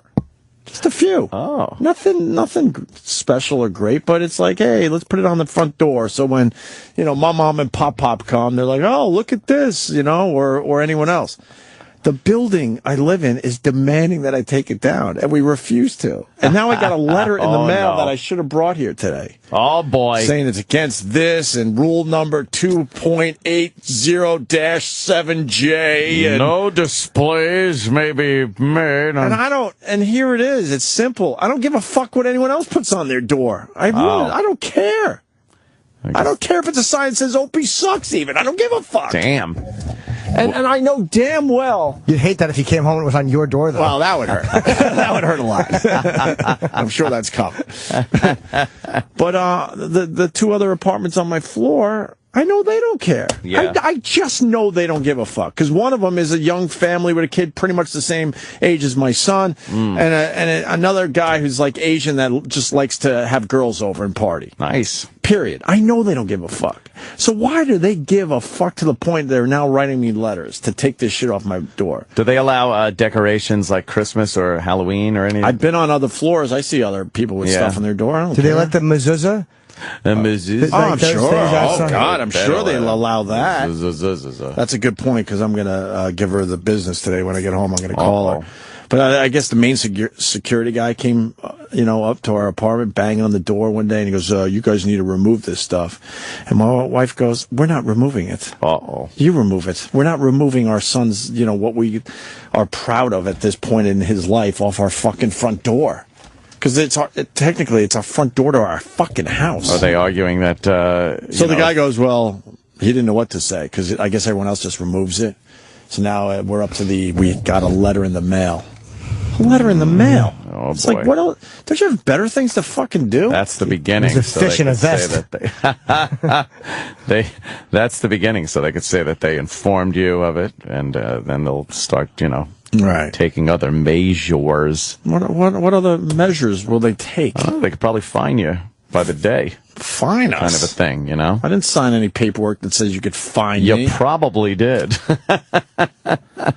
I don't know. Do you remember reading anything about not hanging shit? Who reads that shit? I think they actually can fine you. When you go to a closing, it's sign here, sign here, sign here, sign here. And you're just like, you don't have time to read all those papers. Yeah. And you know how pissed off people do get when you go, wait, could you tell me exactly what's in this one? Uh-huh. And they tell you, and it takes like 5 minutes, and you're like, okay, I'll sign this one. Okay, the next page, please. And there's 100 of these? Next. Right. Just fucking sign it. Well, it's more of the just utter bullshit that goes on a day-to-day basis. I guess they don't want every door to have a bunch of papers on it. Why? Who cares? They think it would look like a little ghetto. But in the end, I guarantee it's, once again, the minority of my building that has Well, we only have one. Just be lucky. Or maybe they, what if, and then who determines what if somebody wants to hang swastikas on their door? Someone? Huh? What, are you buying in my building? The fuck? Then who determines the content of what's on the door? So I guess they figured it's easier to just say nothing goes on the door. Right, because it's easier that way, Instead of trying to determine what would be offensive, what wouldn't be. When it would be blatantly obvious what are the things that maybe shouldn't be on a door. Yeah. But they don't want to have those discussions, so it's like no one could have anything. So it's like, forget it. They don't want to get into a big argument about, what would be offensive or... Yeah, I fucking hate living in New York City. I know I've said it many times on the show. Can't even go into your building without having small talk with everybody that works there, and they're all nice people. I'm like, just imagine You drive out to Long Island. Yeah. You pull into your driveway, and now before you can even get in your house, you have to have 3 or 4 conversations, small talk. And they stop you. And I'm just like, and they're nice. They're nice people, and I actually like a lot of them. But it's like, it's the principle. It's not for me. Or imagine you want to just get in your car and leave. So you call the guy that's in charge of your car. Like, we have a spot in our building. And like, hey, can you get my car? I got to go. Oh, that'll be 45 minutes. So imagine now you're sitting in your living room 45 minutes before you can leave your house and get in your car and go.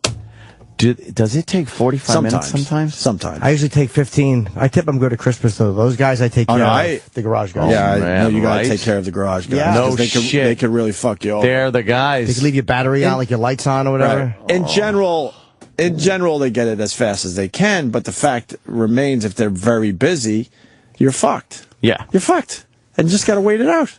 What if you really got to get somewhere? Well, we'll do the best we can, sir. Oh, my God. I have to pee. Aw. Yeah. Is he here? I don't know. I have to pee. I'm just. He should be here soon. He's checking in. All right, so we should take a break. Yeah, we'll take a break. We'll be back. This is a common theme. We can go back to that sure. on any day. But all right. Lawrence Fishburne is next. O&A will be right back on Sirius XM. You could change the channel, but it would be a horrible regret. The half hour is back. That is a fact. Sirius XM's Comedy Central Radio presents The Half Hour. 2 of today's hottest comics back to back for a full hour of comedy. The hardest thing to do at a community college is cheat on a test. I was like, what'd you get for number 3? The guy's like, true. What'd you get? I go, Finland. Wow. And listen to encore episodes on the Friday Drive Home the following week, hosted by the comedians themselves. This is Michael Che, and you're listening to my half hour special. The 3rd season of The Half Hour. Friday at midnight on Comedy Central Radio, Sirius XM 95. Or listen on the Sirius XM app. Hi, Joe. I'm sorry, but your business loan has been declined. That's okay, Bob. Anchor Funding Services already funded my business. But you have no capital in your business, and you're growing very quickly. Exactly. Anchor Funding Services gave me immediate cash from my accounts receivable. And now, since they're powered by Tab Bank, member FDIC, I have front-of-the-line access by calling 844-TAB-FAST. Guess I'll be moving my account, Bob. 844-TAB-FAST. That's 844-TAB-FAST. Or you can go to tabbank.com/fast. One definition of insanity? Doing the same thing over and over and expecting a different result. For a lot of busy single professionals, that describes dating. Going to the same bars, scrolling through the same online profiles, and ending up back at square one. No wonder it's making you crazy. So stop the madness and call It's Just Lunch. Our matchmakers get to know you, then set you up on great dates. We do the work, you have the fun.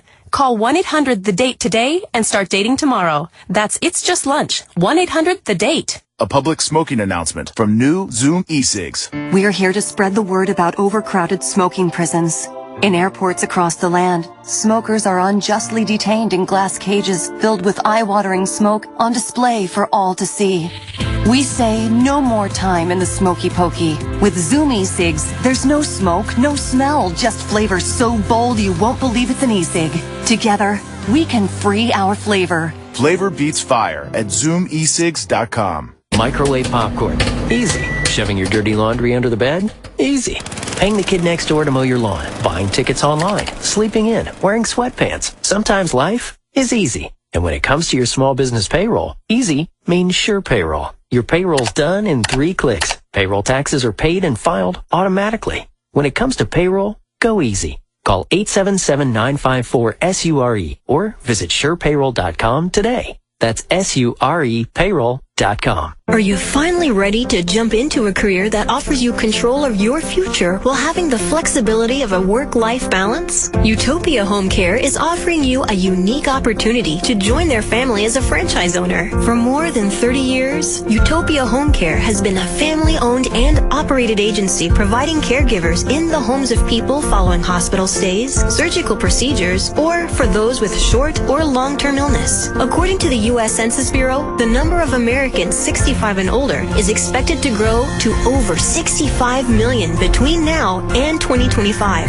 That's 19% of the U.S. population. Become a successful senior care provider as a franchise owner with Utopia Home Care and start growing your income today. To learn more, call 855-819-0250. That's 855-819-0250. Or visit utopiahomecare.com. Visit utopiahomecare.com. Caring for you like family. You're a dog lover. You get it. It's hard to leave your buddy at a kennel or lonely pet hotel while you take business trips or vacations. Now there's a better way. DogVacay.com. Just enter your zip and up pops a list of trusted, insured dog sitters in your area. It's like dropping your pooch off at a friend's home for about half of what kennels charge. Go to dogvacay.com/radio for your free account and to find a dog sitter near you. That's dogvacay.com/radio. We should do a montage of the first things we say when these mics go on. We should do a montage of the first thing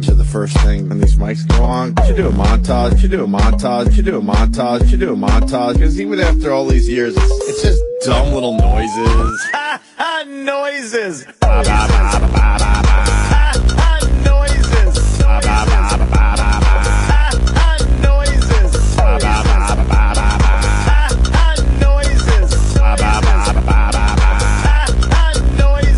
Make sure all the toes are there. Yeah, you gotta feel it out. Make sure all the toes are there. Yeah, you gotta feel it out. Get some lows, get some highs, get some lows, get some highs, get some lows, get some highs, get some lows, get some highs.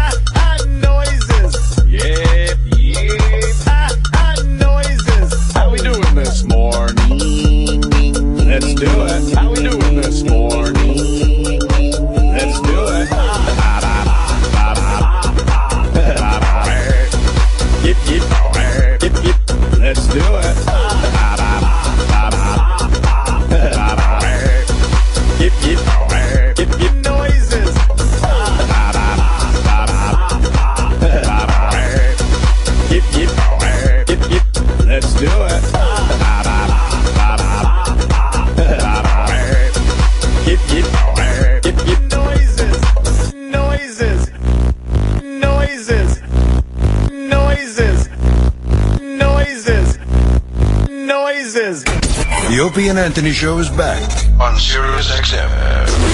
Best news ever. Best news ever. I thought Lawrence Fishburne would be here by now. I thought. I was telling Ann it goes even further with this building. You're not allowed to leave your shoes outside your apartment door. Why? You know, when you come in from the mud or the snow or the rain, and you're like, you know what, I don't want to drag this into my apartment right now. So you just leave your shoes outside your door. They'll come knocking. They'll come knocking. Fire hazard. How is a shoe a fire hazard? I don't know. Has anyone ever been trapped behind like a sneaker? If you're a gas station attendant, it is. And you leave it outside your door. Yeah. I think it just comes down to gasoline. I think it comes down to people just don't have anything better to do than just be a pain in the ass. They have their rule book that must be adhered to. Get the rule book. Yeah, a new rule book. Fire hazard. Throw it away. Just throw it away. Yeah. I saw the finale of Fargo, by the way, last night. Everybody. Did you like it? It was good. Oh, boy. I heard how you said good. You were expecting good. I wasn't expecting anything. I wanted great. Right. But, a game. I wanted great. It was good. So that's good. Entertaining. I was entertained. Are you not entertained? But Yeah, maybe I got to watch it again. A couple of questions. You know, you get that in the finales. But yeah, every time there's a series finale, you do realize how brilliant that Sopranos ending was. Yeah. You know, because everybody was yapping about it and pissed off. And for years, I mean, it's still talked about. And how satisfied would you be with just, you know, someone being shot or, you know, you'd be like, oh, that's it. Right. So they did this weird thing, and it was brilliant. So I don't know. I don't know. I wasn't like, whoa, whoa, whoa, whoa. I wasn't completely freaked out or. I'm not saying anything. Well, don't forget that was only the season end too. That wasn't the series end. No, but they end it. They end it, and then I think they're going to pick it up, but they're going to do like a whole nother cast and storyline and really? everything. Yeah. Right. Yeah. I'll blow it. What happened was the Martin Freeman character just put a hat on a top hat and he sang "Putting on the Ritz" for the last 45 minutes. Ya-da-da-da, ya-da-da-da. He's great, man. Oh. Should I believe this email? What's that? From Instagram.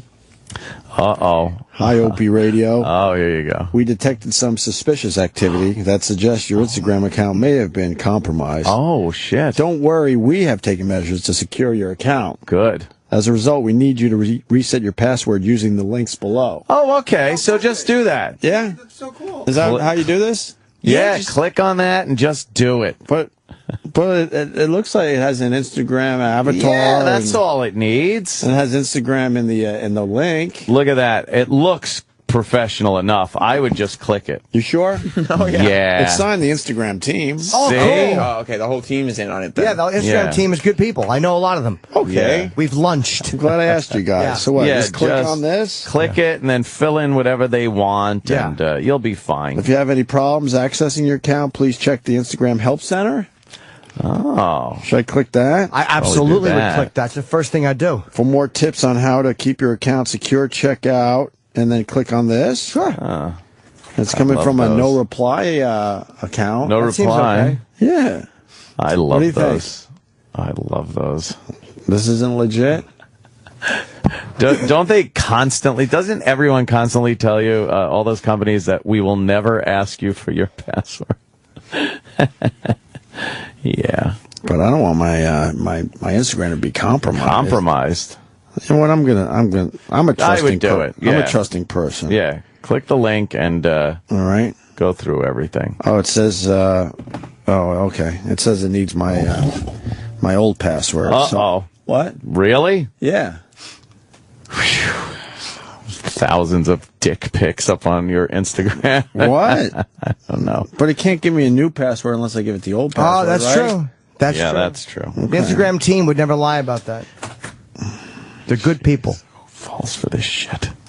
What? Who falls for this stuff? So was he checking in with a rocket launcher on his shoulder? When he said he was checking in?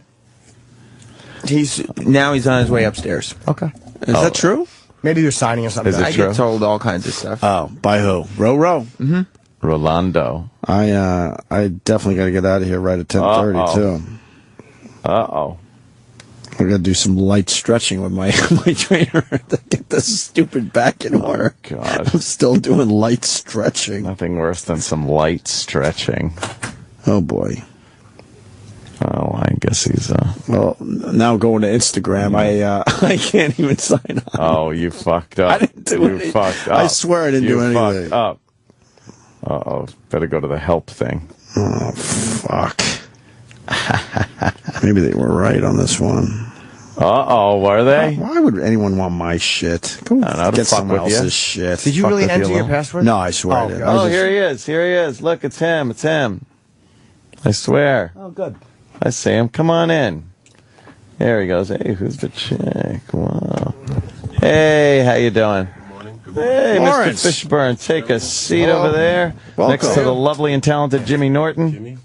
Anthony, how you doing, man? Anthony, Lawrence. Opie. Nice to meet you, Oh, Lawrence. that's Sam Roberts. Sam, Lovely and talented. Oh. Yeah. You guys met. We're on the air. Is this early for you? No, this is late for me. Really? Yeah, it's 10. Early riser. Come on, what are you talking about? I know. I don't know. If I haven't been to bed yet. Come on. If left to my own devices, I would sleep till noon. So there you go. Are you at a point where you could demand later call times? Not yet. No, I'll let you know.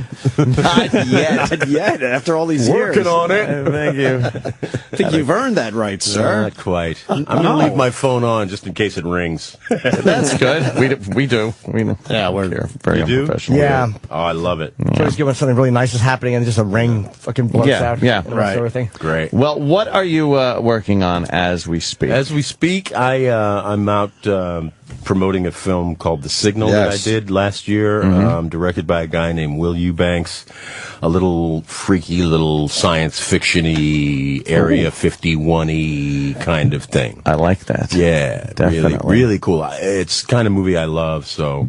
Yeah. You know, we made it for a beer and a sandwich, and it's really cool. Shoestring budget, huh? Exactly. Was it like a Kickstarter thing? It's amazing how many people are using Kickstarter. It wasn't quite a Kickstarter, but the guy that directed it was actually doing a video for a band, and that kind of fell apart. And he had built all of these sets and stuff on his parents' ranch in California.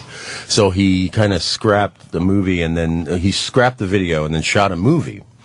That's called Love, that I think you can see online. And, you know, it went around to various agencies and everybody was really impressed. And so they gave him the money to make this other thing that he wrote with his brothers, which is The Signal. And it's amazing because this kid, he has a visual vocabulary that I can only compare to, like, Kubrick and Spielberg. It's like he's like the love child of Kubrick and Spielberg. Wow, so he's the guy that's directing this? Yeah, he directed it. He wrote it with his brothers, and it's really amazing. How'd you get involved in that? You know, I was lucky enough to, you know, somebody said, "Oh, read this." So I was like, "Oh, it's great. Can I do it, please?" They were like, "Yes, you get a beer and a sandwich." Like, thank you very much. As far as the work that goes into it, you've done some amazing blockbusters like The Matrix and the work that goes into a big budget movie like that and something like this. What's different on your side of it? What do you have to do differently? What do I have to do differently? That's an interesting question. I don't know that there's anything you have to do differently. You just, I mean, I work just as hard. Right. I would assume. Is it physically... You know, The Matrix is kind of a one-off. I mean, it's kind of a once-in-a-lifetime thing. You know, you don't get too many of those. Right. But this was physically challenging because I spend the entire time in a hazmat suit that weighed about like 60 pounds, 70 pounds with the helmet. There was not a lot of head movement. I couldn't look to my left or right very easily. We shot in New Mexico where it was really hot, so, you know, it wasn't comfortable. But yeah, it's the last place you want to wear a hazmat suit. It sucks. Yeah, it pretty much. Yeah, it pretty much sucks. Yeah. Wow. So, is it some type of viral? Basically, it's these three kids who are like MIT kids, right? And they're into hacking and all that stuff. And they encounter what they think is a hacker who's taunting them and messing with them and challenging them. So they decide, we're going to go find this guy and confront him. So they take a road trip out to the desert from the East Coast. They get to this little, like, deserted town, and they get abducted. And when they wake up in this underground government Area 51-ish installation, and I'm there with all these other people in hazmat suits, and we're trying to collect data on them, and they're like, "What happened to us?" And we're like, "Well, we think you've been abducted by extraterrestrials, and we think you've been contaminated, and blah, blah, blah, blah, blah, blah, blah." And they're like, "Something's wrong here," and they try to escape, and when they do escape, they find out that things are definitely not what they seem. Things are not what they seem. The last thing you want to do is wake up and see people with hazmat suits standing over you. What's really cool about this apartment. movie, the best way to describe it is like, if it was like 50 years ago, they would have made this movie, it would have been an episode of The Twilight Zone. Oh, wow. It would have been a really good episode of The Twilight Zone. Yeah. Cool. I was amazed to read, because I thought I knew your whole career pretty well, but you were on MASH. And I'm dying to know, who did you play? Like, what episode were you in MASH? I did an episode of MASH, and I think their 11th season, I played a wounded soldier, and I had some really lovely scenes with Alan Alda. And I think it came down to my character was had PTSD or something. Yeah. And that was after Apocalypse Now. That was after Apocalypse Now, yeah. Which we're kind of obsessed with. Are you? Oh, my God, yeah.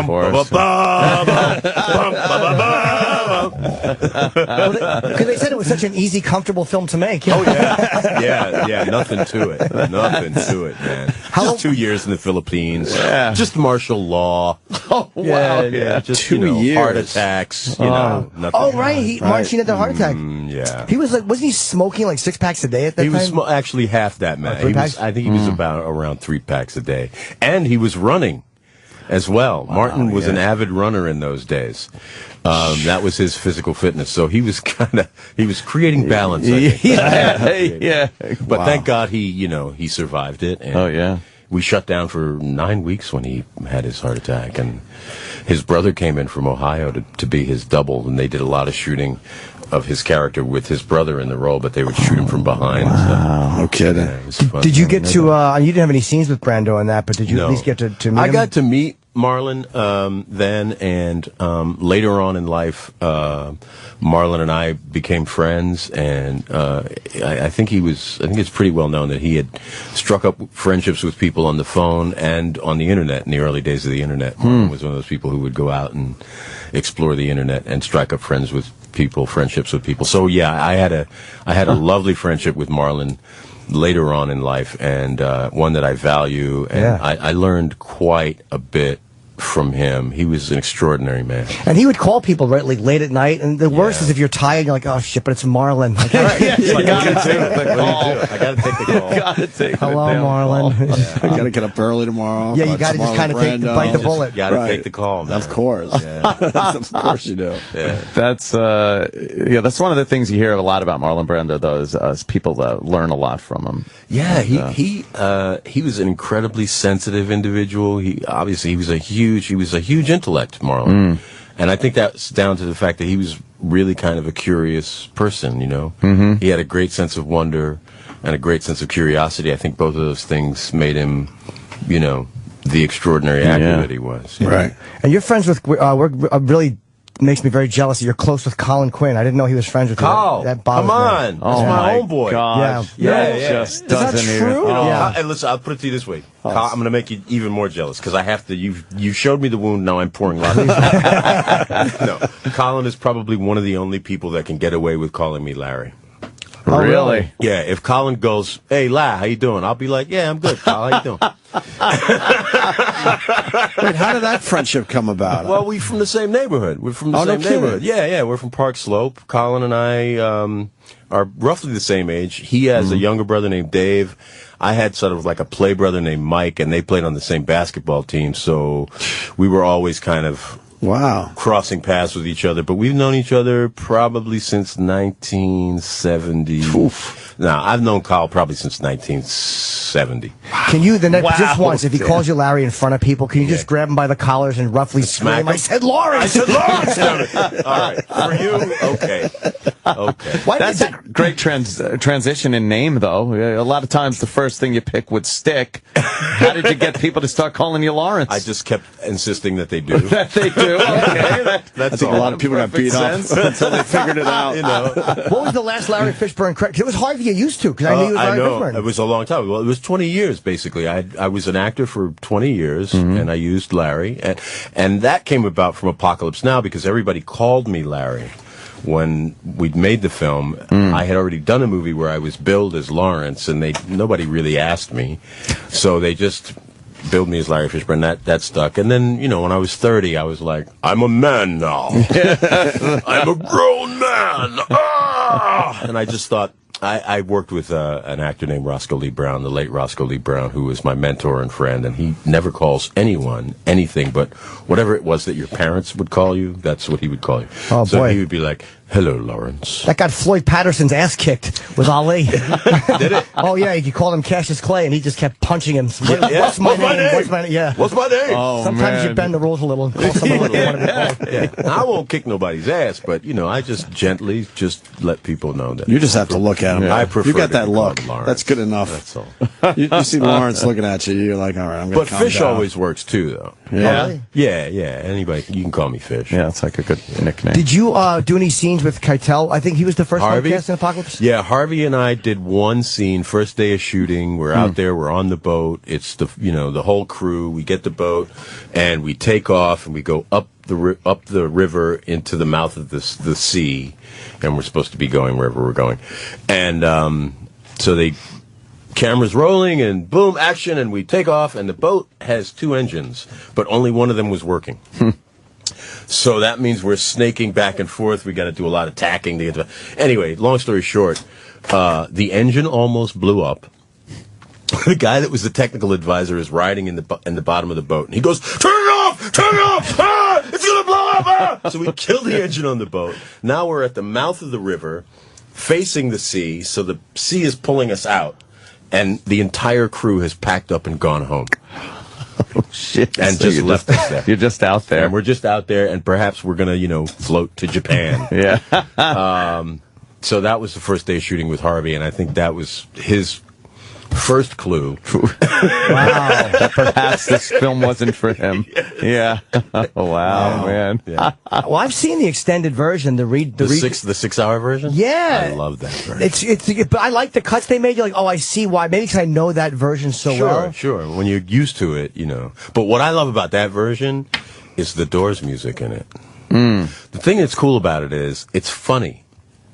That version of the movie has a lot more humor in it. It's a much lighter kind of film. And I attribute some of that to the use of one of the Doors tracks. I'm trying to think about which one it is, but I can't remember.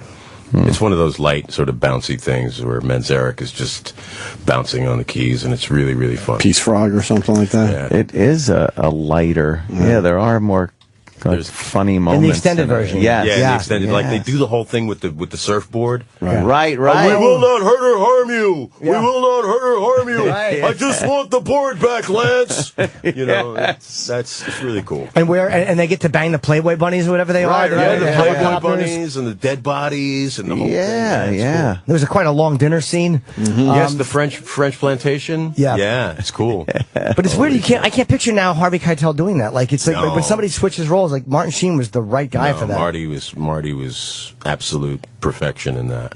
Yeah. I like to think about like Francis's movies up until Apocalypse, Godfather movies, which we all love, right? I think about Pacino's performance as Michael Corleone in Godfather 1 and 2 and his journey, and it's like really heavy, but it's nothing compared to what Martin Sheen goes through. Right. It's like cheese doodles. Yes. But what a great thing. Like, he has the breakdown and they film it, and that's either a story that's going to make you a legend, or people are going to go like, what a dick, he just filmed him having a breakdown. But it made it into the film. Yeah, that's a pretty naked. I mean, that's about as naked as you can get. Oh, yeah. And it's so cliche to say, but I mean, it really is it was a brave thing for Marty to do.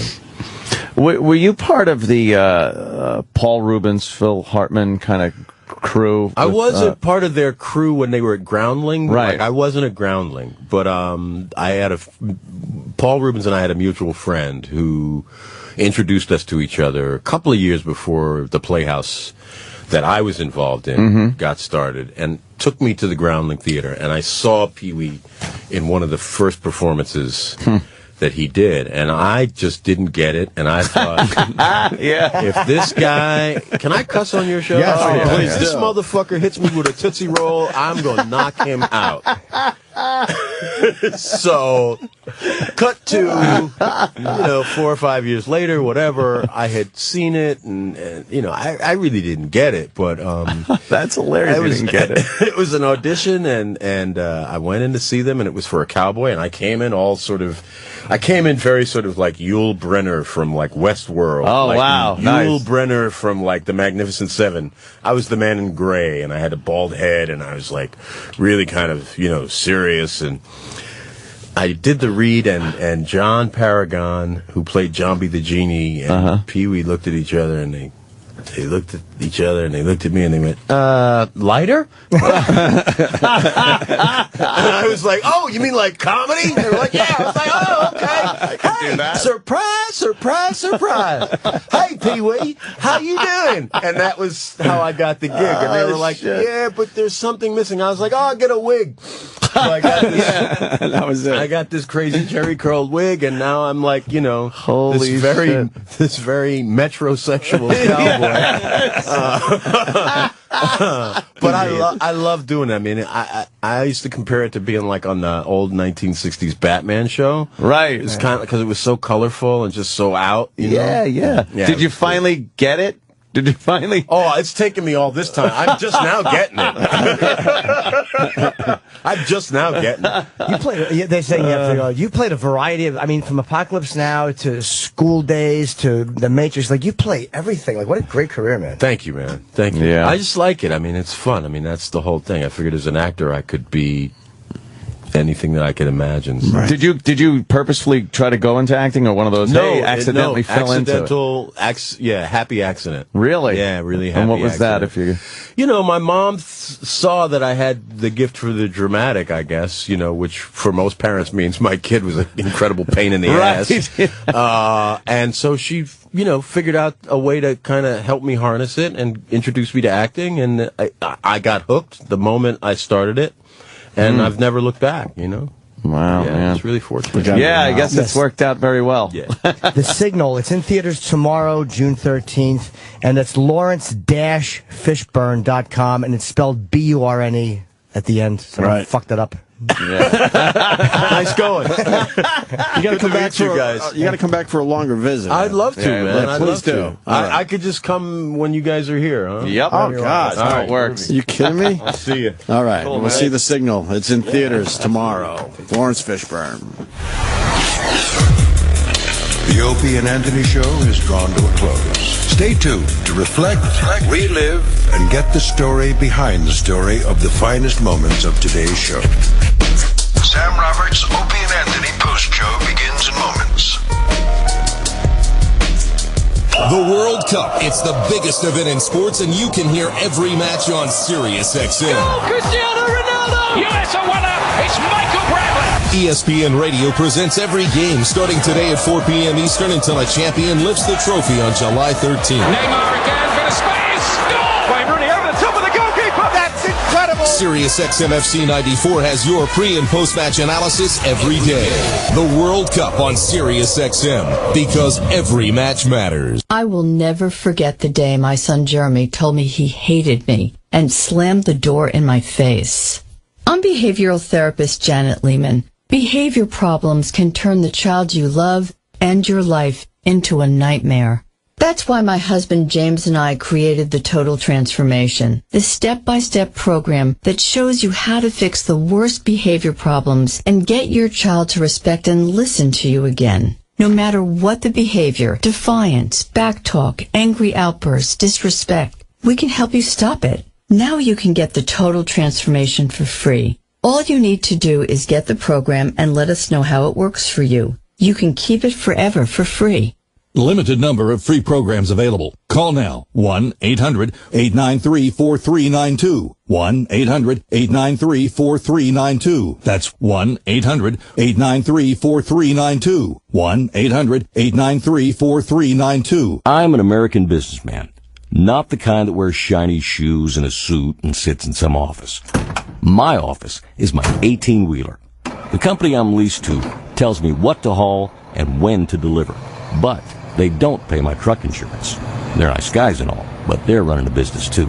And the way I run mine means I'm insured by First Guard. I drive my own truck and I buy my own insurance direct from First Guard. No one else has taken a cut or added a markup. That's how First Guard saves me almost 25% on physical damage and non-trucking liability insurance. And that's why leased owner-operators like us belong with First Guard. Call 866-FAST-234 to get a quote. You could save up to 25%. 866-FAST-234. Available in most states. Restrictions apply. First Guard. 866-FAST-234. 866-FAST-234. If online dating is turning you off, let us introduce you to It's Just Lunch, the world's #1 personalized matchmaking service for professional singles. Getting to know my clients is the most important part of what we do and why we're so successful. Let someone else do the legwork. All you have to do is show up and have a great time. We bring a more successful way of dating to the table. Call 800-THE-DATE today and find out what an It's Just Lunch matchmaker can do for you. That's 800-THE-DATE. Hi, Joe. I'm sorry, but your business loan has been declined. That's okay, Bob. Anchor Funding Services already funded my business. But you have no capital in your business, and you're growing very quickly. Exactly. Anchor Funding Services gave me immediate cash from my accounts receivable. And now, since they're powered by Tab Bank, member FDIC, I have front-of-the-line access by calling 844-TAB-FAST. Guess I'll be moving my account, Bob. 844-TAB-FAST. That's 844-TAB-FAST. Or you can go to tabbank.com/fast. Big data may be just another overused buzzword, but storing, sharing, protecting, and recovering big data is a big deal to companies, big or small. Barracuda Networks offers powerful, affordable, yet easy-to-implement solutions for data protection and disaster recovery, email archiving, file sharing, and e-signing, all designed to protect big data and simplify IT. For an online demo or to try any of our storage solutions risk-free for 30 days, visit barracuda.com/bigdata. We love clicks. Follow the hosts on Twitter at Opie Radio, at Anthony Cumia, and at Jim Norton, and try to stay off Block Island. Hi, I'm Pete Dominic, host of SiriusXM's Stand Up. There's nothing more important to me than being a good father. But what does that mean to be a good dad? That's the question I'll be asking. Join me on Father's Day for our Father's Day special. I'll be talking to celebrity fathers like Al Roker, Bob Saget, Hank Azaria. Having a good relationship with your wife and supporting her as a mother probably is one of the most important things we can do. And so many more. So join me to celebrate dads, or whatever you call old man, pop, papa. Yeah. Just join us for our Father's Day special. Sunday starting at 9 a.m. on Indie SiriusXM 104 and on the SiriusXM app. Business owners, listen up. Give me an L. Give me another L. Give me a C. What's that spell? Incorporation, protection, success. Incorporate your business. LLC. If you're about to start a business, these 3 little letters can make the difference between making a fortune and losing everything. Because if you're not incorporated and someone sues your business, you can lose it all. Your home, your car, even your life savings. That's why LLC.com is now giving away a free incorporation guide to all business owners. So you can incorporate in just 10 minutes. Protect your home. Protect your car. Protect your life savings. Call 1-800-915-3528 for your free 10-minute incorporation guide from LLC.com. They don't provide legal or financial advice. They just make incorporating or forming an LLC quick and easy. Incorporation, protection, success. Incorporate your business. Call now for your free guide. 1-800-915-3528. That's 1-800-915-3528. If you're overwhelmed by debt and thinking about going to a credit counseling company for help, think again, because the majority of those companies actually work for the credit card companies, and they make the credit card companies a lot of money from people just like you. But there's another way out of debt, and it's not bankruptcy. A way to reduce your debts and save you thousands of dollars. Even better, you can find out how for free by calling 1-800-508-1037. At Freedom Debt Relief, we're not a credit counseling organization. We're not a debt consolidation company. We offer a unique alternative to save you the most money possible to resolve your debt in the shortest amount of time. If you're thinking about a credit counselor, ask yourself this. Are they working for you or the credit card companies? Reduce your debts and save thousands of dollars by learning the secrets to settling your debt. For free information, call 1-800-508-1037. That's 1-800-508-1037. 1-800-508-1037. I'm too busy to date. Yeah, I want to hit the gym first. All the good ones are taken. Look, there are plenty of excuses not to call It's Just Lunch, but frankly, most of them are, lame. Those excuses are standing between you and some really fun dates. Sure, you're busy, but you're also ready to meet someone special. And It's Just Lunch matchmakers are ready to get to know you and make some great matches. So quit with the excuses. Call 1-800-THE-DATE today and start dating tomorrow. That's It's Just Lunch. 1-800-THE-DATE. Unfortunately, the Opie and Anthony show is over. Fortunately, we have a hard time letting go. The stories behind the stories. The backstage drama. Everything that made today unforgettable. Call 866-WOW-1-WOW now. And look back on another legendary day of broadcasting. This is the Opie and Anthony Post Show with Sam Roberts.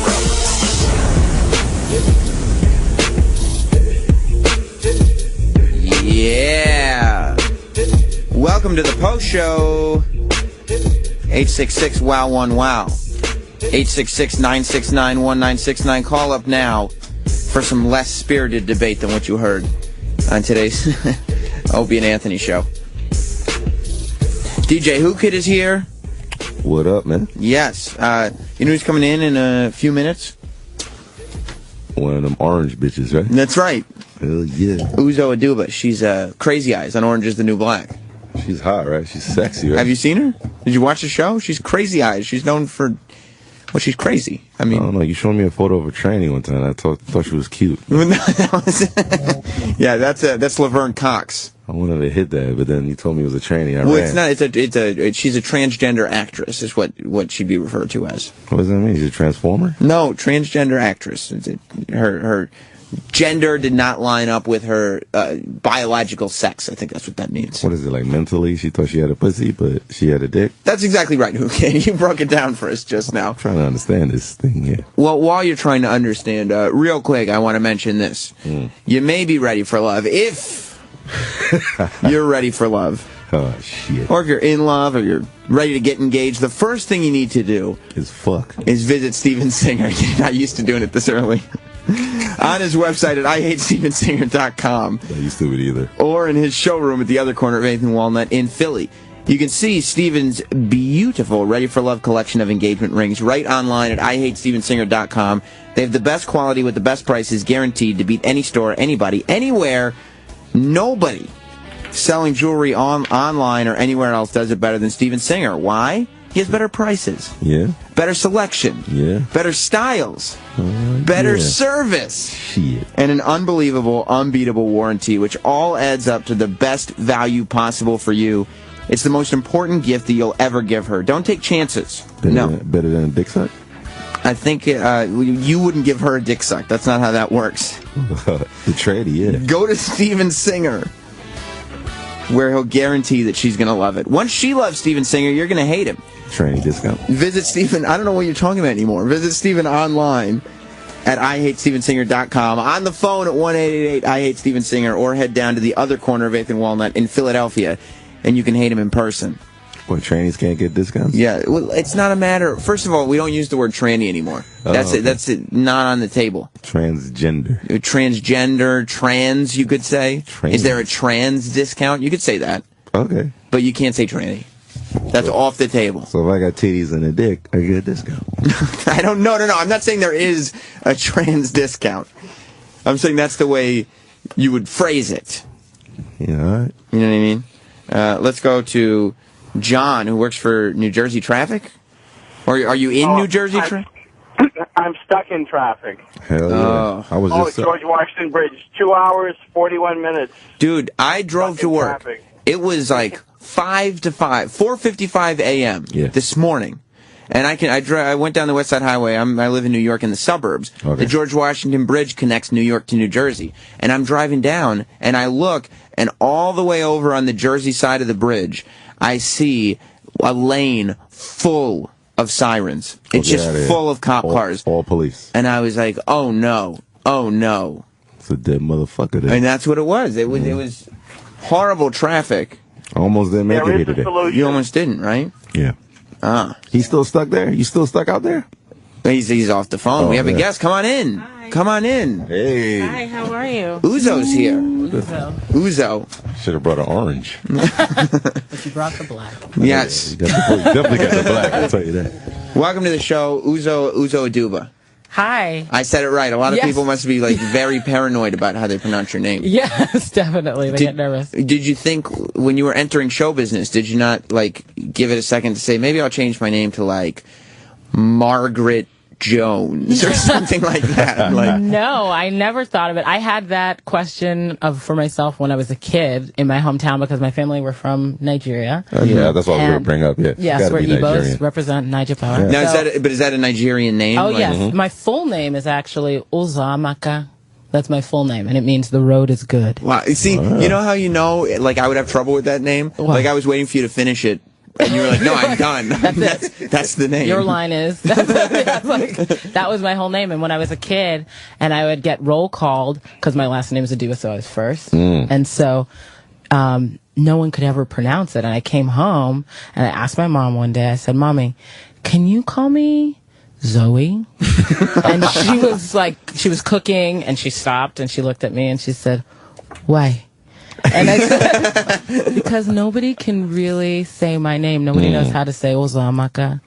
And she just, without skipping a beat, she was like, if they can learn to say Tchaikovsky and Michelangelo and Dostoevsky, they can learn to say Uzo Amaka.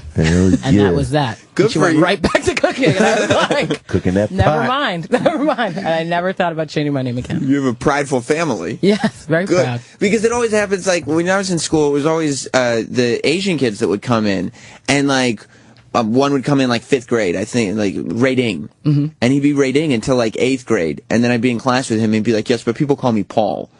I go, who calls you Paul? Like, none of us did. You just invent a name. Yeah. Like, Zoe will be my name then. Yeah, Zoe, because it sounded like Uzo, but it was, it's like, it's still in the family. Right. Yeah, no. But now everybody just calls you Crazy Eyes. Yes. But I say Suzanne. Yes. People will be like, Crazy Eyes. Yeah. Crazy Eyes. I can imagine when you owe tuition and they got to call her name over the loudspeaker, like, come on, because they used to mess up my name because my father never paid on time. Well, this is my name. Sam Roberts is not the most difficult name in the world to pronounce. That's like super white. Yes, it's like, here it is. This is your name. Yeah, exactly. Names. Samuel. That's the Samuel That's Roberts. when we're really going to challenge people. Right. Except if you're Spanish, it's Samuel. Samuel. But this is DJ Who Kid, and that's not his natural. That's not his birth name. DJ. That's actually my full name now. Nobody DJ calls me Who my real Kid. name no more. What's your real name? Yves Mondesir. Where's that from? Where's that from? That's from some shit my mother made up. Really? I'm Haitian. You know, I'm a direct descendant from Nigeria. So. Some shit your mom made up. Is it made up? No, it's I was like, that's quite an inventive made-up name. It's a real name, but you know, it's Yves. So when I owed tuition, they just say Yavez, and I never paid attention, so I never went to the principal's office. You just did, I stayed in class. Yeah, I don't know. So they escorted me with security. Yavez is in a lot of trouble. Maybe it was Ray before he changed it. You never thought to change your name? Yeah, I called myself Mike for like the first. Did you? Yeah, from like freshman to like I was a junior, and then when I lost my virginity, I went back to Yves. Oh, because you were like, I'm a man now. I'm a real nigga now. Oh my God. I see. I understand. I want to take it back. Yeah, I'm possessing it. Yeah, it's mine. I was a little boy with pimples, you know. So but Mike was just made up?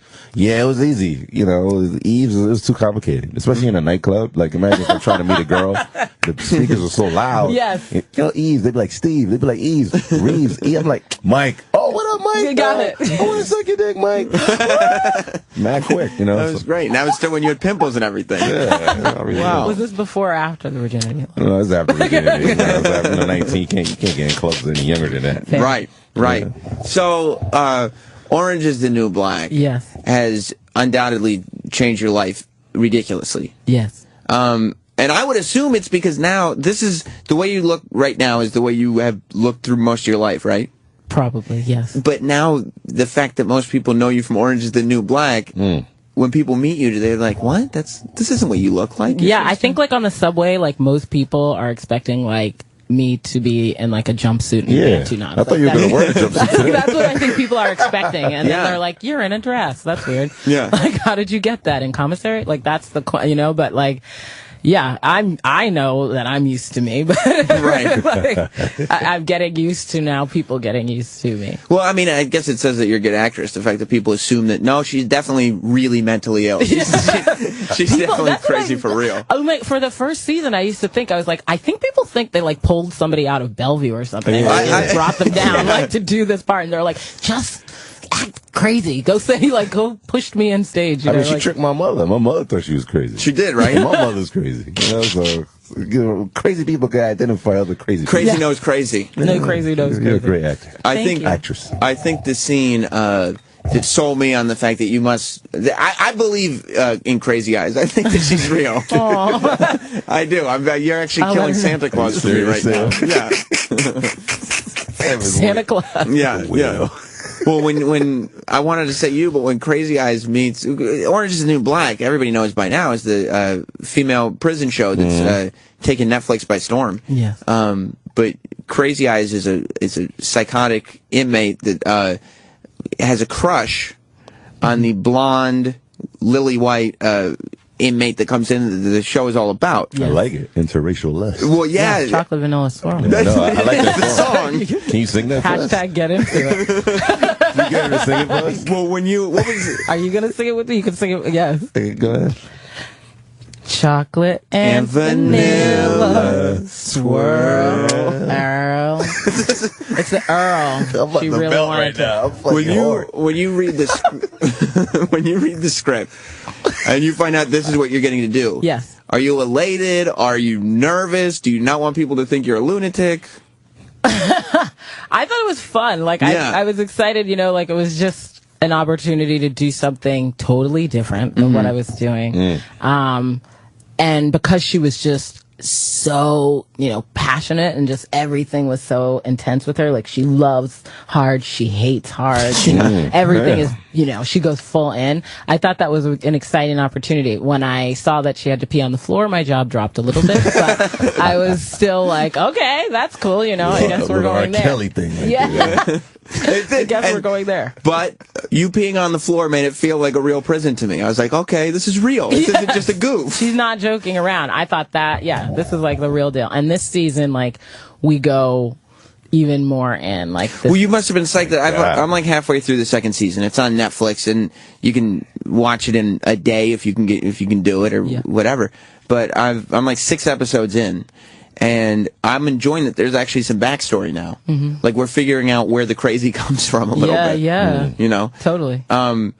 Have you ever been in a situation where somebody has stared at you and peed on the floor? Like, has there, I don't know how long you've lived in New York. Subway? Yeah, exactly. The subway. I can totally, in the subway, I've seen that. I've seen more than my fair share of, like, crazy in the subway. And, I mean, the most that I've ever had is there was a woman one time, like, a girl definitely like cracked out, came up when me and a friend of mine, we were outside of Port Authority, standing there talking, like about to part our separate ways, and she had no teeth, and she was eating a sandwich, and just like gumming a sandwich. Yeah, gumming a sandwich, exactly, and like walked into our conversation, and I just like turned to her and I was like, not today.